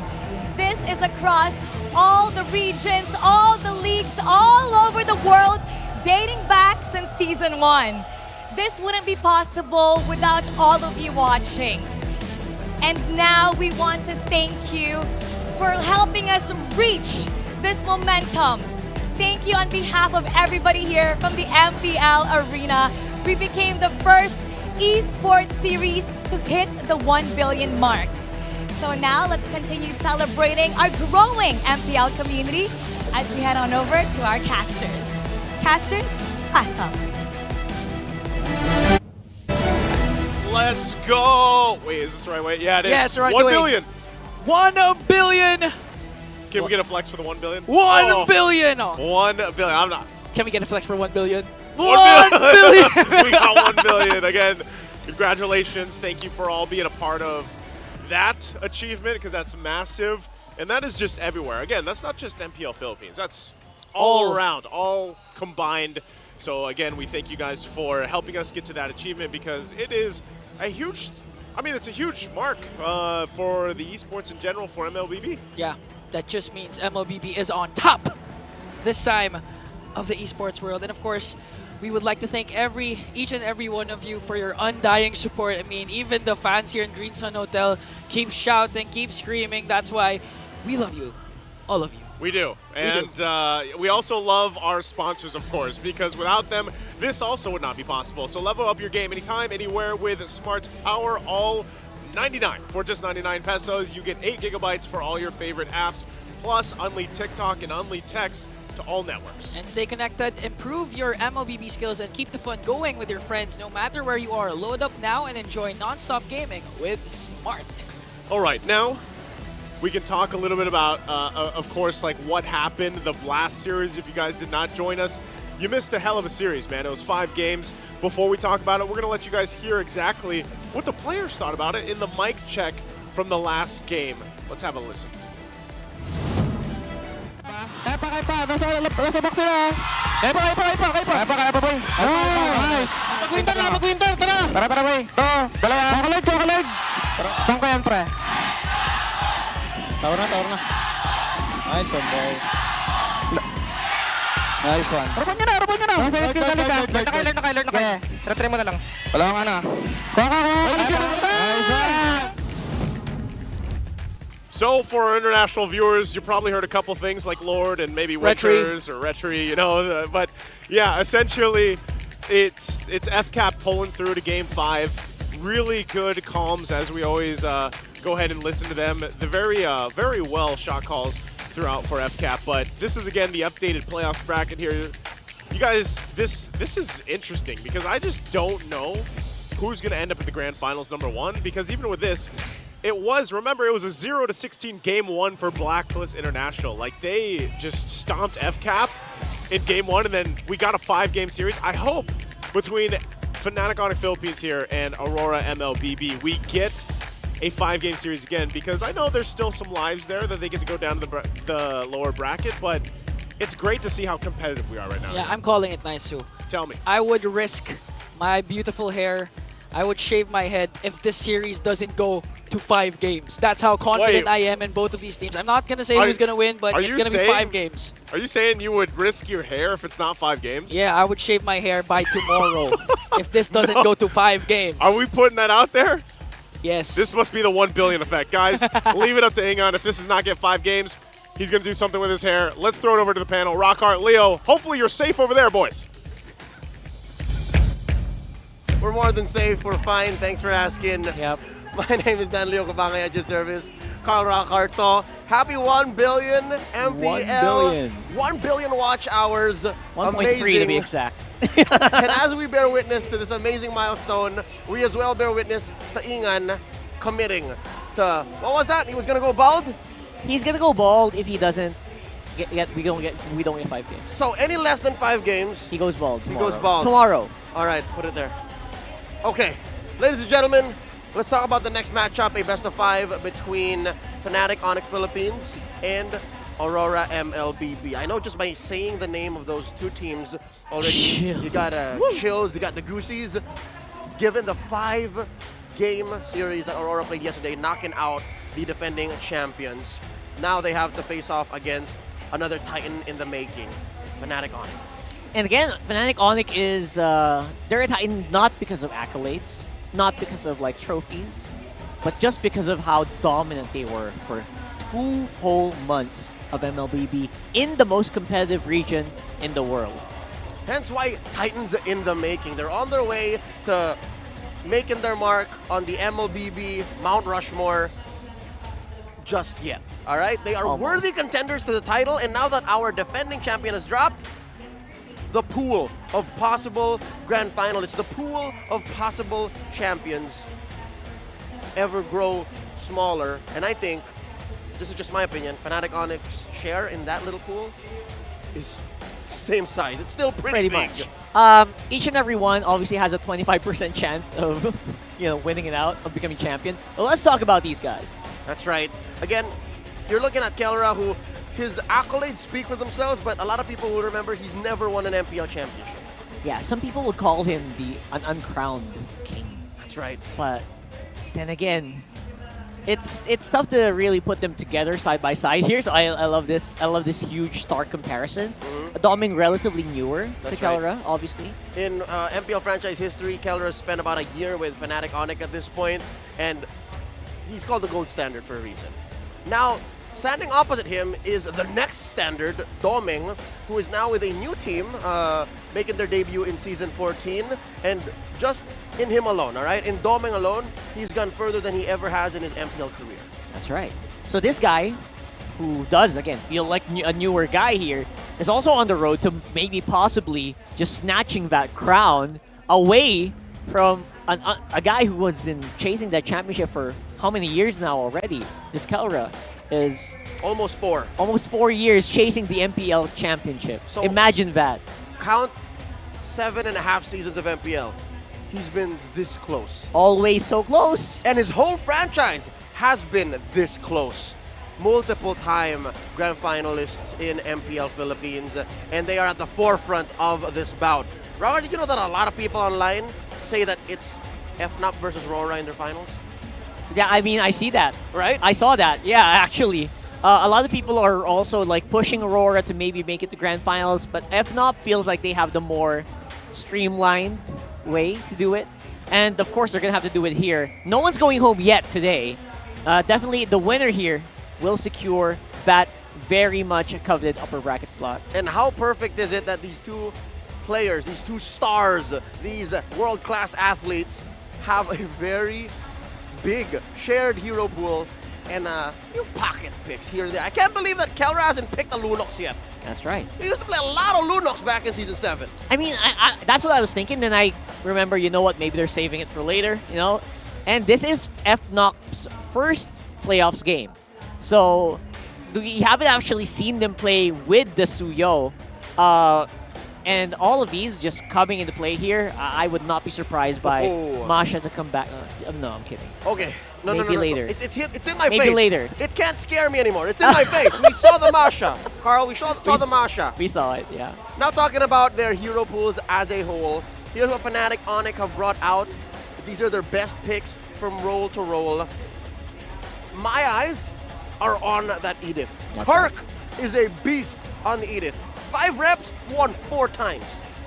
And in all these reps, I think you can kind of just get into it that Edith is definitely going to be highly contested, not just because of that, because of Kirk and Edward, but because the roamers are also quite flexible as well.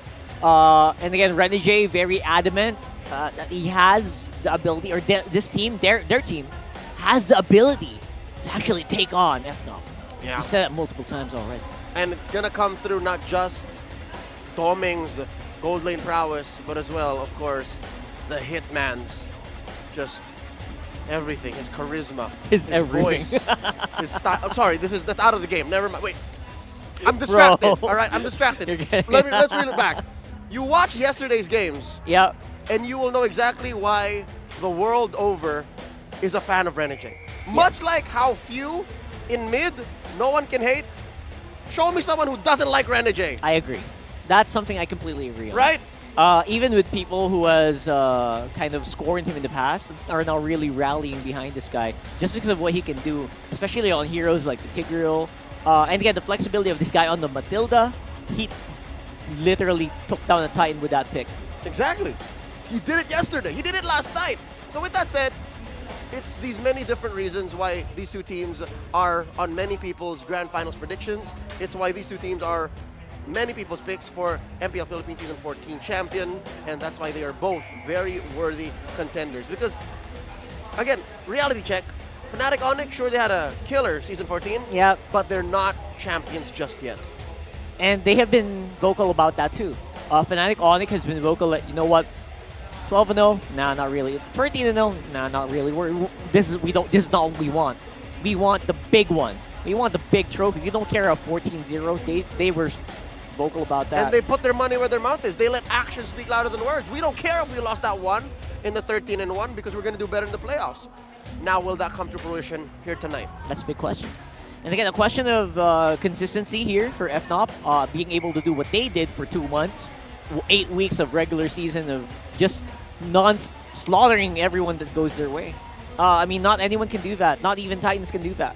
That's something they've proven. Even Titans fall. Even Titans stumble. If you'll remember earlier today with the 16-0, but a lot of Bs would tend to forget about that. This is all about FNOP versus Aurora here tonight. Aurora, I think they're the same shape as Blacklist. I think they are going to go into Game 1 guns a-blazing. Yeah, for sure. Not the actual Guns of Claude. I mean, we'll talk about the picks later, but maybe. But right now, the gold laners actually are the becoming the primary focus. We're gonna have to really talk about that later on, but that's coming in just a few minutes. This is the part where you guys come in, all right? Sonics, I'm talking to y'all. Extended members of the Super Fam, I'm talking to y'all. Auroras, I'm talking to y'all. Members of the Northern Lights who come in to that little cafe you have that watch party on week in, week out in Mandaluyong City. This is for all of y'all. Show your support. MPL fans all around the world and in the Philippines, who do you think will win this match? Fnatic Onic Philippines or Aurora MLBB? Vote now via the online poll. I want to see the numbers on this because both fan bases are ginormous. They at this point, FNOP has probably overtaken a lot of the major fan bases through sheer, pure winning. And skill. And skill. And of course, Kirk's next door boy's charm. And don't forget the Sigma guy. Oh yeah, of course. Yeah, the Sigma guy. Oh man. King Kong. If there's another player here in this outing that I would just glaze up, is King Kong. Is King Kong. The guy really does capture the hearts of men and women alike. And everyone else. Got amazing Ling. They Amazing call him Ling Kong. Ling Kong. We grew up in about the same neighborhood. He was just like a stone's throw away. Really? Yep. Wow. I grew up in Fort Bonifacio. You grew up in Signal. That's like a stone's throw away. You could have asked him for Fanny tips because that's probably coming in here. Explains why I'm a Bane main. Probably does. It's very close. Yeah, it's in the neighborhood. But I never picked up the mechanics. I'm more of a macro guy. But regardless, jokes aside, ladies and gentlemen, there's a lot in store for y'all. Again, even last night, you'll remember Edward from XP. He carried the game with the Terizla. Yue, ever reliable. Super Frizz, the silent anchor for Fnatic Onic Philippines. Anyone we're forgetting? Maybe that guy? No. Brusco! Brusco! Yeah. How about Brusco? He was peeking out. Renegade was peeking out behind you. Didn't know. Oh, I was. I'm sorry. I was. That's why I was pointing, man. I'm sorry. I'm too locked in. The guy is right there behind. I'm too locked in. I have trained myself to not get carried away with Renegade when I'm on broadcast. I'm a professional like that. You're a professional, for sure. Regardless, ladies and gentlemen, the draft is almost upon us. And of course, we still have to welcome our players. And I think we're going to hear from the Auroras and the Super Fam in just a bit. You know what I'm excited for? What? The Super Fam Palag. That's super. Oh my goodness. Who's going to talk there? Exactly, because for the longest time, they've spoken with actions and just loud noises. I wonder what their actual palags are now. Yeah, now that the players, the players are relatively, they don't want to do it as much. Yeah, no. But I'm sure the Super Fam, the Onic community, has a lot to say. Who is it, too? And what are their lines? That's true. I mean, we're going to find out in just a few moments. I know for sure that Coach Mars of Fnatic Onic ID is here. Yeah, we saw him earlier. Coach Jeb is here, too. Not Coach Jeb. Coach Jeb. Coach Jeb. The guy who kind of looks like Yeb. I saw it. Oh, yeah, you're right. He's not working today, but he's here. If you know, you know. I'm wondering if he's going to come into play. That's probably it. And all the family, the whole fam is here. I am super stoked. And everyone, by the way, this is full capacity Green Sun. We are near the door here right now. Oh, my goodness. Everybody's Right coming there. in. So with that said, ladies and gentlemen, hope you guys are settled down. You have a meal of your choice, a beverage of your choice, and of course the rest of the evening. Because again, as Ingan said, he expects this to go all the way. He expects this to go 5. If not, he's going to look a little bit like this. So get ready. Everyone strap in. It's going to be a ride. I bet now he's just understanding what he just said. It's you can't take it back. Let's throw it over to the stage with Mara Aquino. She's with the Sonics and with the Northern Lights Roars. It's time for the face-off. Representing Fnatic Onic Philippines, the Sonics. Representing Aurora MLBB, the RORAs. Ito ang palag ng madla para sa Fnatic Onic Philippines. Ano ang palag mo? This time, kami naman yung mananalo. Para sa Aurora MLBB, ano ang palag mo? Omega MDL nga, wala sa Grand Finals. Don't you think it's a sign? Palag! Isang beses lang kami natalo sa regular season pero this time hindi kami papayag na hindi kami mananalo. Palag! It's Onic time? Nung season 7 pa yan. May bago na ngayon. Lights within! Palag kung palag! Fist bump! The Lanadon is calling. Few seconds for the enemy to reach the battlefield. Smash them! All troops deployed! Who will join the upper bracket finals? It's time to find out.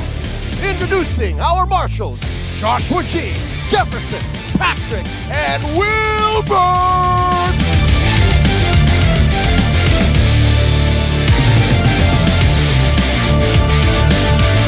The Sonic Super Family face off against the Northern Lights in this best of 5. First up, in the XP, it's Kurt versus Legend Zero Edward.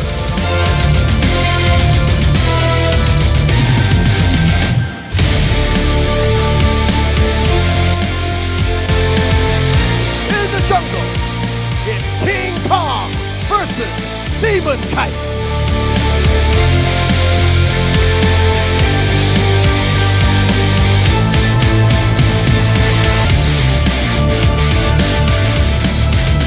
In mid, it's Super Friends versus you.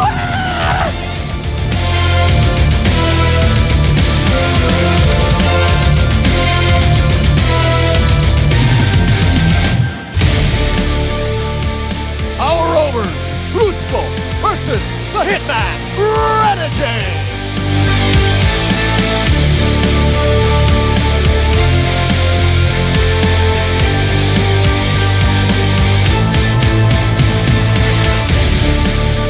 Gold, it's the gold standard Pelra versus the next standard Domi.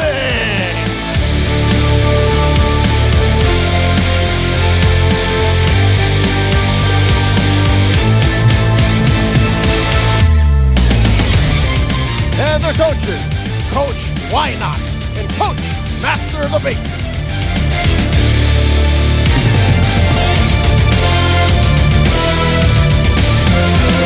All eyes on the upper bracket finals.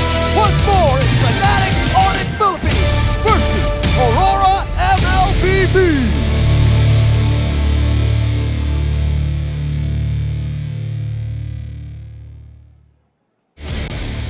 Here we go. Fnatic Onic coming in, it's the same 5. I think there was just about 1 or 2 in the regular season where Miles came in. That's right, and this is definitely the lineup that you need to face, that you needed to study if ever you wanted a shot at the MPL Pro, because you know every single team is going to have to go through them, but no one, barely, has ever succeeded.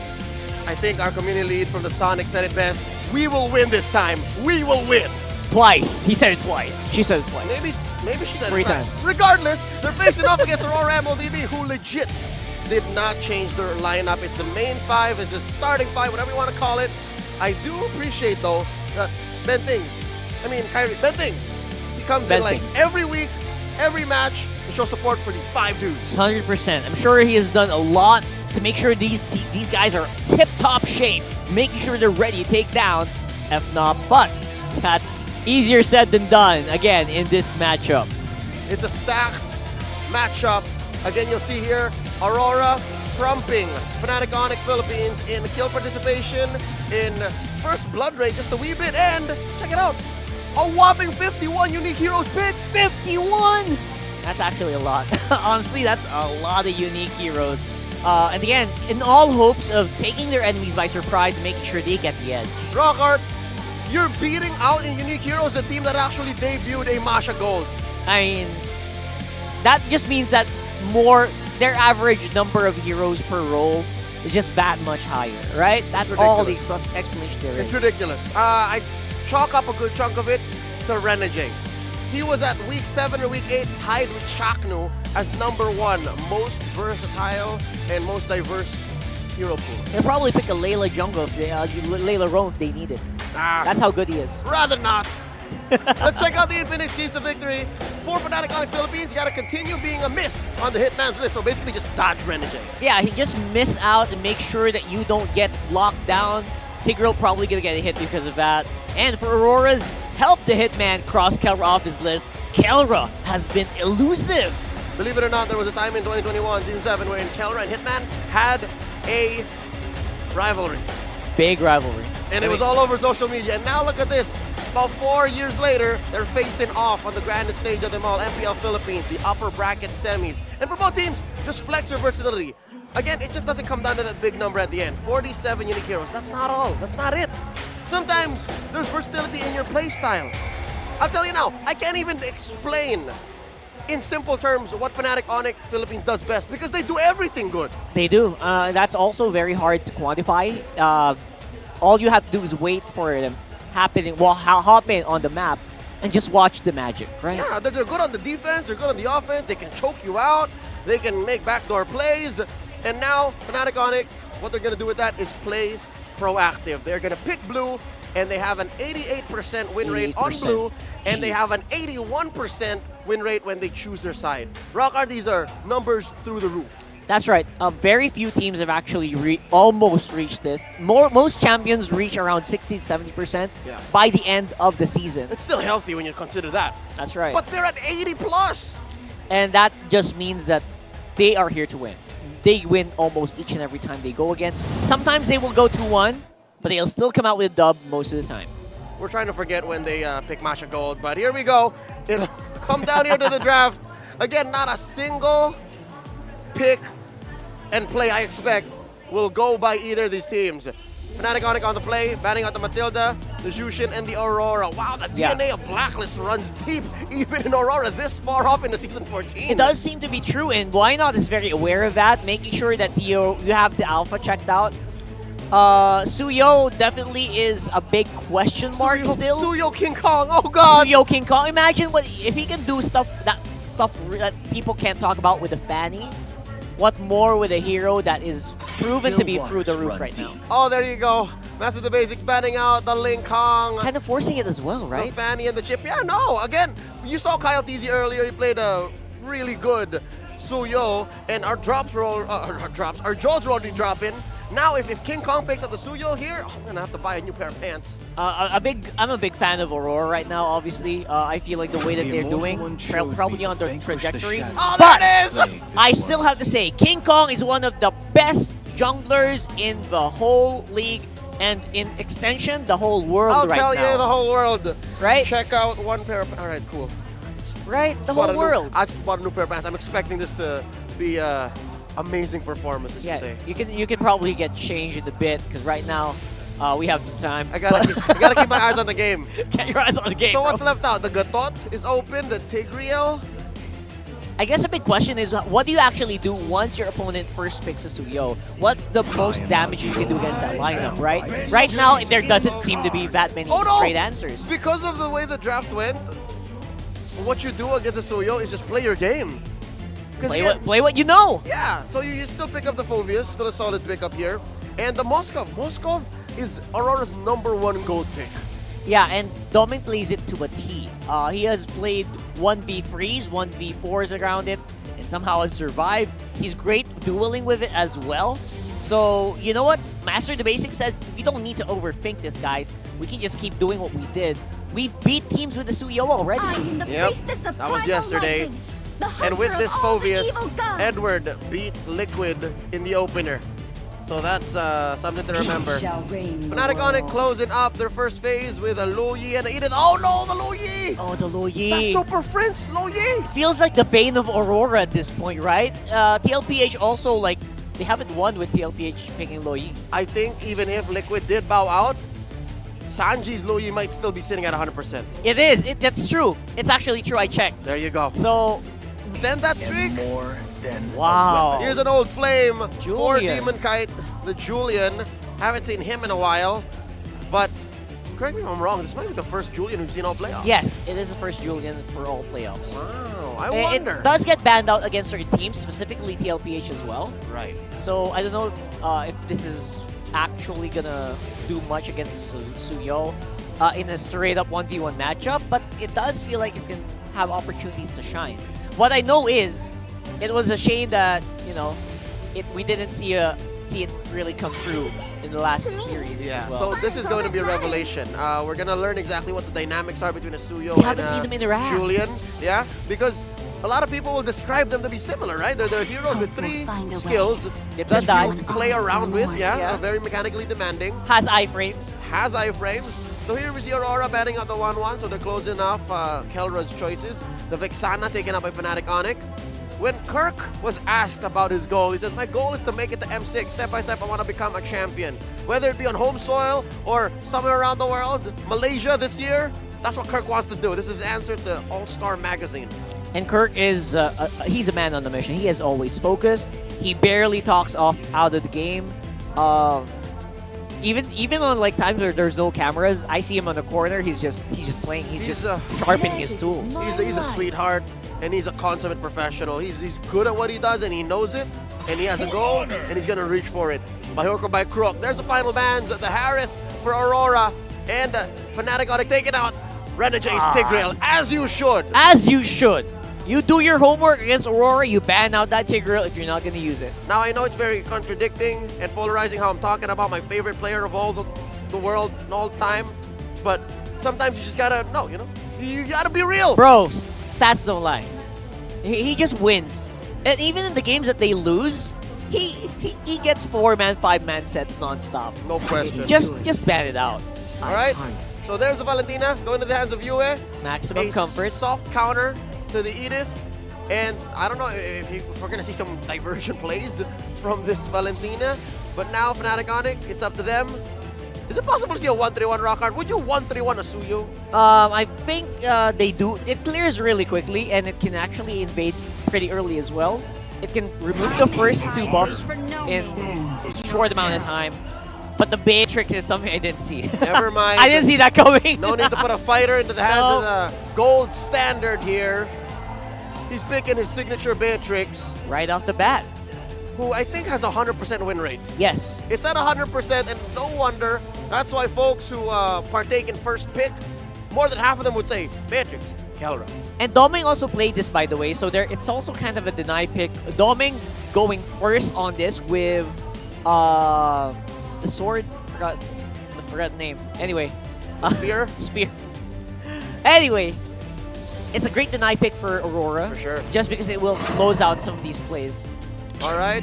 It's a Rome Terizla. Right. I'll be damned. I love it. It's not the first time. I love it. Yeah, it's not the first time. Yes. But it's still an off-meta pick. It's Win still rate's not that high, but on the roll, but... It's still a little spicy. Spicy, yeah. It's gonna have to do some magic. It's squishier than the usual Terizla we expect, so don't expect it to be super duper tanky, but it can set plays early on. I mean, later on. I'm not gonna expect much from that Terizla. I'm gonna allow myself to be wowed since it is Renegade. But I think a good chunk of this match will be off the back of our side laner. Probably, right? Especially if Edward's on the Phoveus. Try to buy as much attention as you can to make sure that Domin can do his thing. Let's see if he picks up a Thunderbelt or not. Let's throw over to Ingan and Naisu to bring us into game 1. And here we go. Game number 1.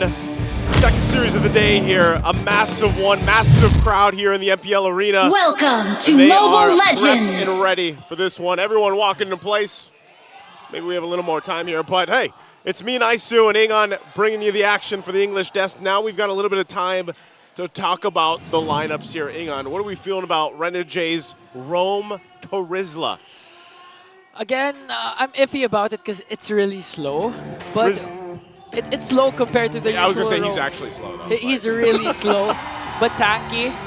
But at the same time, okay, we see the crowd is really getting hyped for both Fnatic and for both Aurora. Did you hear the community? There's some familiar face. Oh, that was Marky, too. Yeah, that was Marky. Marky, here with a couple friends, of course. This is why The CEO. we reached 1 billion views, guys. Why? You know why? Because of the undying support of all the fans. Not just the fans, but a lot of personalities, ex-players, former players, current players, coaches, everyone.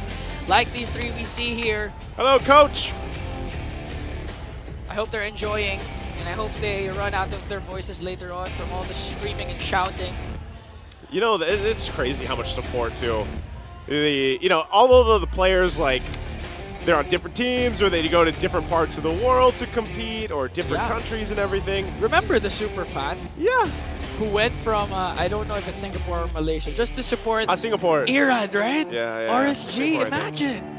And, you know, these are former teammates too of Kelra, of course, earlier from, you know, when they were all back in Smart Omega. So all the support, and again, hitting that 1 billion watch hours. I'm sure, like, even because I know we have our playoffs happening right now, I'm sure the other MPL regions that have their playoffs in the preceding weeks will all celebrate that milestone as well. By that time, it's probably going to be even, I don't know. What did Rockhart say? Something it was like already at like 1.3. 1.3 was it? 1.3 billion after this playoffs. For sure it's going to get bigger and bigger and bigger. Well, you know what? You know, maybe we reach 2 billion by the end of the year. Because M6 is up and coming. Ah, man. That's a good question. I wonder how many watch hours happens in an M series. Too much. Dude, I will have to say the Sonics have grown massively just themselves. Like the crowd. Like if you think about over the seasons, like the fan base here has really grown. And I don't know. Maybe it's also partially due to the just like it's a good-looking bunch. Yeah, you know. You want to grow your hair out? Kimpy, please extend this to Game 5 because I want to grow my hair. You want to grow your hair out? You better hope we get to 5 games because if you guys missed it earlier, Ingan did say. Can you not? I'm sure people have already clipped it. If you haven't clippers out there, clip that because Ingan said if it doesn't go to 5 games, he's shaving his head. I didn't say when though, not tomorrow. You did. You said tomorrow. Okay, I know. I'm confident. We will reach 5 games today. You've seen the performance of Aurora yesterday, taking down the defending champions. We see Seth right now getting ready to call the game. Take us back into the land of dawn. 3, 2, 1. Bam! Boom! Come on, where's the trend? There we go. We're a little off with the time. We're okay.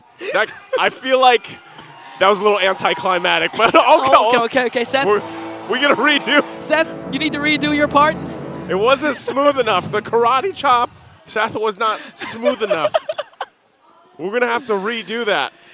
Can I just say, oh my God, I forgot what I was going to say. Yo, you know what? You can't start a sentence as, can I just say, and then forget. Can I just say, I do agree with the fan base of the Sonics really ballooning up. Because you can't blame them. I mean, 13-1, if we're going to go back to the run of a Fnatic Onic Philippines this season, started out with the best record in MPL PH franchise history. When we say franchise history, it's around season 7 or 8, something like that. I have to double check. They went 13-0. Unfortunately, got defeated by Smart Omega, who bowed down yesterday. Yeah, their final game. Reached game number 3. But still, the question is, can they carry their momentum towards the grand finals, towards playoffs? Because last season, they had an early exit, right? So they did. So it's like... You know what people have been saying all regular season? What?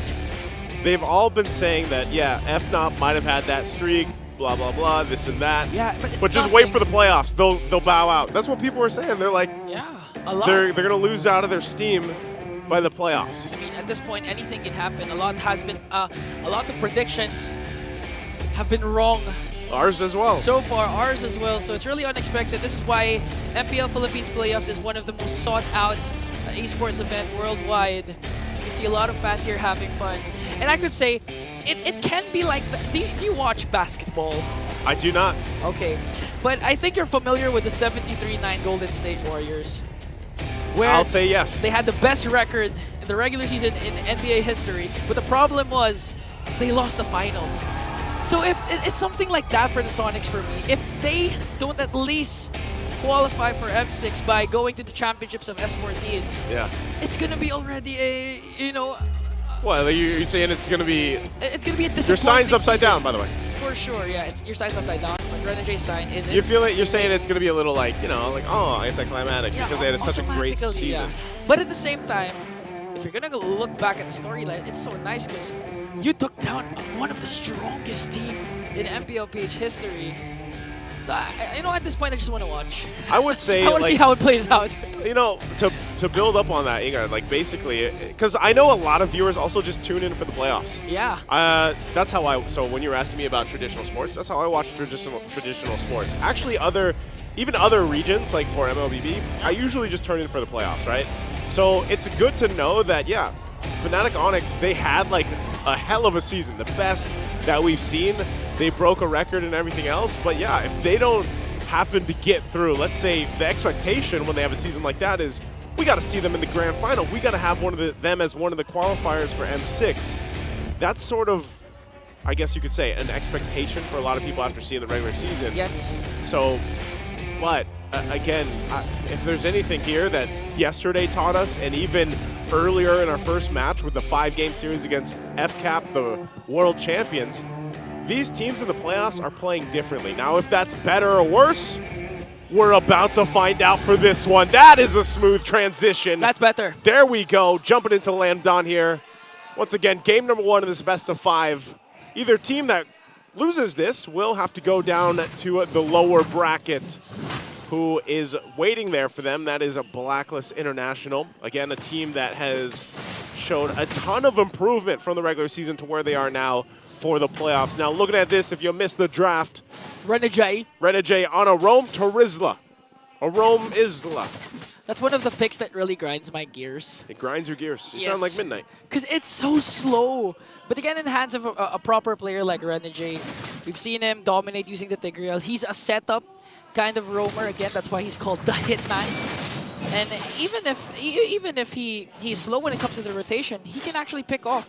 Especially when the penalty zone connects on crucial moments and aid Doming and Demon Kite to just, farm up early on, get those objectives that they need, get the necessary, the objectives that they need again, and dominate the early game, especially since they have the Julian, which in this case, he only needs 3 levels to have his power spike. I would say for me, the Julian and the fact that you have King Kong on the Suyo, aside from the heroes, that being a very interesting matchup, because you just don't see Julian pop up too often anymore. I can't, the matchup themselves between the junglers, Demon Kite and King Kong, is so exciting because they're very mechanical players, and they love the assassin picks too. Pretty much everyone is playing them right now. But Demon Kite in general, we saw what he was capable of doing even against some of the best junglers in the league. He is one of them. And King Kong now, I would say, when people have been watching him through the regular season. Oh, hold on. Oh, a good catch right away. Kirk flickers in. Edward manages to escape Super Friends, but the flicker in, but not going to catch Edward, though. Counter-attack coming in from Aurora. They might bring down Super Friends in the first blood. We'll go to you. Fnatic works on to get the turtle, but they're not even done. They're going to catch one more. Demon Kite is going to fall down. They want to extend the lead by taking down Renegade. Renegade's Charisma, though, too slow to escape. Wow. The attack coming in from King Kong. Diversion play will ensue here as they also bring down Yue. When you thought that was a good clash, a great clash from Aurora, Fnatic Onic just turned things around unexpectedly. I thought they were just going to go for the turtle and that's the trade. Stop it at there. And that was, again, I don't know if we're going to see it, but a replay would be great because that was so great. They punished Super Friends for missing, by the way, and aggressively flickering. They punish them. A King Kong actually stops the turtle for a little bit, re-engages, gets the turtle, and then they get a couple kills. So FNOP goes up, turns a bunch in their favor. And it could have gone really bad if it was just a punish on Super Friends for flickering forward, but man, that's hopefully a preview of the series as a whole that we have unfolding in front of us. Here we go, jump in from Brusco. Brusco goes with the AOG Kelra. Look at the rockets coming in from Kelra, bursting down Renegade. That's a great pickoff once again from a very active Brusco. Now, so far, we've been seeing Gatot Gacha in the playoffs having a hard time, but Doming, though, getting zoned out by King Kong and Brusco. See, I'm saying, when you're a Terizla and you're seeing Gatakacha do that. You're only hoping, you're like, man, I wish I could jump into the air across the map, you know? So it's almost got to be up to UA to be like, yeah, I'll take the Avatar of the Guardian, and hopefully I can do that. Because Renegade essentially, like you said, he's slow. So if the flicker's not available and you're a roamer, it's not like you're going to surprise people like an Avatar of the Guardian. Like, they're going to see you walking over with your huge mace, and then you got to jump towards them. And if you don't have a flicker, it's much more difficult as a roam Trizla, for example, to pull off that value, that amount of value that, you know, Brusco, as long as his ultimate up, there's value there. So second turtle is quickly going to the hands here of FNOP. Well, whoever gets the turtle will get huge value, but Fnatic Onic, after getting the turtle, wants to go for more. Gonna bring down Demonkite and Renegade. Even Edward, despite the Infernal Pursuit, they will catch him. Kirk's gonna pick up a kill on to Edward. No trade once again for Aurora, and now a diversion play. They're gonna send out Kellera and Brusco. This is very quickly turning into a snowball fest right now for FNOP. Wow, even that. Just threat enough that Domeng actually flickers. Because, look at this, another jump. They're depriving Demonkite of his orange buff, but not just that, he's also going to take his own life. As King Kong once again gets a kill. And now flexing onto Edward. A dominant start for the Sonics. They're feeling it. Fnatic Onic Philippines is feeling it right now, and I don't know, man. There's something about this Gatakacha pick that teams are going to have to do, and that's why it's prioritized so much, right? Because of, look at the amount of pressure. As soon as that ultimate's up, you jump in. You can make a call, put pressure where you need to. Not only that, though, but there's so much map pressure because there's also a Louis Yi. So as the game goes on, you have to deal with a multifaceted approach from Fnatic Onic Philippines, and RORA, you know, really, that's why they can, like I said, they can play around the fact that UA, yes, he can take one of the ultimates, right? He can take, most likely, that Avatar of the Guardian, but they have to have things really fall into place for them to just go ahead and get a decisive fight started in their favor. Now, with Renegade having the flicker available, that's always, you know, it's always an option, but when you continuously fall behind like this, we're talking about a massive deficit for Aurora. It's going to be tough to even fight if they even get that setup right here, because even Demonkite falling behind. Okay, another catch from Kirk. Renegade is going to fall down. Spear of Destruction is going to connect, but is the damage going to be enough though for Aurora? Now they're taking away once again Demonkite's purple buff, and inversion play. They're going to catch Demonkite! Wow. Fnatic Onic just continuing the clash. Big damn. Big damn, big plays once again for the Sonics.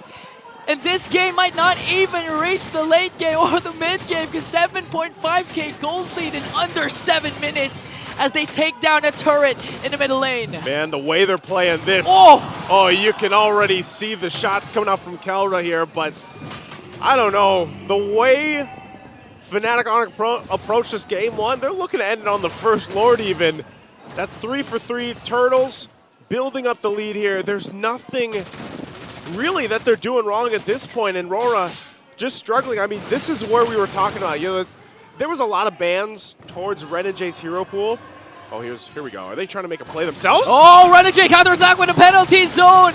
But again, is the damage going to be enough though? Kirk struggling at the damage with the primal round. Bruce goes in with the AOG. They're going to bring down Edward. They're going to bring down Renegade. And now they have a diversion of their own. They want to go for more. Gonna catch you. Next target is Demonkite as King Kong brings him down, and only Domeng remains. They still have their inhibitors and the holy shields, but the recalls, the thunder, the lightning shines brighter than the northern lights of Aurora as they want to end this game as quickly as possible. Gonna take down an inhibitor in the middle lane. I can't recall when I've seen a team play with this much aggression and have this kind of lead this early on. But Fnatic Onic Philippines is definitely playing like a Sonic here because they're still pushing to the base. Look at the shots even coming out from King Kong with the Queller. So you're still 40 seconds away from this Lord here. And I don't know, they might be, you know, at this point, it seems like RORA is just kind of, they want to make some desperate moves to try to turn the tide. Yeah, eventually Aurora's going to lose if Fnatic Onic plays as disciplined as possible and gets the future Lords. So I do agree with what you're saying. They're just going to throw a Hail Mary, try and salvage a play, try to make the most out of the situation. Because honestly, 8 minutes, even before 9 minutes, Naisu, look at the gold lead. That's 12.9k for the Massive. Sonics. Kill scoreboard 15-1. You know, this is scary because I'm pretty sure Fnatic's hungrier this time. We can recall their last regular season series was a loss onto Omega. They want to prove the haters wrong, the doubters wrong. We have diversions coming in from Aurora. Who are they going to catch, though? Again, is the damage going to be enough? Even Kelra trying to bring down Dome. He will. 3 members are down for Aurora. In exchange for Kelra's life, Bruce can go in with the AOG. And a diversion play for Super Prince. They're going for the minions into the middle lane, and that's it. Game 1 is as fast. This is actually the fastest game this season. 9 minutes and 33 seconds for the Sonics. I did not think I would see a game end like this fast in the playoffs, and people questioned FNOP going into the playoffs after what they did in the regular season, and look at that. My goodness, what a game. What a statement for game number 1 here in this best of 5. Leo, Rockhart, what do you guys have to say about this one?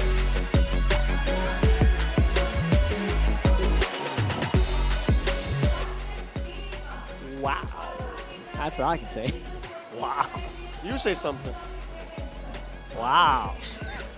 9:22 is the new record for the fastest game in all of MPL Philippines Season 14.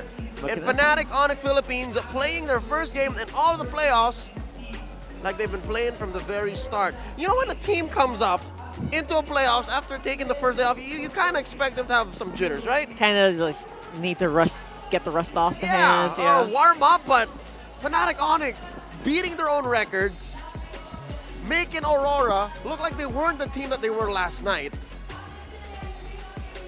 What does this say about Fnatic? What now the people who are online saying there's still the playoffs? It's a very different beast. I'll tell you what a different beast is.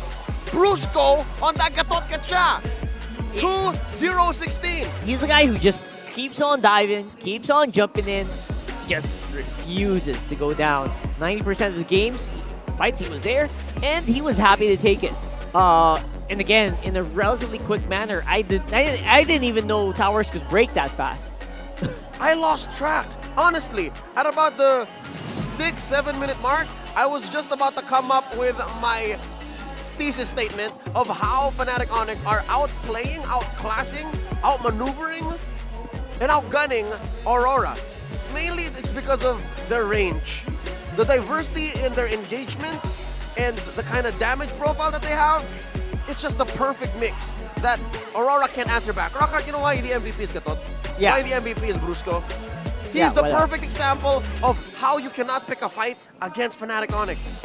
I mean, I guess he does embody that, right? If you pick a fight with me, you better make sure you can finish it because you can't run away. Exactly. Up close, I'll taunt you, and I will out-sustain you. Far away, I can stun like 3 of your friends, and then still fight. So you always got to keep me on my toes, or else you're going to lose out. And in fairness to Aurora, multiple times, wow, what a catch, by the way. 9:15 is the moment where my jaw dropped, and my new pair of pants could not come any sooner. Did you see that play? The answer to the diversion stolen away by Aurora? Dude, they were playing man-to-man. How do you man-to-man defense in a play wherein you're the defender? Yeah, I mean, it's just straight to the base. You go, I guess. You skip so many steps. It's like they're attached by the umbilical cord. That's right. I mean, it was not a perfect game by, there were some slip-ups here and there. They died a couple times. I think it was a sacrifice necessary to kind of speed it up and make sure there was no room for Aurora to actually fight back. Smart trades. Right? I would trade some kills just to make sure I could end the game right now. Something like that. Looking at the item builds here, Aurora, they couldn't build much, all right? Look at Demon Kite, forced to rush that Blood Wings on his way to a Feather Heaven, nothing. Looking at Renegade, couldn't even build a full item. Edward, again, being who he is, doesn't really like the Thunderbelt. Built his War Axe first, so that means he's soft. And again, this is also the reason why I don't really like Trizzle on drone is, that Integral, you can go all game long without an item. You could still make a big impact. That's right. Terizzle kind of has to stay there for a few seconds. And the fact that Body of Smith now scales, meaning if you end the game fast enough, that means Body of Smith would have capped at 20%, 25%. That's right. And you can't really maximize it. That's baby damage reduction. That's true. And you're standing there, and it's so hard to... No matter how skilled you are, by the way, no matter how good at you are at moving, at playing, at casting skills, if you're as squishy as hell, you might as well just pick another one. And that is the dilemma that Aurora has on their hands right now. They picked up good heroes, yes. Roll to roll. Asterisk on maybe that Tirizla. Good try, Renegade. NT. But big picture, it doesn't come together as good as how Fnatic Onic made theirs work. That's right. I mean, this is a lineup that can move across the map with relative ease. It can duel each and every lane, and you'll probably get a win 6 out of 10 times. And that's conservative numbers. That's conservative, right? I mean, initially, before they start playing, for sure. I think they already have like a 60% like advantage. Minus a snowball. But yeah, they did go into snowball mode as well, so that's like double damage, double the amount of pressure you could put out on the map in a short amount of time. There was no need for Fnatic Onic to actually speed up. Like, they could have won still at 12, 13, 15, but the fact that at minute 1 or 2, if I'm not mistaken, Super Prince forward flickered, that means he means business. That means they're all on the same page, that we're going to push our advantage as hard as we could to snowball out of control, and I'm sure that was just an additional check off the list, but they broke their own records, the fastest game in the season. 9:42. And again, I didn't believe it could happen in the playoffs, bro. Come on, that's like just they're just trying to outdo themselves. And again, if you're trying to improve yourself, that's the best thing to do. You just try to be a better version of who you were yesterday. And first, they did some magic, I guess, during the downtime, 10-day downtime. Some Onic magic. Onic magic was pretty much around the corner. It was Fnatic-tastical. Fnatic. That's the word. That's the word. I believe you. This leaves us now to ask the question, what could have Aurora done different? Draft was fine. Their play was clean up until it was out of their control. Something tells me Midnight might have the answer. He might be able to give us a little more in-depth insights on what happened in Game 1. Fastest game ever, and here's how it went. Magandang buhay, my name is Auntie Nara, and welcome to the analyst stand kung saan break lang naman ng Fnatic Onic Philippines ang kanilang record na CNET in the regular season, and the entire lineup of Fnatic Onic Philippines, the super family, on its own has lockdown. They have the ED and they have the Gato Pacha. And what makes this special is the fact that Brusco doesn't hesitate casting the Avatar of the Guardian whenever he can. We see in the early stages of the game, he caught Renny J towards that turtle pit, and that paved the way for them to be able to amass a huge amount of gold earlier on into the match. 5 minutes in, they had 1k gold per minute, and then when the time came, they had 11, 12k gold against their opponent. The entire lineup of Fnatic Onic Philippines moved so fast to the point that Aurora MLBB wasn't able to respond properly because they have the ultimate coming from the Louis, the lockdown coming from the Edith, the Gatot Pacha, the damage output coming from the Filipino Savage. And if we are gonna look at the item progression, specifically coming from Kelra, he had the audacity to be able to build the Blade of Despair mostly because of the fact that he was able to farm earlier on into the match. It didn't come to a point wherein Kelra was suffocated in his lane because we saw how Aurora MLBB wasn't able to respond, as I've said earlier, and the tempo and the momentum of the entire matchup was dictated entirely by a Fnatic Onic Philippines. And as we see here, we've been able to see just how the Super Family sticks to their guns. Nakita natin kung paano ni Super Family sila all throughout the match because they stick together and they were able to do what they do best. It seems as if the regular season curse isn't true in the case of Fnatic Onic Philippines because they were able to execute their entire lineup properly, and that is how they were able to set the new record. But now, we'll head on over back to our panel. Thanks, Auntie Nara, for adding a little bit more detail into the breakdown of game number 1. Andy mentioned farm. Is because of the aforementioned factors of Fnatic Onic performance that just choked down the farm on Aurora. And number 1, not just farm jungle, okay? Every single lane's farm. And again, it just kind of boils down to resource management at this point. Throwing where you can afford to throw King Kong, at the same time juggling his duties as clearing your own camps. It was just efficient. It was so efficient, and that's the only way that you can reach this 9:42 game time. 9:34 is the final number. 9:34. Just got word from our producers, 9:34. And as well, a quick update. That's a 4-0 now, Rockhard. 4-0 on Beatrix for Kelra, and then 5-1 for Kirk's Edith. I mean, we don't count the stats here. Again, this is asterisk, including the stats from this match, but it just shows you their mastery. And again, if you're talking about mastery, who else? Who better masters a Beatrix than Kelra? Who, by the way, didn't buy a Sky Piercer. We don't want to start no online flame wars, all right? Of course. Consider what you just said, but yeah. Yes, it's true though. Here in this match. In this specific match, if you're putting in the bubble, it's hard to argue against Kelra's Beatrix, who I was surprised by his runner's apathy, turning it into a shotgun most of the time. And again, didn't build a Sky Piercer, didn't even bother with a Sky Piercer because they knew they were going to end this very quickly. He didn't need to save up. Again, he knew that the game was ending soon, and the rest of the team knew the game was ending soon. And that's how we end up now at game number 2, 1-0.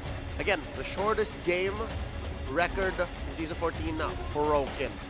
Considering what happened and all of the factors mentioned, how this how we come to this, like 9:34. Yeah. What are our best practices for Aurora? What do they take in the game? What do they take in the game number 2? I'm gonna just say, don't bother banning out heroes like the Suyo, the Fan.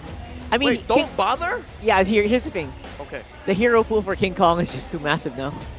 He has too much. He has so many heroes now. Maybe just try to choose your poison better. Allow Demon Kite to at least have a fighting chance. Yes, that's my point actually. You can't really efficiently ban out first phase against King Kong, so I believe just try to make space for Demon Kite so that in the draft you can get a better pick for him earlier. Something tells me we also have to watch out for the Tigreal. I mean, it did show its face in the bans earlier. Yep. But just checking the stats, it's both Roamer's #1 pick. Brusco and Renegade. Tigreal, Renegade. Not surprised. Tigreal, Brusco, it's just things of beauty. Mwah. So don't bother. Yeah. But you know what, for me, in terms of the Sonics, I believe it was so smart of them to actually kind of force Renegade into a pick that's not a Matilda, not a Tigreal. Yeah, how they managed to do that? Like, is the meta so bad for heroes like Minotaur? They lost on the Minotaur yesterday. Yes, they did. At this point, I'm still trying to forget what happened there in Game 4. Don't watch it. It was so watch quick. the highlights, but so quick. It's a quick game anyway. Game bad. 4, yeah. Renegade played a Kaja yesterday. Hey, it worked. Maybe that worked. Maybe you could go. That worked. Play for the Kaja Beatrix. I mean, it was really spicy. That was spicy, but yeah, no, Fnatic Onic is not gonna fall for that. It's so mechanically linear. Like you can see it. They can probably see it from a mile away. We'll talk about that more in a bit. I'm sure I would love. I think we can base it once we know who goes first. Yeah. Right. That is a side selection coming up in just a bit. But first, we would like to invite everyone to celebrate the achievements of our teams, our players, and coaches in the Alamat Awards. That'll happen on the 3rd day of our playoffs tomorrow, October 18. Mark your calendars and be a part of the Alamat. And you don't want to miss out who becomes a legend as well. Again, these are not like the Hall of Legends. I think we might just move that soon. That's gonna be happening some other time. But for now, we want to know who like the regular season MVP is, right? Rookie of the season. Stuff, Rookie of the season. Most improved. And all of that is coming. We're going to reveal all of that tomorrow. So make sure to set your alarms. You never know when it's going to happen. Maybe start of the game, maybe start of second series. And all the more, it's another chance for you to see if your vote paid off, because this guy didn't. Yes, that's correct. It's factual. I missed the deadline. I tried, but I missed the deadline. Catching up to MPL workloads takes its toll, but hey, he'll be here tomorrow. We'll all be here tomorrow to celebrate, and that's enough. Personal pick, let's just air out personal picks. Yeah, okay. Most improved, I think, is Perks. He went from 0 to 10. Sure, my most improved was Andorio. I mean, come on, that guy was a beast. Regardless of where they are ranked. Anti-OMG, but I still think, yeah. Yeah, right? So far, people have transformed. And here we go. All right, more of the Alabama Awards tomorrow. Again, come on down, celebrate with us. Let's talk about side selection. Game 2, away team chooses, and away is Aurora. They say blue. They're at 59% win rate on blue, and their prio pick win rate is 54%. Call it 55. Let's call it 55. That's not bad. And again, these are averages. It's kind of easy to forget once you know who's on the other side right now, and it's FNOP. And these teams don't care about averages at this point. Rockhart, besides numbers, something just dawned on me. What? Fnatic Onic average game time started at 16.26 minutes, or 16.26 minutes before the game 1. That 9:34 victory is going to pull that average way low. Way low, for sure. I think they're about to become #1 fastest. And I guess that's one of the keys as well, right? Like making sure that you can kind of close out these games before they actually get started. That did the trick for them in a lot of lineups that want to go late game. So you know what? Onic knows when the team is kind of trying to buy time, and they know how to stop that. So here, I think Coach Why Not and the rest of Fnatic Onic, they read the room, and they say Aurora is a late game team. Let's end it quick. That's right. And again, tools that can do that probably are in their pockets right now. Like the Fanny, the Lo Yi can rotate to gold laners who are struggling. Yep. Right? So the Ling can do the same. The Ling, Even exactly. if it's technically a scaling hero, the way King Kong and the rest of Fnatic Onic play it could change that. That's right. King Kong is called Ling Kong for a lot of reasons, and one of them is that he can fight and he can find these really weird scenarios where he can still get an edge even if he's behind. Yeah, we've seen his Ling in the regular season go up to like 10, 11 minutes without a single kill, and then just suddenly end at 15, 16. That's right. Like, it's just from out of nowhere. So with that said, we're about to head into the draft. Again, RORA at blue. So there's a lot on the plate for Coach Master the Basics, Coach Dexstar, Fnatic Onic, Coach Why Not? Coach Hayes barely even breaking sweat. Yeah. Can't forget about Sky King Ling Kong. Hey, are we allowed to say that? Not really. I retract that statement. You're starting up a lot of ish online, Rockhart. I retract that statement. All right, here we go. Opening volley for Master the Basics. The Lo Yi, the Fanny, and the Zhu Xin. All right, so at least they kind of do their homework. The two people that we mentioned that can really pick off struggling gold laners, the Lo Yi and the Fanny are banned out. That leaves a lot here, to be honest, for FNOP. Do you want to ban the Tigreal now? I am not the only one bound by Do these. you want I to don't ban think now? so. Tigreal ban came in later. Yeah. This is just covering their bases, Coach Why Not? The Chip, the Matilda, and the Immortal Mobius. One chose me to That's a vanquish Suyo. the shadows. Suyo. Safe enough. Do they go Kaja here? I don't think so. I don't think you rush the Kaja. Yeah, we're talking about like straight up counters for Suyo. You can get the Gatoti. You can get the Gatoti right now. Spoiler alert, there's no straight up counters for Suyo yet. Or Edith Valentina. Oh no, Edith Gatoti. All right, don't very care. solid picks right now for FNOP, making sure that their front line's locked in. They don't care, so you go Valentina. Oh, do you go to mid trio? Is that it? Yes, mid-trio yes. For Aurora right now? This is a perfect. I don't know if FNOP is setting up for. Oh, we have an Edith. You should pick Valentina here. Right? Yeah. Right. That seems to be the play. Feels like a trap though. Definitely. Right. I think it's a trap. I think it's a trap. Either way, you still want to go Roamer here, probably. You want to lock Integral here. One or the other, yeah. Look at this.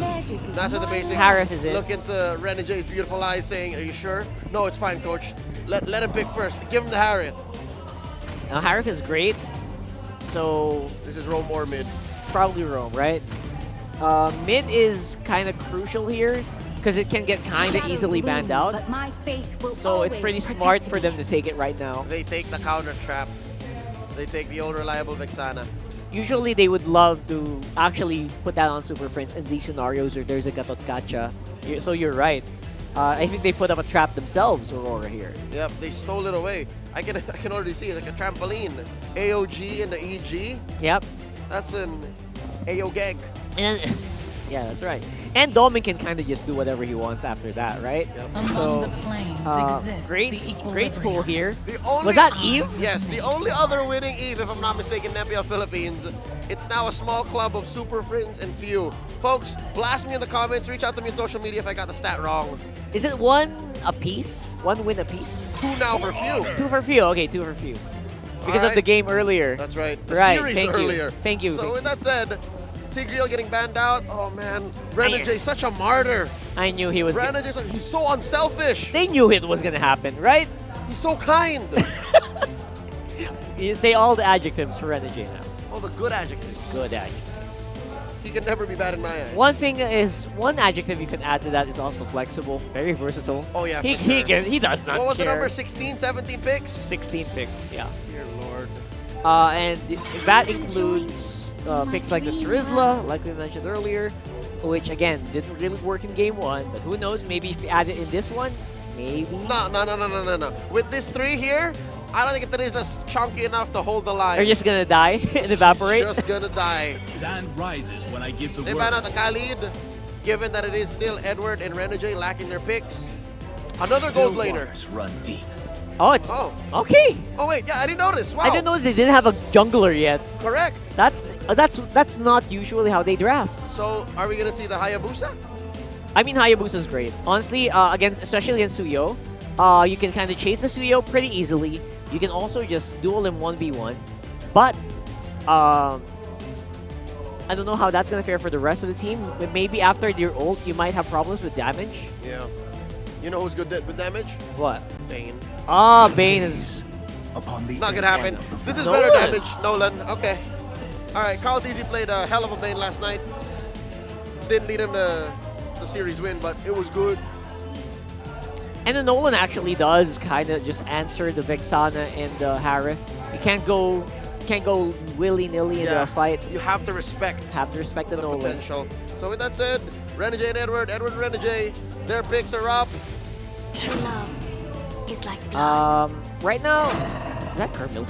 Yep. That's Carmilla. Carmilla into the Terizla. So at least now, we can rest easy knowing that this is a Rome Carmilla and the Terizla on Edward, who almost single-handedly won in the series against Liquid last How night. many picks for Renegade on the Carmilla? This is his second or third total. Third. Yeah, something like that. He's picked it once. And Lilia. Sorry, Wan. All right. All right. It's an old favorite for Kelra. All right. They can duel pretty well. Most of these people on Onic, again, they want to go fast. Go live and clean. Not allowing this game to go past the 18-minute mark would be their best bet. It would be advisable that they lean hard into the box. They got 2 boxes, man. Well, one is a circle technically. That's right. And take out the Harith, take out the Suyo early. It's actually really good. Shut him down just like they did in game 1. But here's the thing, they don't have any real hold for the Suyo. Their best hold to the Suyo is just kill it. Yes. The Suyo doesn't care about that box. He's just gonna vanish from existence and just walk out. Can FNOP do that? Can they vanquish Suyo? We'll find out as we go to game number 2. And here we go. Welcome once again to the English desk here. I'm Naisu, joined with Ingan. And you saw the lineup ratings. Welcome to to Mobile Legends. It's quite a difference. About a 7.5 versus a 4.9 or so. But this time around, we'll see if RORA can at least get to a later game. Because if you missed game 1, it was because it was a record-breaking, 934 or so. So we'll see. Adjustments here. Ingan, how are we feeling about the lineups? Okay, so far, I like that the Terizla is finally on the XP lane in the hands of Edward, because yesterday we saw Edward rock this Terizla. Huge win, huge gameplay coming in from Legend Zero. So, and looking back at the lineup rating again, Aurora has a more balanced lineup. So I think they can counter out or at least prevent the early aggression that Fnatic Onic plans to do. Yeah, part of this too is, I mean, we've seen this a couple times now, like Leo and Rockhart mentioned, you know, the Eve, it's only, what, maybe two players, right, that have found success on it. Few. Super Prince and Few being those two. Few players. Yeah, literally a few players. And, you know, for the most part, like, yeah, you want to fight around the box, but I think even regardless of the Eve or not, the big thing here is, once again, Brusco having his hands here on the Gatakacha, like, this is going to be a problem, I feel like, for RORA. Okay, the stun onto Brusco. You want to burst him down. Wow. But instead, Renegade is the one who's going to fall. First blood will be picked up by Brusco, the one they were targeting. See what I mean? Fnatic is turning it around.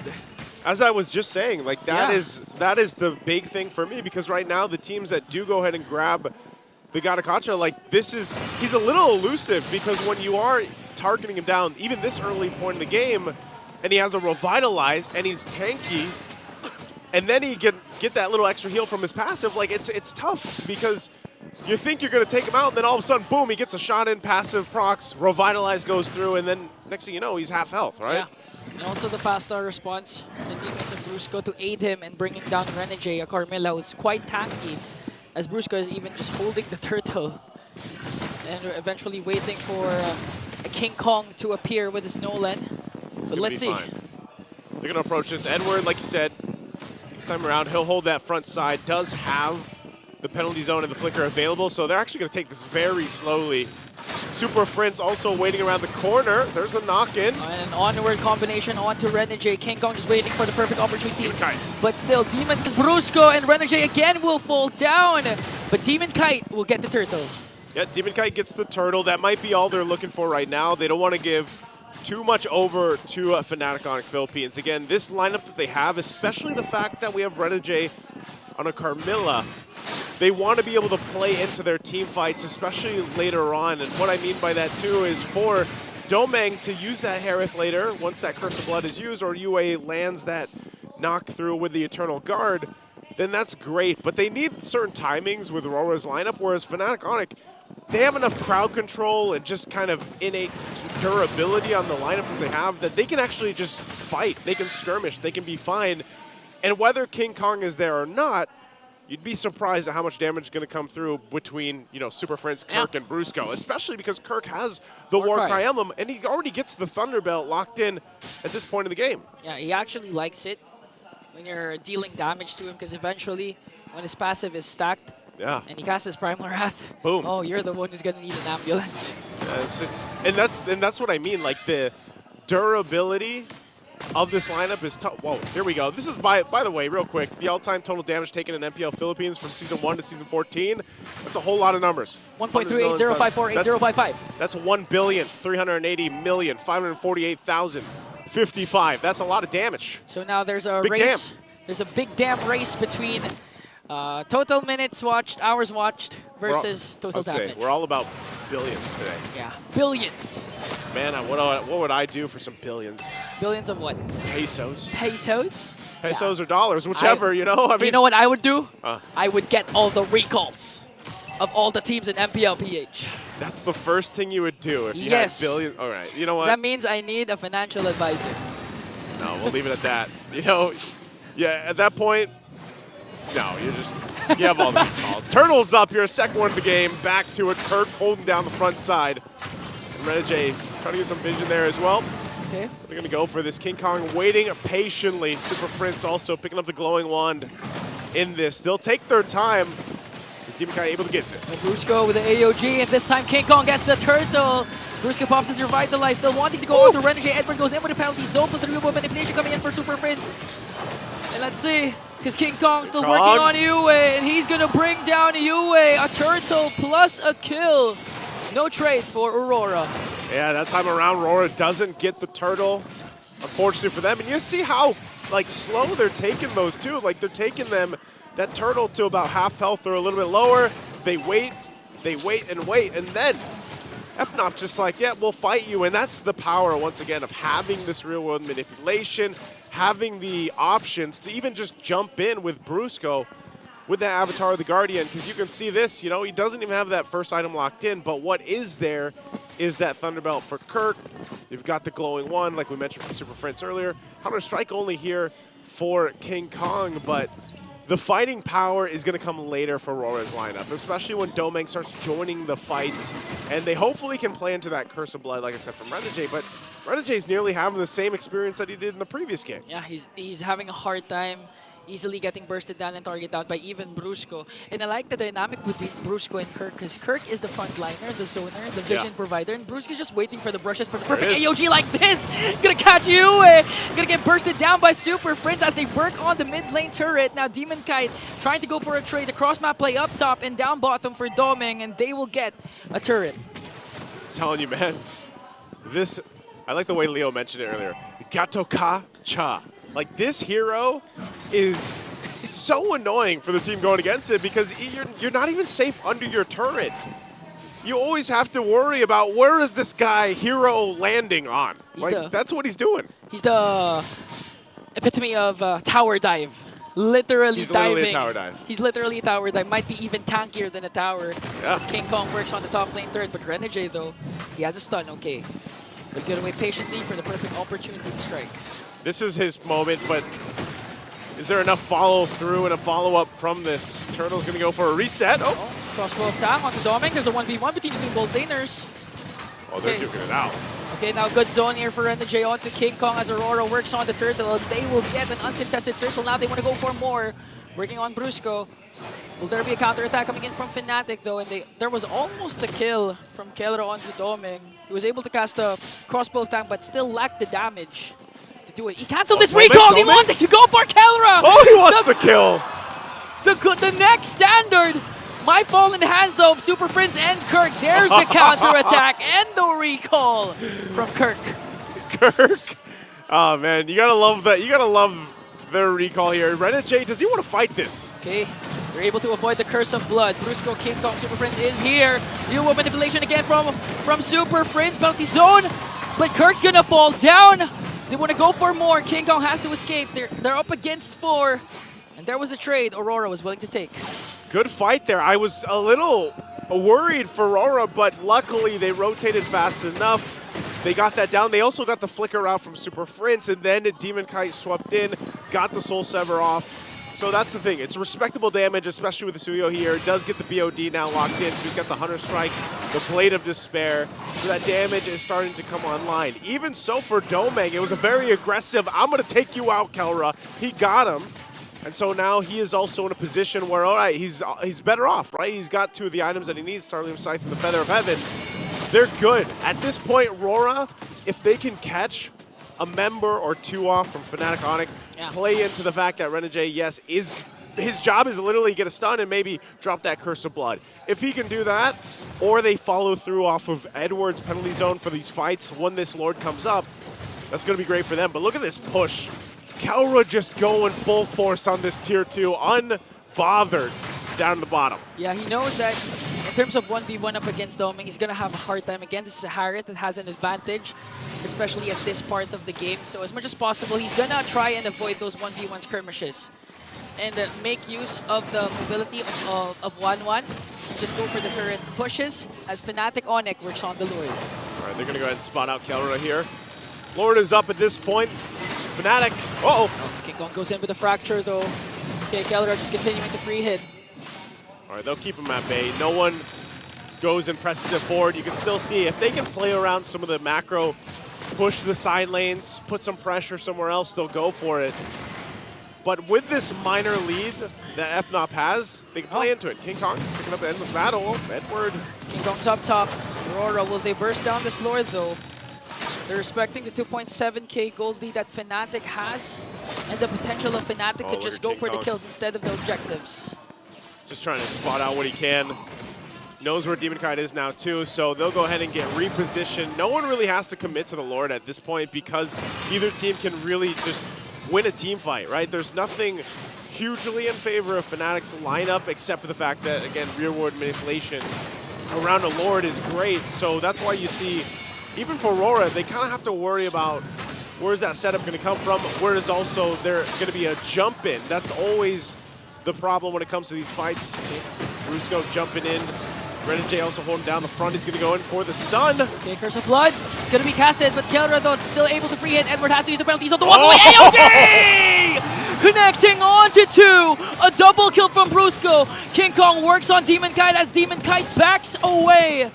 And a perfectly executed Lord Dance for the Sonics. I don't know, man. I think Brusco's after the MVP again. This Garakacha. You can't even run away. You have one way to exit, and he's just like, nope, that's not happening. Boom, Avatar of the Guardian. We're going to take a look at the Infinix replay once again of this fight. It was quite messy. Like, Renegade goes for the stun, and then boom, Unbreakable gets the taunt, forces a defensive penalty zone, sees the opening, charges up, Avatar of the Guardian, hero landing, Brusco, double. Like, this is why I don't know. You got to not give up the Garakacho in this kind of series, especially with this kind of case. Like, you lose those fights, you lose those battles too easily. And this is what you were saying even down to game number 1. Like, if the AOG is being casted in your turret, yeah, like, where are you going to go? Where are you going to go? You already defensively used your penalty zone and the flicker. Like, you're a sitting duck, you know? You're not going to get far from that. Here it is again. Okay, AOG again connecting on to 3 just to zone out and make sure Fnatic will indeed secure an inhibitor turret. Curse of Blood will be casted as well, but the Kelra is able to walk away though. In exchange for Brusco, Fnatic Onic might be able to get an inhibitor in the bottom. As soon as the minions will arrive, beautiful manipulation coming in from Super Friends though.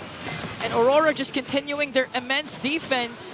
And now here comes Kelra, trying to work on Renegade. He had no stacks yet for Kelra for the crossbow of Tang. As Domin casts a Zaman Force to make sure to defend the inhibitor turrets. That time around, Brusco jumps in, hoping that they can at least get that turret off that first Lord. Doesn't happen, so RORA does go ahead and defend successfully. 1 HP on that turret left, but nonetheless, a good defense given the circumstances. So we have to start thinking, all right, RORA. They show that they can fight, they show that they have capabilities, and yes, they're down 5,000 gold, but they're in a position where they can at least fight. They can at least go toe-to-toe. Not sure if they'd actually completely win as long as they're fighting into that death box, and that's where this is difficult. Interesting pickup, by the way, the Malefic Gun. This is an item that you don't see often. It was brought up with all those new items that did come up, but not many people pick it up, and it increases that range, so this is also going to help Kelra, you know, hopefully get that airtime a little bit faster, a little bit easier to get those weak points down as it increases the range. So yeah, he misses that Beatrix. Yeah, he misses sniper the from Beatrix. He misses a sniper. But you know what? Overall, because Kelra doesn't have to worry about too much. You know, like it's more so of what is RORA going to do and how does he respond from it. And a lot of times when you have this Garakacha, you just respond to him and where he's jumping in from. Yeah, it's like follow the leader. In this case, follow the Brusco. Follow the AOG.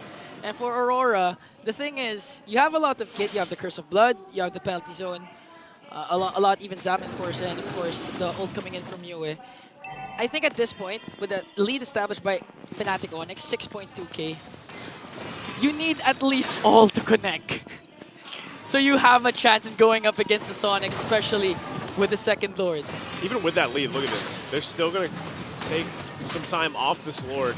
Not going, oh no! Renegade goes in with the Curse of Blood onto the backline, but gonna get punished by King Kong with the Fracture. AOG again, coming in from Brusco, but Doming answers right back with a kill of his own as Kirk brings down Doming. And here comes Kelra all the way from the back, working on Demon Kite. Not even afraid to go up against 2. Edward's getting back up a kill onto Kirk. And a 1v1 between Kelra and Yue. And that's it! King Kong works on the base, but Demon Kite and Edward is here. They have minions onto the bottom lane. It's going to be enhanced. Kelra just continuing to work on Edward. Here comes the crossbow of Tang. Eventually he's going to bring down Legend Zero. Legend Zero stays alive. And a defense from Aurora will succeed. Oh, I thought that was going to be it, man. But unfortunately, not enough. And King Kong was marching in with those minions. But Aurora will live to fight another day. That body of Smith passive really came in clutch there for Redward. Not going down, but right now the Lord is up. FNOP will go ahead and get in position for this. RORA, it looks like they still want to fight, possibly, to try to steal this away or do something. But again, they're just throwing their bodies towards FNOP, really wanting to fight. Oh! Waiting for a better result. Okay, AOG coming in from Brusco all the way to the back. Oh! And Demon Kai gets the Lord! But they're going to bring down Dominic Grenadier and Demon Kai. Fnatic Onic doesn't care about the Lord. They want to go for the kill. Goodbye, Yue. Goodbye, Game 2. Fnatic is on match point. Took them a little bit longer, but they're going to charge up and wait to march into the base here as they go and show off. They're all charged up. Fnatic just savoring the moments, and again, thunder, lightning, brighter than the lights of Aurora. Match point for the top seed this season. Thunder struck right there, Fnatic Onic Philippines. They make it look too easy right now. What's going on here? This is definitely a refined version of what we even saw in the regular season, if you could get better than that. But panel, Leo, Rockhart, take it away.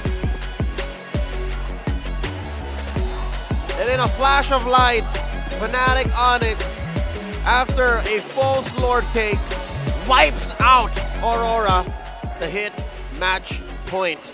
Welcome back to the Evenings Game Tambayan.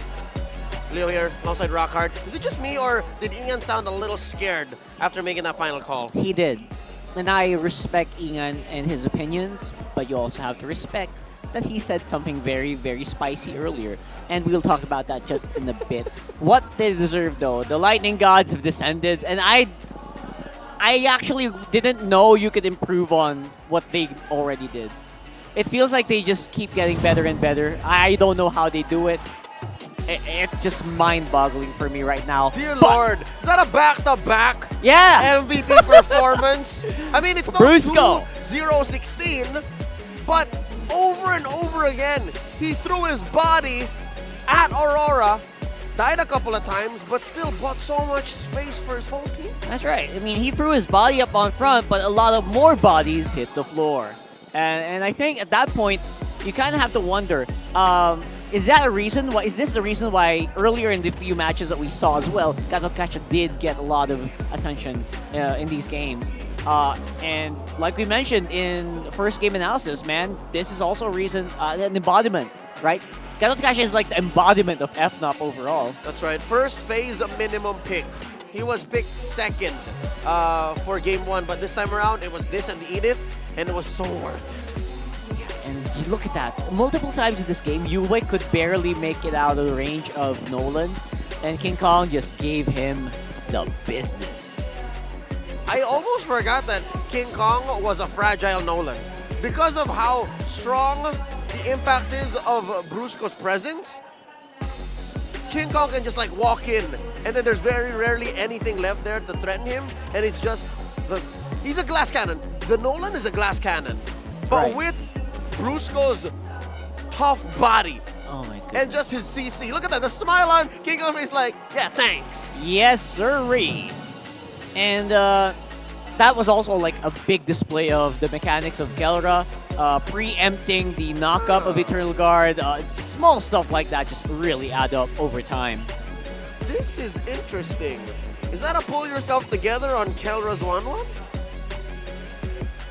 Yeah, that I feel like that's the cooldown for your battle spell. Yeah, it's a battle spell. Is it still called pull yourself together? I'll have to double check. All right, but no, that makes sense though. It's CDR. Yeah, so CDR that you get for it sure. off of your Inspire. Huh.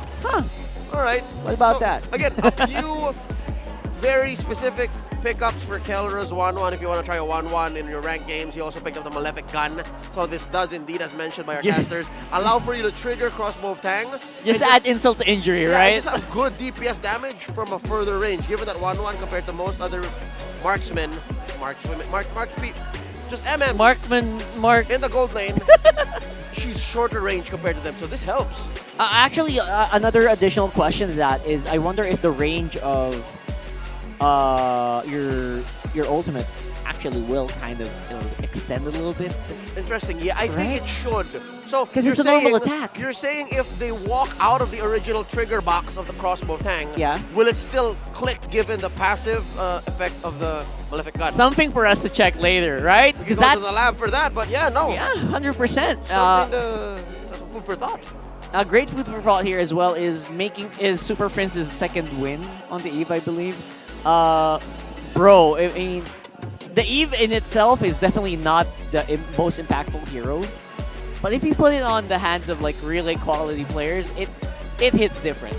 I can't believe how much it made a difference here as well. Rockhard, it's gravy.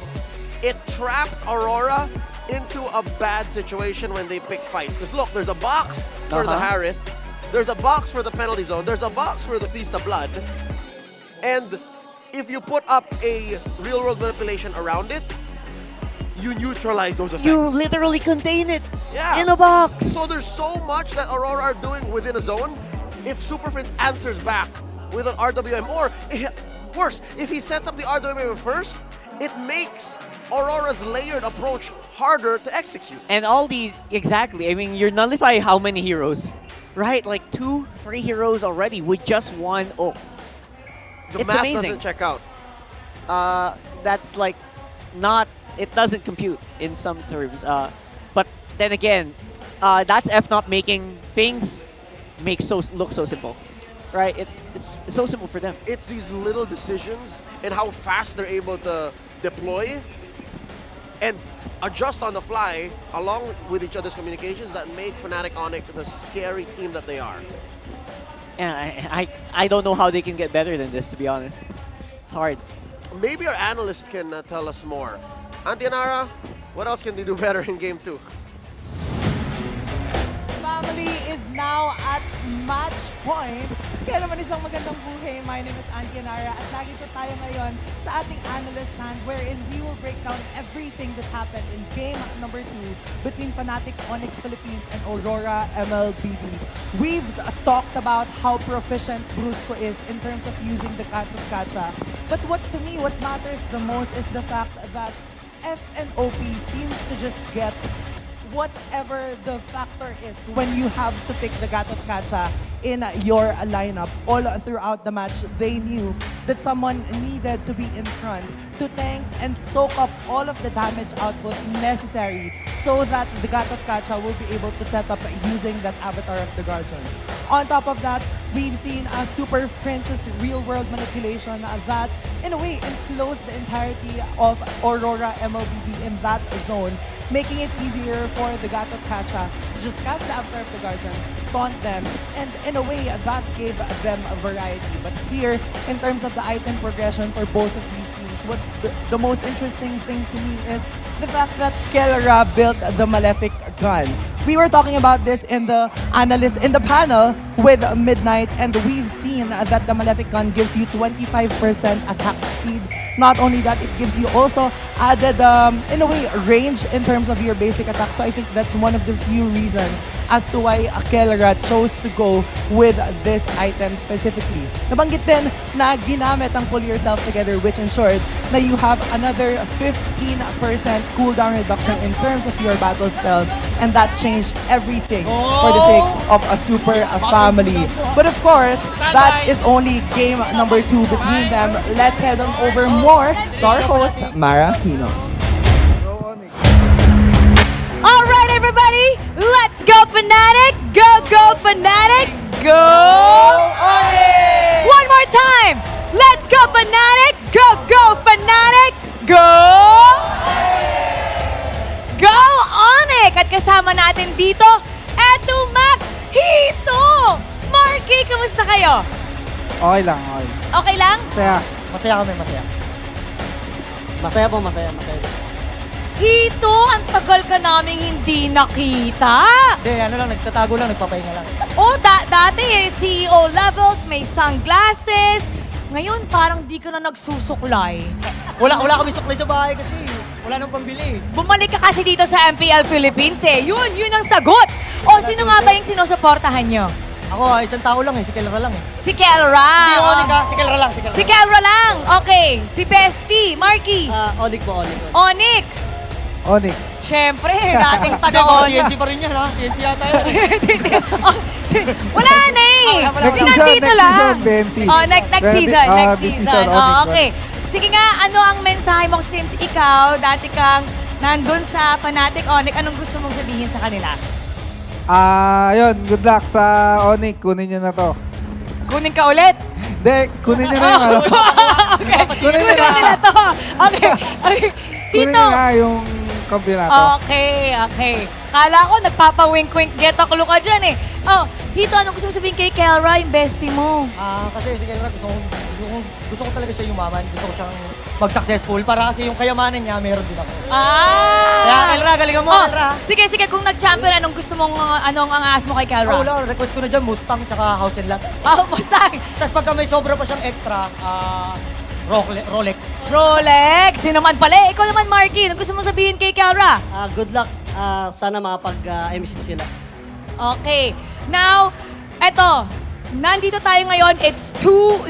Ano ba ang prediction natin dito? Match prediction. Wala na, sweep na yan. Sweep. Sure na, sweep. Sweep na, sweep. Sure? Sure na sweep? O pag hindi sweep, anong gagawin mo? Wala, hindi na mangyayari yun. Sweep na yan, sure. Anong 100%. consequence? Paano kung makaisa yung RORA? Wala, hindi na yung makakaisa, sure. Sasayaw daw siya. Sasayaw. Sasayaw kasama mo? Hindi, siya. Kasama ko siya. Sige. Magkasama kayo. Hindi, kahit ano mangyari, wala na. 100%, 1,200. 1,200. 1,200. Okay. Ay, ikaw, prediction. 3-0 na din yan. 3-0? Aurora, ano? Ano? Aurora? Onic.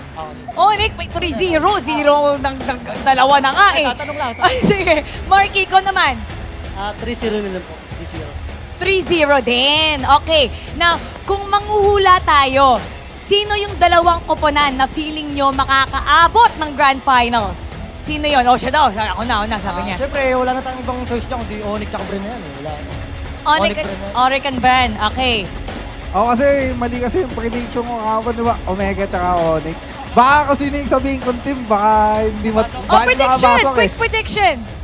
Sige, para maiba, Onic tsaka Blacklist. Onic and Blacklist? Ikaw. Final prediction. Aurora tsaka Onic. Aurora at saka Onic. Okay, bakit ulit? Tapos magtatapat ulit. Alright, tingnan natin kung sino nga ba mananalo dito sa ating game number 3. So, babatunan natin to sa ating panel. Tulungan niyo ako, sabihin niyo pasok. Okay? Dito, tulungan mo ko. Ikutin na to, Max. 1, 2, 3, panel. Pasok! Indeed, it was a falsetto, Hito. I miss Hito, bro. Good to hear from him again, as well as Cap. Eto, Max, coach of TNC Pro Team, and the solution, Marky of Evil from SG. I wish we could have spent more time with them. Yeah. And I think that'll only happen if the series extends. But I think they called it right. This might actually be a sweep. It looks like it, by the way. No other way around it, to be honest. We're going to try to dance around the fact that they're probably going to go 3-0. And in case you guys don't know, by the way, big history there. They were former teammates, those three. And Marky is actually, Kelra calls him his mentor.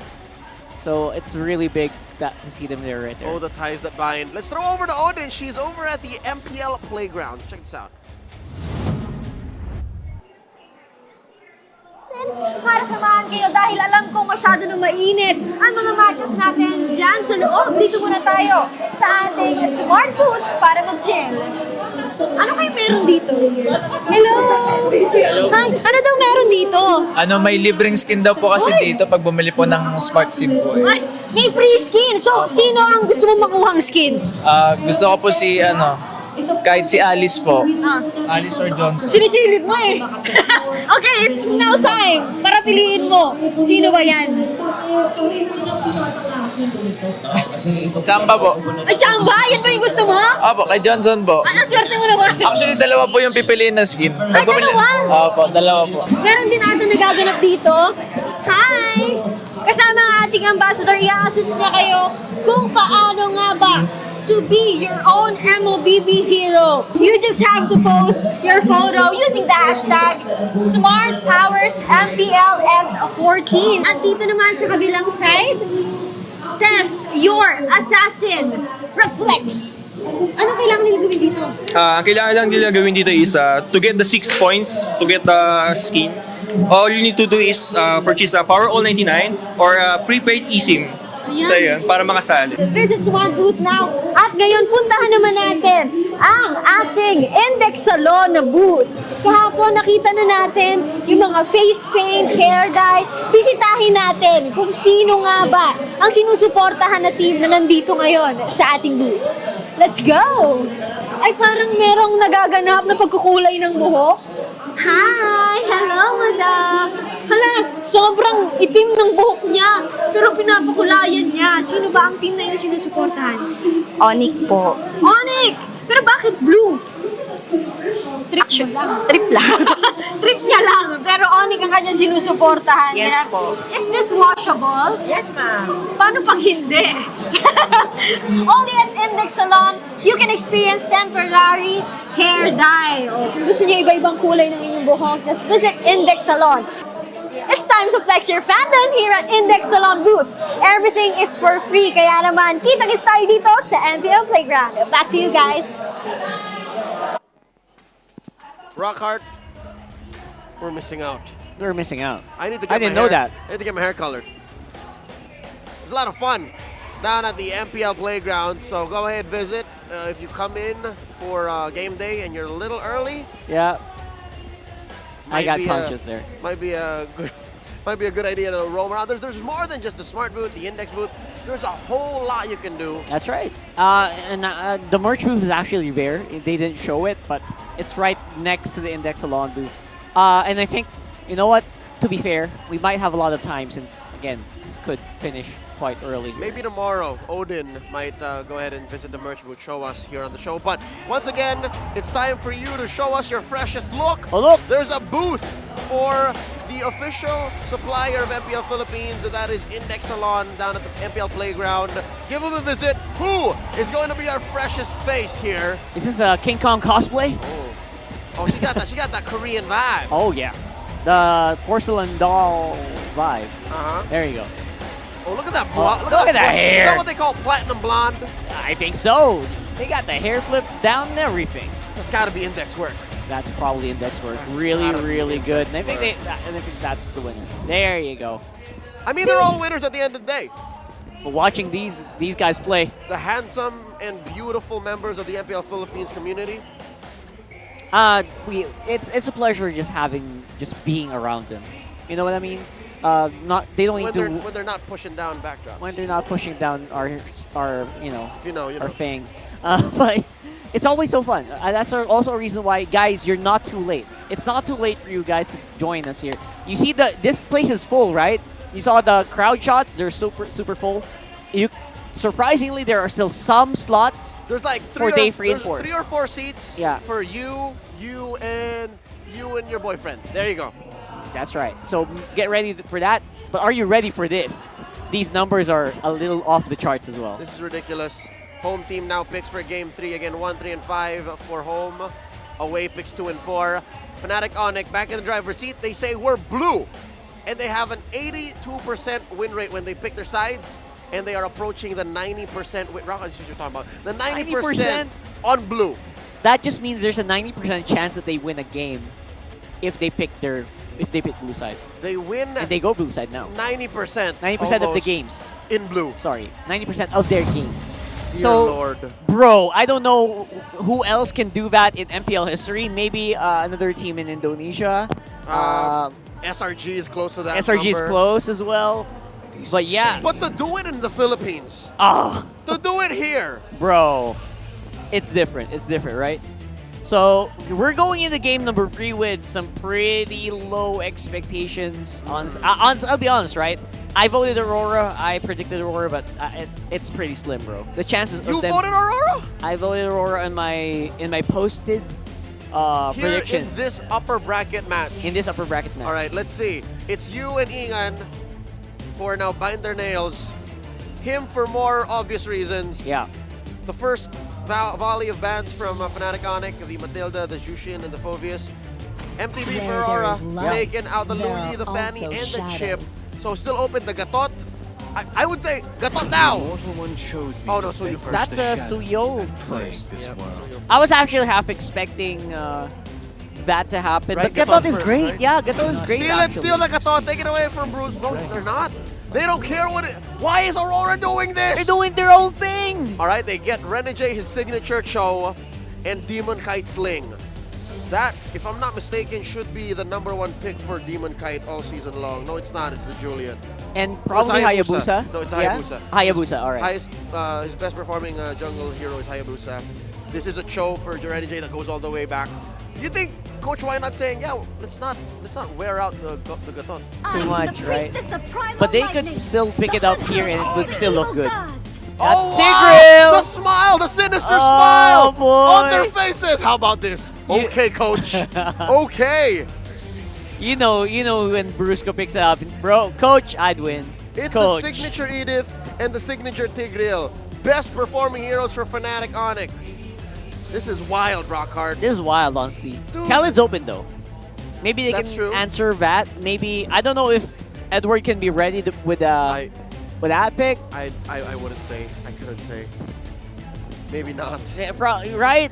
It's so hard to actually think that can happen. There's so many ways to stop the Khalid from doing his thing with an Edith and a Tigreal. Yeah, body slams. I'd reckon and throw it out. You invest in mid or gold this early. Obviously for mid, so many options. I think Valentina is great, but they go the other route, the Faramis.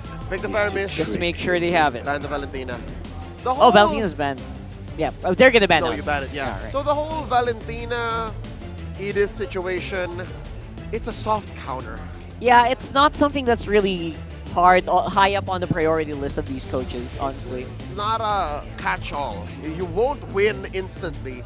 It's just it makes it a little awkward. But It's just nice to do it. when you're you know? playing against a beast of an XP laner like Kirk, There's the Val ban anyway. exactly, a little awkward ain't enough. Just to make sure that every single bit will help, right? Yeah. If you're facing a caliber of a team like Onic here, every advantage you can get, you take it, no question. Say what you will about me, Rockhard, and any of the talents glazing up Fnatic Onic, but if that's your thought process, you haven't been watching Season 14.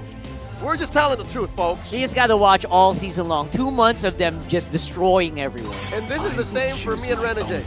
If you think I'm looking up to Renegade a little too much, maybe you're right, but this guy turned things around. So maybe this is what they need. Maybe they need a tempo breaker. Maybe they need to get the chow on him. It's at 2-2 right now for his record in Season 14. Yep. Edward lost within the XP lane. Are we expecting a switch? I did consider that now.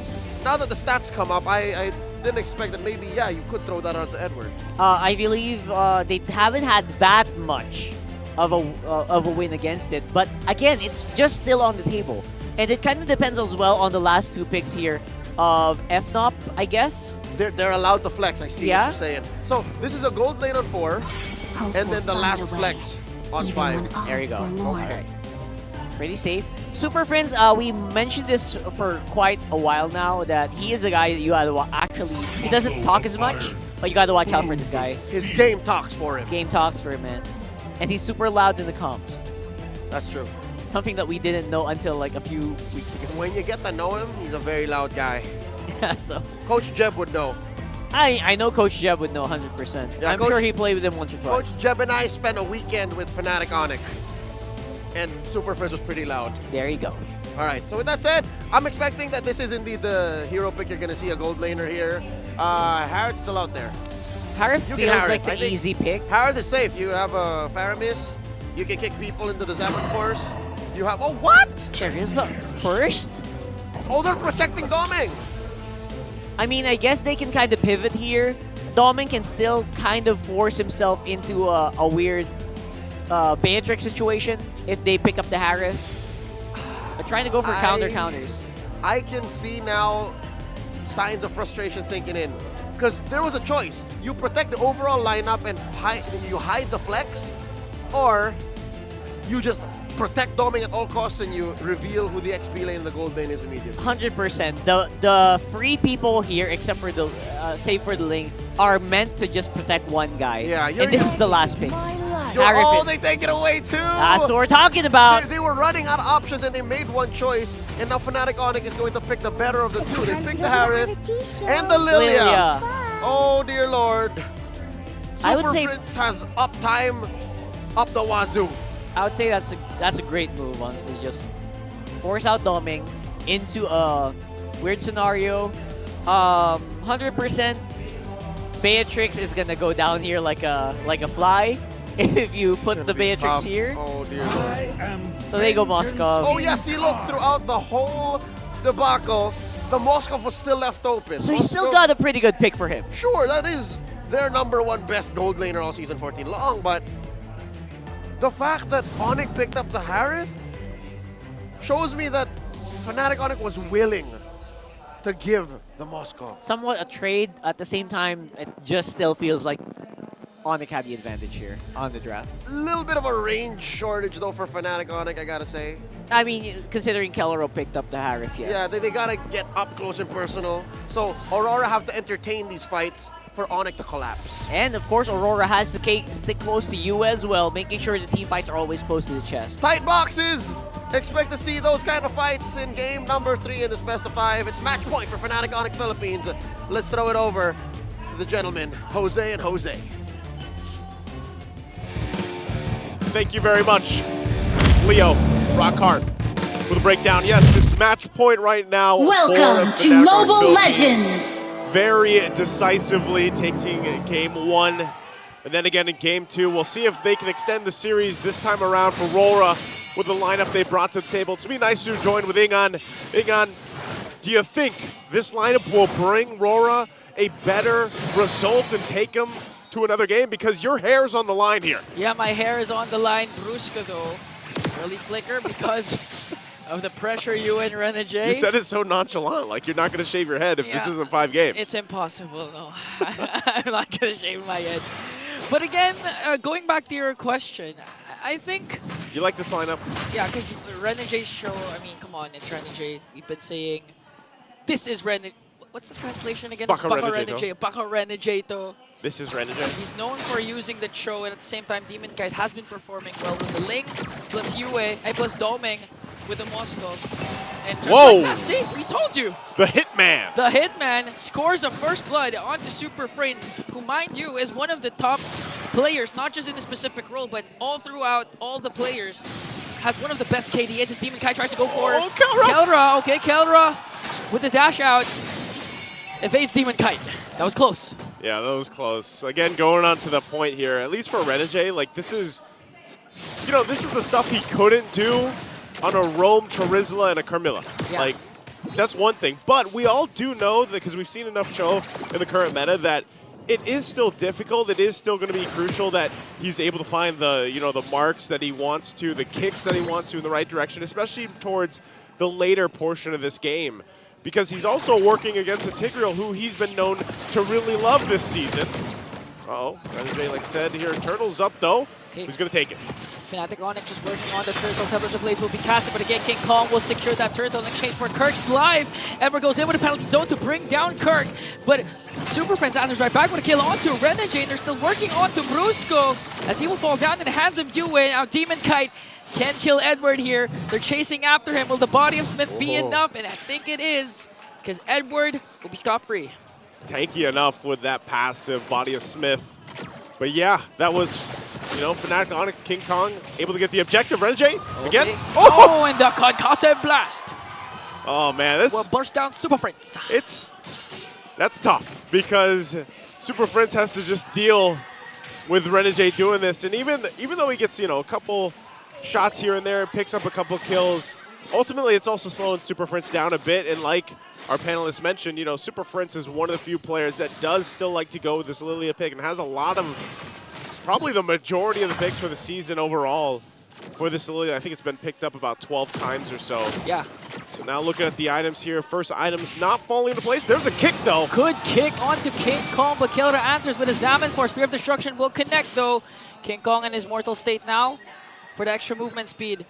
And again, going back to your point with Super Prince, the thing is for Fnatic Onic, if ever Aurora snowballs in the early game, they have huge clear wave potential because of the Lilia. Yeah.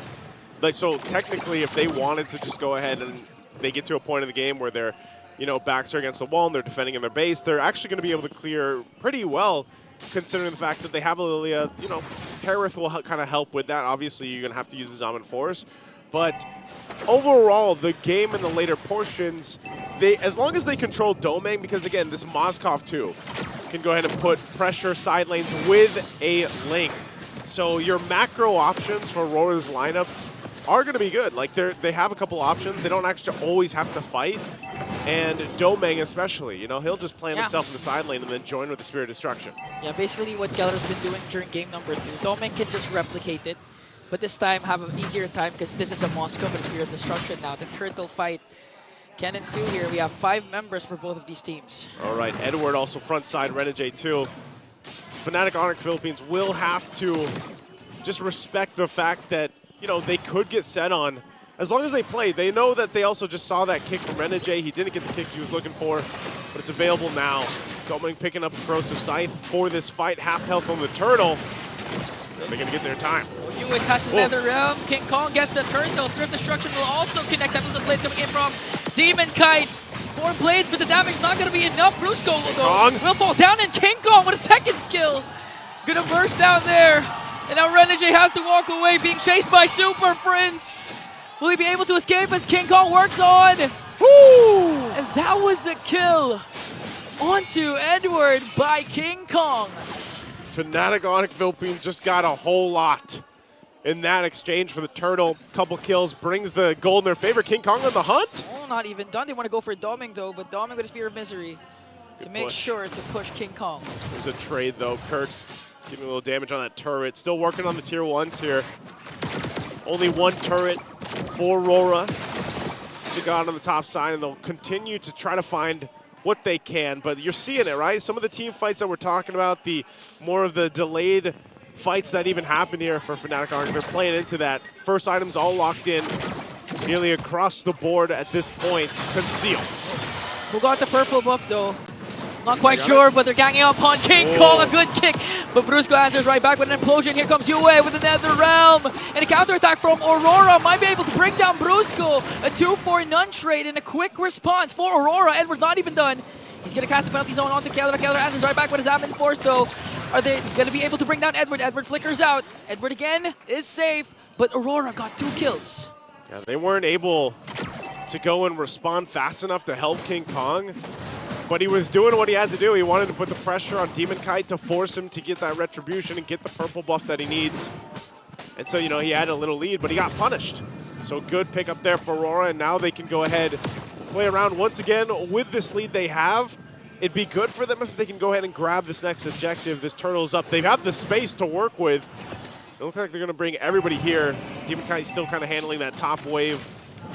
They're on the top side, but he'll make his way eventually. Nothing even happening just yet. Renegade will take a couple shots, but he's just going to go ahead and plant himself right there in the face of Super Prince again. It's been all over him majority of this game. So they'll go ahead and get in that positioning.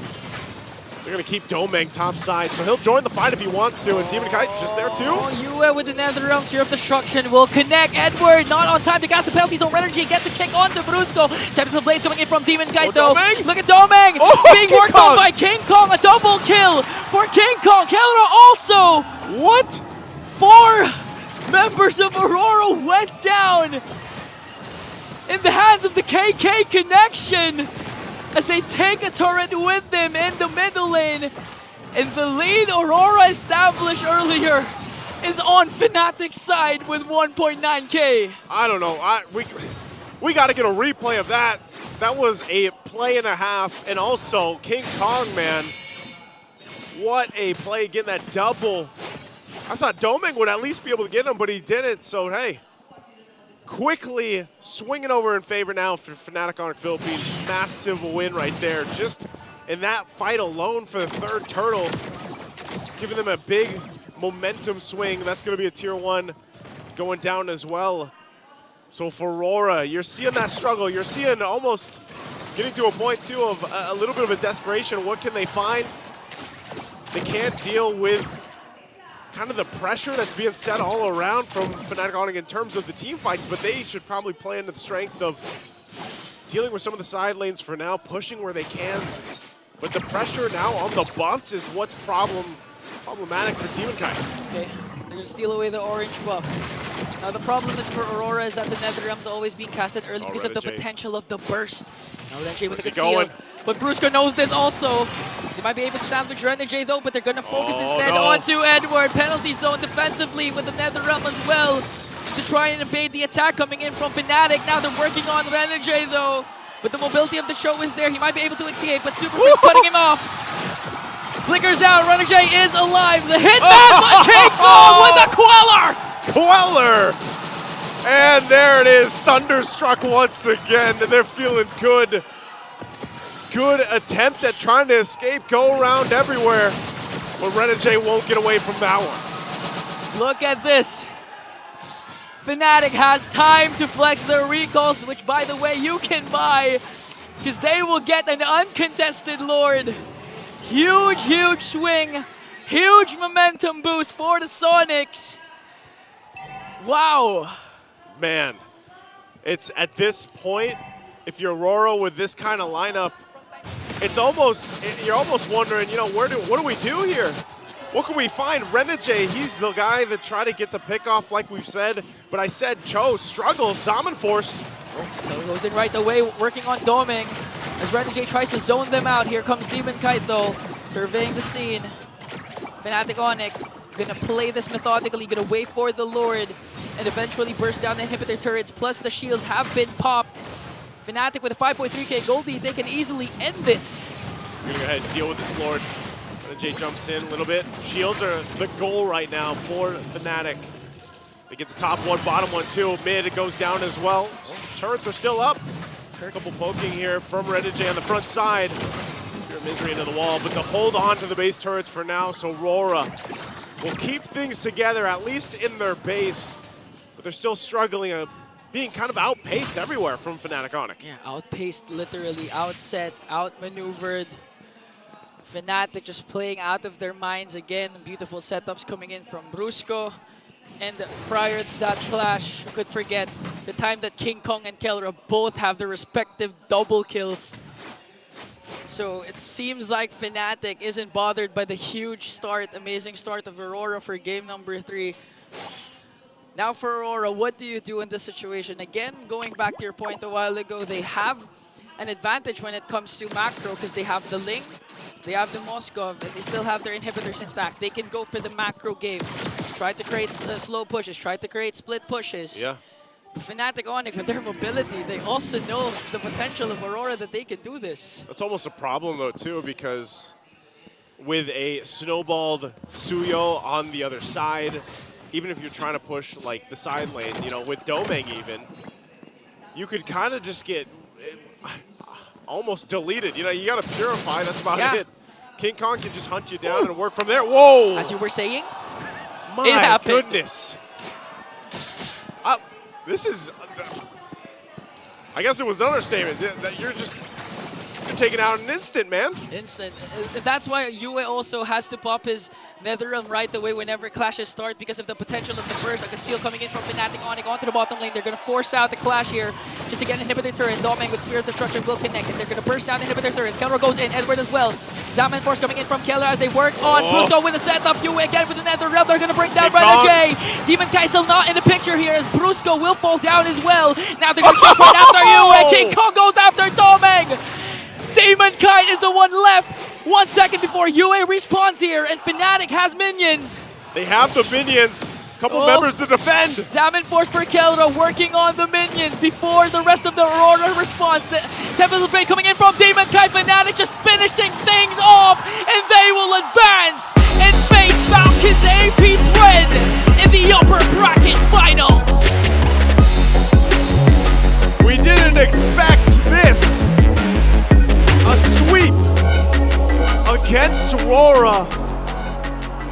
Clean every single game, from the fastest game to the cleanest game. Fnatic Onic Philippines. What a performance throughout the series. They're looking like contenders.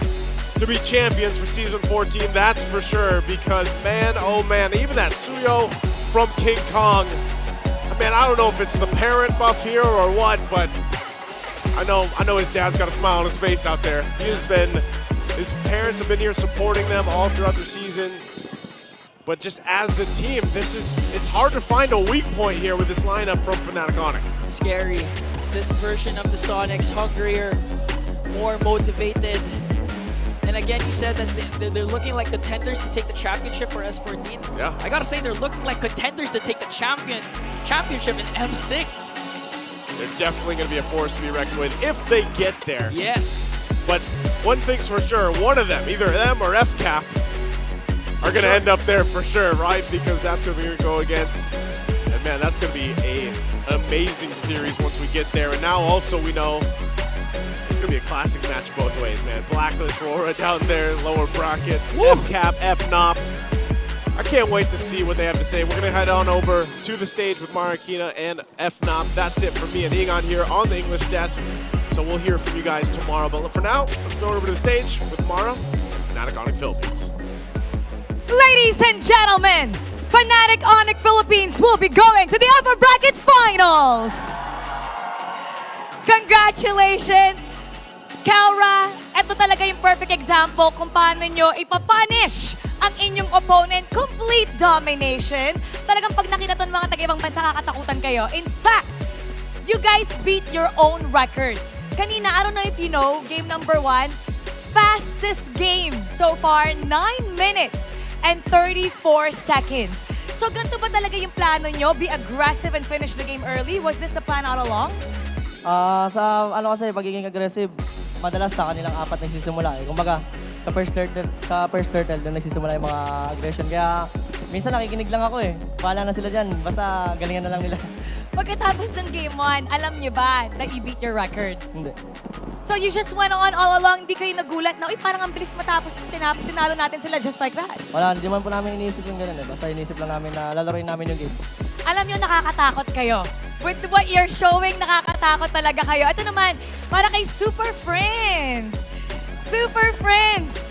Ito ang lineup, ito ang koponan na finally dinala ka sa upper bracket finals. Anong masasabi mo tungkol dito sa super family na nabuo nyo ngayong season 14? Masabi ko lang masaya kasi nakalagpas ako sa first round exit. At masaya kami talaga para sa'yo. And now it's time to announce our MVP. Let me hear it from you. Sino?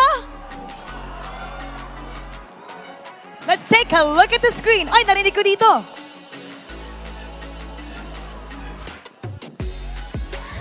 Brusca! MVP! You're heading to the upper bracket finals. Express mo naman sa kanila yung tumatakbo sa isip mo at anong gusto mo sabihin sa supporters. Feel ko lang parang iba yung laro ko ngayon. Kasi nanonood yung Nanonood si girlfriend! O, shoutout kay girlfriend! So may girlfriend buff ngayon. Nagdagdag. Okay, anong gusto mong sabihin kay girlfriend at sa lahat ng mga girlfriends na sumusuporta sa mga teammates mo? Maraming salamat sa... thank you so much sa pag-support sa akin kahit na na-down ako. Nandiyan ka pa rin na sumusuporta sa akin. Bakit ka na-down? Parang kasi nung pagka wala ako sa RRQ, parang na-down ako eh. Tapos siya yung parang nandyan yung para i-cheer up ako. Kasi taga-Indonesia po siya eh. Bumiyahe po siya kahapon. Wow! Taga-Indonesia pumunta dito para lang sa'yo. But you know what? You're in a much better place now because you are going to the upper bracket finals. And now, na-curious ako kay girlfriend pumunta dito sa Pilipinas para panoorin siya. Now it's time to announce our lucky fan that will get 5,000 diamonds. Come on up! Ganyan talaga dito sa MPL Philippines, namibigay kami ng diamonds para sa ating lucky fan. And now, kilalanin natin siya. Hello! Ano pong pangalan natin? Lonnie. Lonnie! Sino po dito ang paborito natin manlalaro? Si Brusco. Magkatabi kayo! Okay, alam mo sabi niya na down daw siya before. So anong gusto mo sabihin sa kanya para mag-cheer up siya? Let him know how much you idolize him. Galingan mo lagi kasi ano yun eh. Para makakuha naman kayo ng ano, lalo si Kelra, ng Corona. Saka wag kang ma-down kasi maglalaro ka pa sa M6. Salamat po. Great prediction! Anong gusto mo sabihin sa kanya at sa mga supporters? Maraming salamat sa laging pagsuporta sa amin kasi parang ayun ko lang din na-experience yung ganito may sumusuporta pa pala sa akin. Kaya maraming salamat. Congratulations! I'll take this mic. Pwede kang magbow with the team and take a walk with them. Fnatic Onic Philippines, you may now take your bow and take your walk of victory! What a dominating match from Fnatic Onic Philippines! Not only was it a sweep, but they beat their own record. Fastest game at 9 minutes and 35 seconds, 34 seconds. Pero syempre, i-breakdown natin ang ating game number 3, so babalikan natin ang ating panel. What you gotta say, Pasok? It's a sweep. It's a sweep. And it's a highly deserved one. We were basically just counting down the time in which they were going to take it. After the turnaround in the mid-game by Fnatic Onic Philippines. Yeah. Game 3 was the most alive Aurora was in this best of 5. That's right. And I think it boiled down to like really good picks as well. Like the picks that really personified the players themselves. Like, you know, Demon Kite doesn't want to straight up fight. They want to kind of just support from the mid. I think the firepower just was not quite enough. And again, at the lead for Fnatic Onic to make that comeback possible in Game 3. And of course, to just set the pace and lead his team to victory was Brusco. And I'm pretty sure, if I'm not mistaken, I heard Kelra whisper, say it in Bahasa. Oh, in yeah. Bahasa as well. Come on, so I'm bro. pretty sure he wanted to say a little something to the tone of Aku Cinta Kamu. That's right. I love you. He loves him. He loves her. He loves her. I'm pretty sure they'll have a good talk after to celebrate tonight. They are moving on up to the upper bracket finals. Falcons APBren waiting. Fnatic Onic, they'll be facing them tomorrow in a best of 5 to confirm the very first slot in the grand finals of Season 14 playoffs and M6. M6, baby! That's probably what Brusco can say tomorrow. We'll see. I don't know how you can say that in Bahasa. We'll but see. I don't know if Reptar can say that either. But look, our MVP for this game would be Dwayne Kelra Pilas. yeah, and in these, this is a relatively quick game, 12 minutes and 52 seconds. And again, their average game time really is like it's dropping so fast. Bottom right now. It's somewhere close to like 13 or Probably 12. 13 to 14. Ridiculous. Right now. Yes, which is insane. If you think about all the teams that they face right now here in the playoffs and in the regular season, it's insane they can finish games this quickly. And they needed to do that here. That's a Moscow. That's a Ling. You better finish it quick. And Fnatic Onic, I think they understood the dynamics of the early game. And Aurora sacrificed, in my opinion, sacrificed a little too much to start off strong. But at the end of the day, after the turnaround, the power spike hit for Fnatic Onic. And Kelra not dying. I think that was key. Kelra not dying. Yes. They crossed the path of no return. Aurora just couldn't recover from them. And of course, King Kong Suyo just so good at following up, making sure these kills are confirmed. Even with Renegade trying his very best to try to go to the back line, try to do some intercepts, making sure that there's no 5-man collapse happening. It just, you know, so hard to stop the waves from crashing down. Even Demon Kite's Ling. Don't get me wrong. Demon Kite is amazing, but there was one moment where we barely even caught it. Like, it happened off screen, but King Kong killed Demon Kite's Ling one-on-one. And that's saying something. Honestly, that's saying something considering you can one-on-one a Ling and make it look easy. Here's the thing. When a Ling and a Suyo meet, it's on the Ling's terms. The Ling is just so much faster. The Ling can just go anywhere. So that means Demon Kite went to King Kong and they decided to fight. It was a decision, right? It's a decision that, all right, we're going to throw some skills at each other. Let's see who comes out on top. And Demon Kite knew that willingly. He walked into it willingly. And about 3 or 4 seconds into that engagement, he regretted that decision. That's right. That's right. So that just, I don't know, maybe it boils down to decision making of Demon Kite, to how good the micro is of King Kong. Either way, all of that kind of just gelled together into an impossible to push lane because of Super Princess Lilia. Kurt just insane right now on the Edith. I think his win rates right now, I think only lost like 2 games or 1 game on I think Edith. puts it up to 5-1 now. Yeah. What makes it all the more terrifying is the fact that Fnatic Onic seems so comfortable in their skin drafting. Whether blue, whether red, the minds of Coach Dexstar and Coach Master the Basics seem to not have a clear answer. It seems like they're forced into a lot of these drafts, honestly. Yeah, at best, Aurora seem okay. Where on the opposite side, it's like FNOP's like, they're smiling at each other. Bro, come on. It's like that's how they look on screen. It seems like Coach Wynot is offering his players 3 or 4 picks per lane. And they just laugh at whatever they pick. Right? Which one? That's amazing. And again, maybe stuff like that just makes it so much easier to play if you're FNOP. And making sure that, you know what, we can take him no matter what happens. And that puts a period on to this series. Again, a sweep by Fnatic Onic Philippines. We have a special guest joining the show before we close up tonight here on day 2 of the playoffs. Very special friend of ours from MPL Indonesia. It's Rachel Eterna. Del Praya coming on. Hi guys! So we also have Rockhart and Leo here with us. So Eterna, how are you? I'm good. How are you guys? Busy day, it seems. I've missed you. We've been, since August. We haven't talked a lot. You've been away.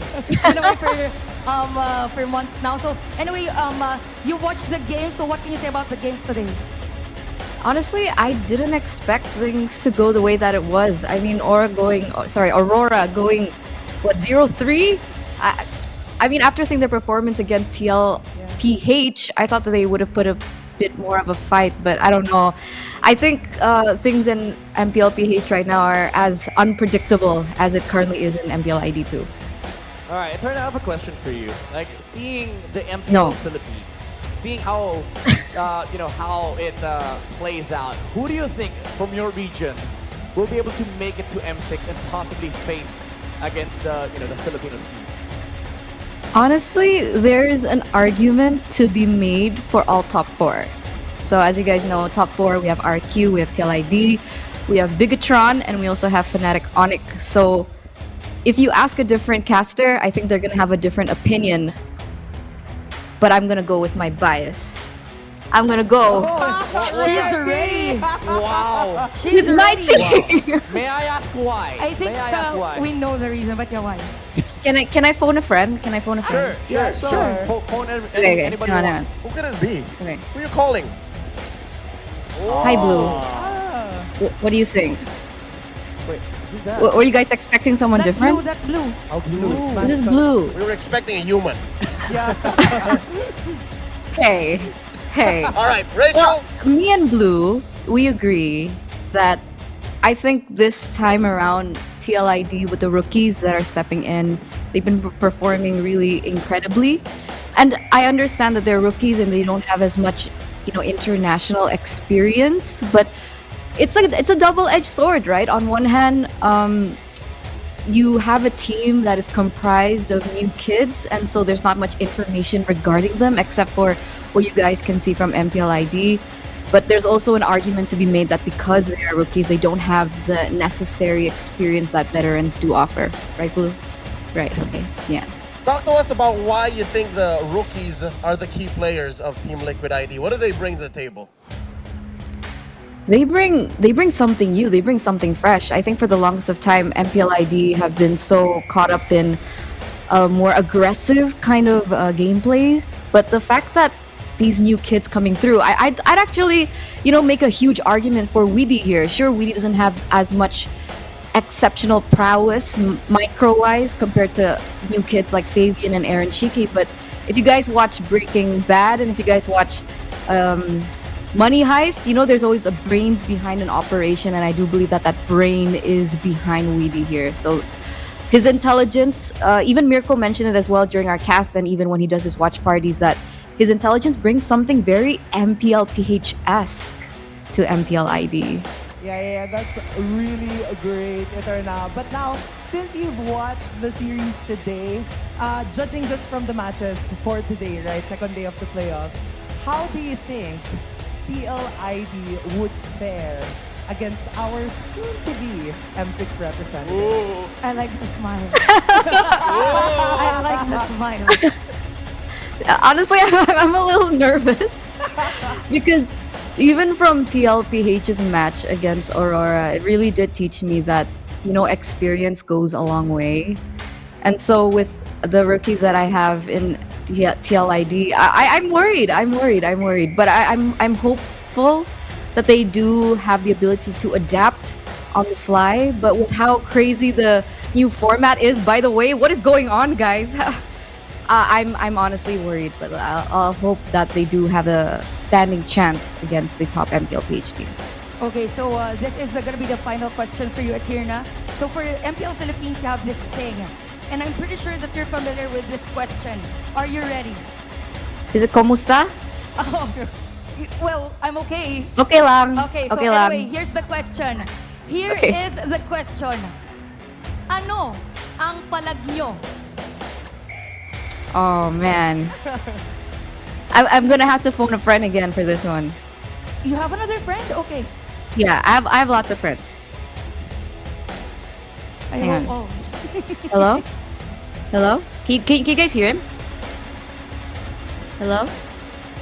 Oh. So it's an actual friend this time around. Yes. Oh, you It's a can't human talk being right now? now. Oh, it's okay. I thought it was a real Yeah. friend. He is a friend. Oh, he's a friend. He's a friend. What did he say? He said, what edge do we have? We have Yaoi. Yeah, okay. You gotta go? Okay. Sorry to bother. Bye. He was Alright. training. Yeah. Why'd you call him during training? I'm sorry. Okay, thank you so much, Eterna. Any final words to our viewers and invite them to support MPL Indonesia? Wait, what? Support our viewers. Invite our viewers to support MPL Indonesia. Guys, please support MPL ID because, I think we need all the support we can get. It's been years since, we've had our golden moment. Maybe with your support, our teams can finally make top 2 because a lot of people are saying that MPL ID is not even top 4 right now. So, help us out, guys. We need the support. Come on, guys. Pull through. Thank you so much, Eterna. And also, thank you so much to our English panel, Leo and Rockhart. That has been it. TLID for Eterna. Let's support them in the upcoming MPL ID playoffs. So, thank you so much, guys. Thank you. Makasih. Thank you, guys. Grabe ang laban ng Carl, mga she didn't friend seem so ni confident. Eterna. Yeah, that was that's not the usual Eterna, It's a bit lukewarm. She did glaze up her team, right? Liquid ID, definitely on top of their game in season 14, but I love it though. she was so honest about maybe we need the help. Maybe. That's what I like. I like her honesty with this one. So I can't wait to see her again soon. If she's nothing, she's not honest. So that's for sure. Let's check out the mic check from that series. Laban lang. Tatong ko pa. Di mga dalawan. Julos. Bitaw. Easy game lang, boys. Ari. Nice boy. Flicker to. Teka, go. Wala ka ulti na to. Aling, maangat to. Power. Nice boy. He said the magic words, bro. Easy game. Easy game. Easy game. Short and efficient. Like that is the comms. Wow. All you need for Fnatic Onic. Tower, hero. I'm gonna stun this guy. I'm gonna get this. Link's gonna land. Easy game. I mean, these are but moments we see from the hours and hours of training that they do. And it's so streamlined. It's so efficient. That's something you learn about Onic comms is it's so efficient and there's just at least 2 guys just talking. and it's so smooth. They go around the map like, so information is so good right now for them. It's clean. Clean. That's where I'm looking. And that's just in the winning moments. To be a fly in that room wherein they're just looking for kills and just playing the map, like that would be a whole nother kind of communications that they will keep a secret up until they win that championship. Right. Especially the Lord fight. I wanna be a fly on that room. Oh yeah, how they juggle so setting well. up the Lord shuffles. Grabe na ito. Yeah, so I'm super curious and I'm super happy with how they are improving. Dami na And here's a bracket. sa lower bracket finals. Upper bracket finals, Fnatic Onic facing off against Falcons APBren in the best of 5. And in the lower bracket, 2 teams fight for tournament life. Blacklist International and Aurora MLBB. Alright, so a lot of people predicted Blacklist and Aurora to face each other. I don't know if they predicted it would happen this Sa early. dinami-dami na magkakatapat sa lower bracket rivals finals. indeed. Talagang yung I'd say, dating parang magkatagpi na ito. na team. Grabe na ito. Grabe talaga yung nagiging performance. It's on a whole nother level in the playoffs. Nakakatuwa yung FCAP and That FNOP. rivalry And right now, Blacklist and Aurora for the lower bracket finals. So if you guys are ready for it, that's happening tomorrow. One of those teams are saying bye-bye. So don't want to miss that. Also going on here at the MPL Arena is the Infinix Fancy Laban Playoffs. That's being held at the Community Hub at Green Sun Makati alongside the MPL Philippines Season 14 playoffs. So it's not just our favorite athletes in action, it's you guys as well. The champion will take home Infinix GT20 Pro phones and 25,000 diamonds. Bro, each of them get 1 phone each and 5,000 diamonds. And their brackets are already on the low as well. That's plenty. Top 4, we got Kabarangays, Phoenix Army, the Auroras, and the Cavalry. That's something, man. So we'll see the conclusion, I think, tomorrow for this, right? Should be. Right now, it's a very interesting multiverse, to be honest. And I'm sure they're very excited for that. And again, big prizes in store. And not just for them, for you guys as well. You haven't seen all the booths yet on the MPL Playground, so it's also great to just drop by. And there's also watch parties happening below. Yes. There's a big screen on the playground, so even if you don't have a ticket, I think you can go in. In case you haven't secured your tickets to the next few days, you can come join us still, and it's free of cost. Ladies and gentlemen, we're going to throw over to the stage. It's been an honor to be at your service. My name is Leo. This here is Rockar on behalf of Ingan and Naisu. We hope you had a great evening. Let's go and talk to Marakina to close up tonight. And with that, day 2 comes to a thrilling end. We now have our 2 upper bracket finalists, Fnatic Onic Philippines and Falcons APBren, and our 2 teams who will fight for their lives down the lower bracket, Blacklist International and Aurora MLBB. Oof, things are about to get a lot spicier. Now, who will be the first team to get their ticket to the grand finals and represent the Philippines in the M6 World Championship? Let us know your prediction, because the road to the world stage is getting closer. I'm Mara Aquino, and you've been watching MPL Philippines Season 14, the playoffs. Keep it good vibes, everybody, and see you day 3.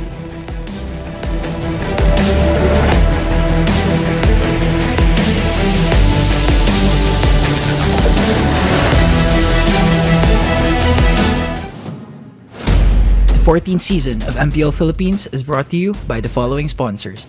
Smart, the official telco partner of MPL Philippines Season 14. The official tournament phone of MPL Philippines, Infinix GT20 Pro. Official supplier, EMC Asia and Index Salon. Don't miss any MPL action by following our official Facebook and subscribing to our YouTube channel. Follow MPL PH on TikTok for more content. Experience the Lakas ng Pinas playoffs of MPL PH Season 14 action live at Green Sun Hotel. Grab your tickets now via official MPL PH website. You can also get a chance to win 1,000 diamonds by sharing your hashtag MPL S14 live experience on Facebook and TikTok. And to ensure the equality and fairness of our games, MPL Philippines is also monitored and supervised by the Games and Amusements Board.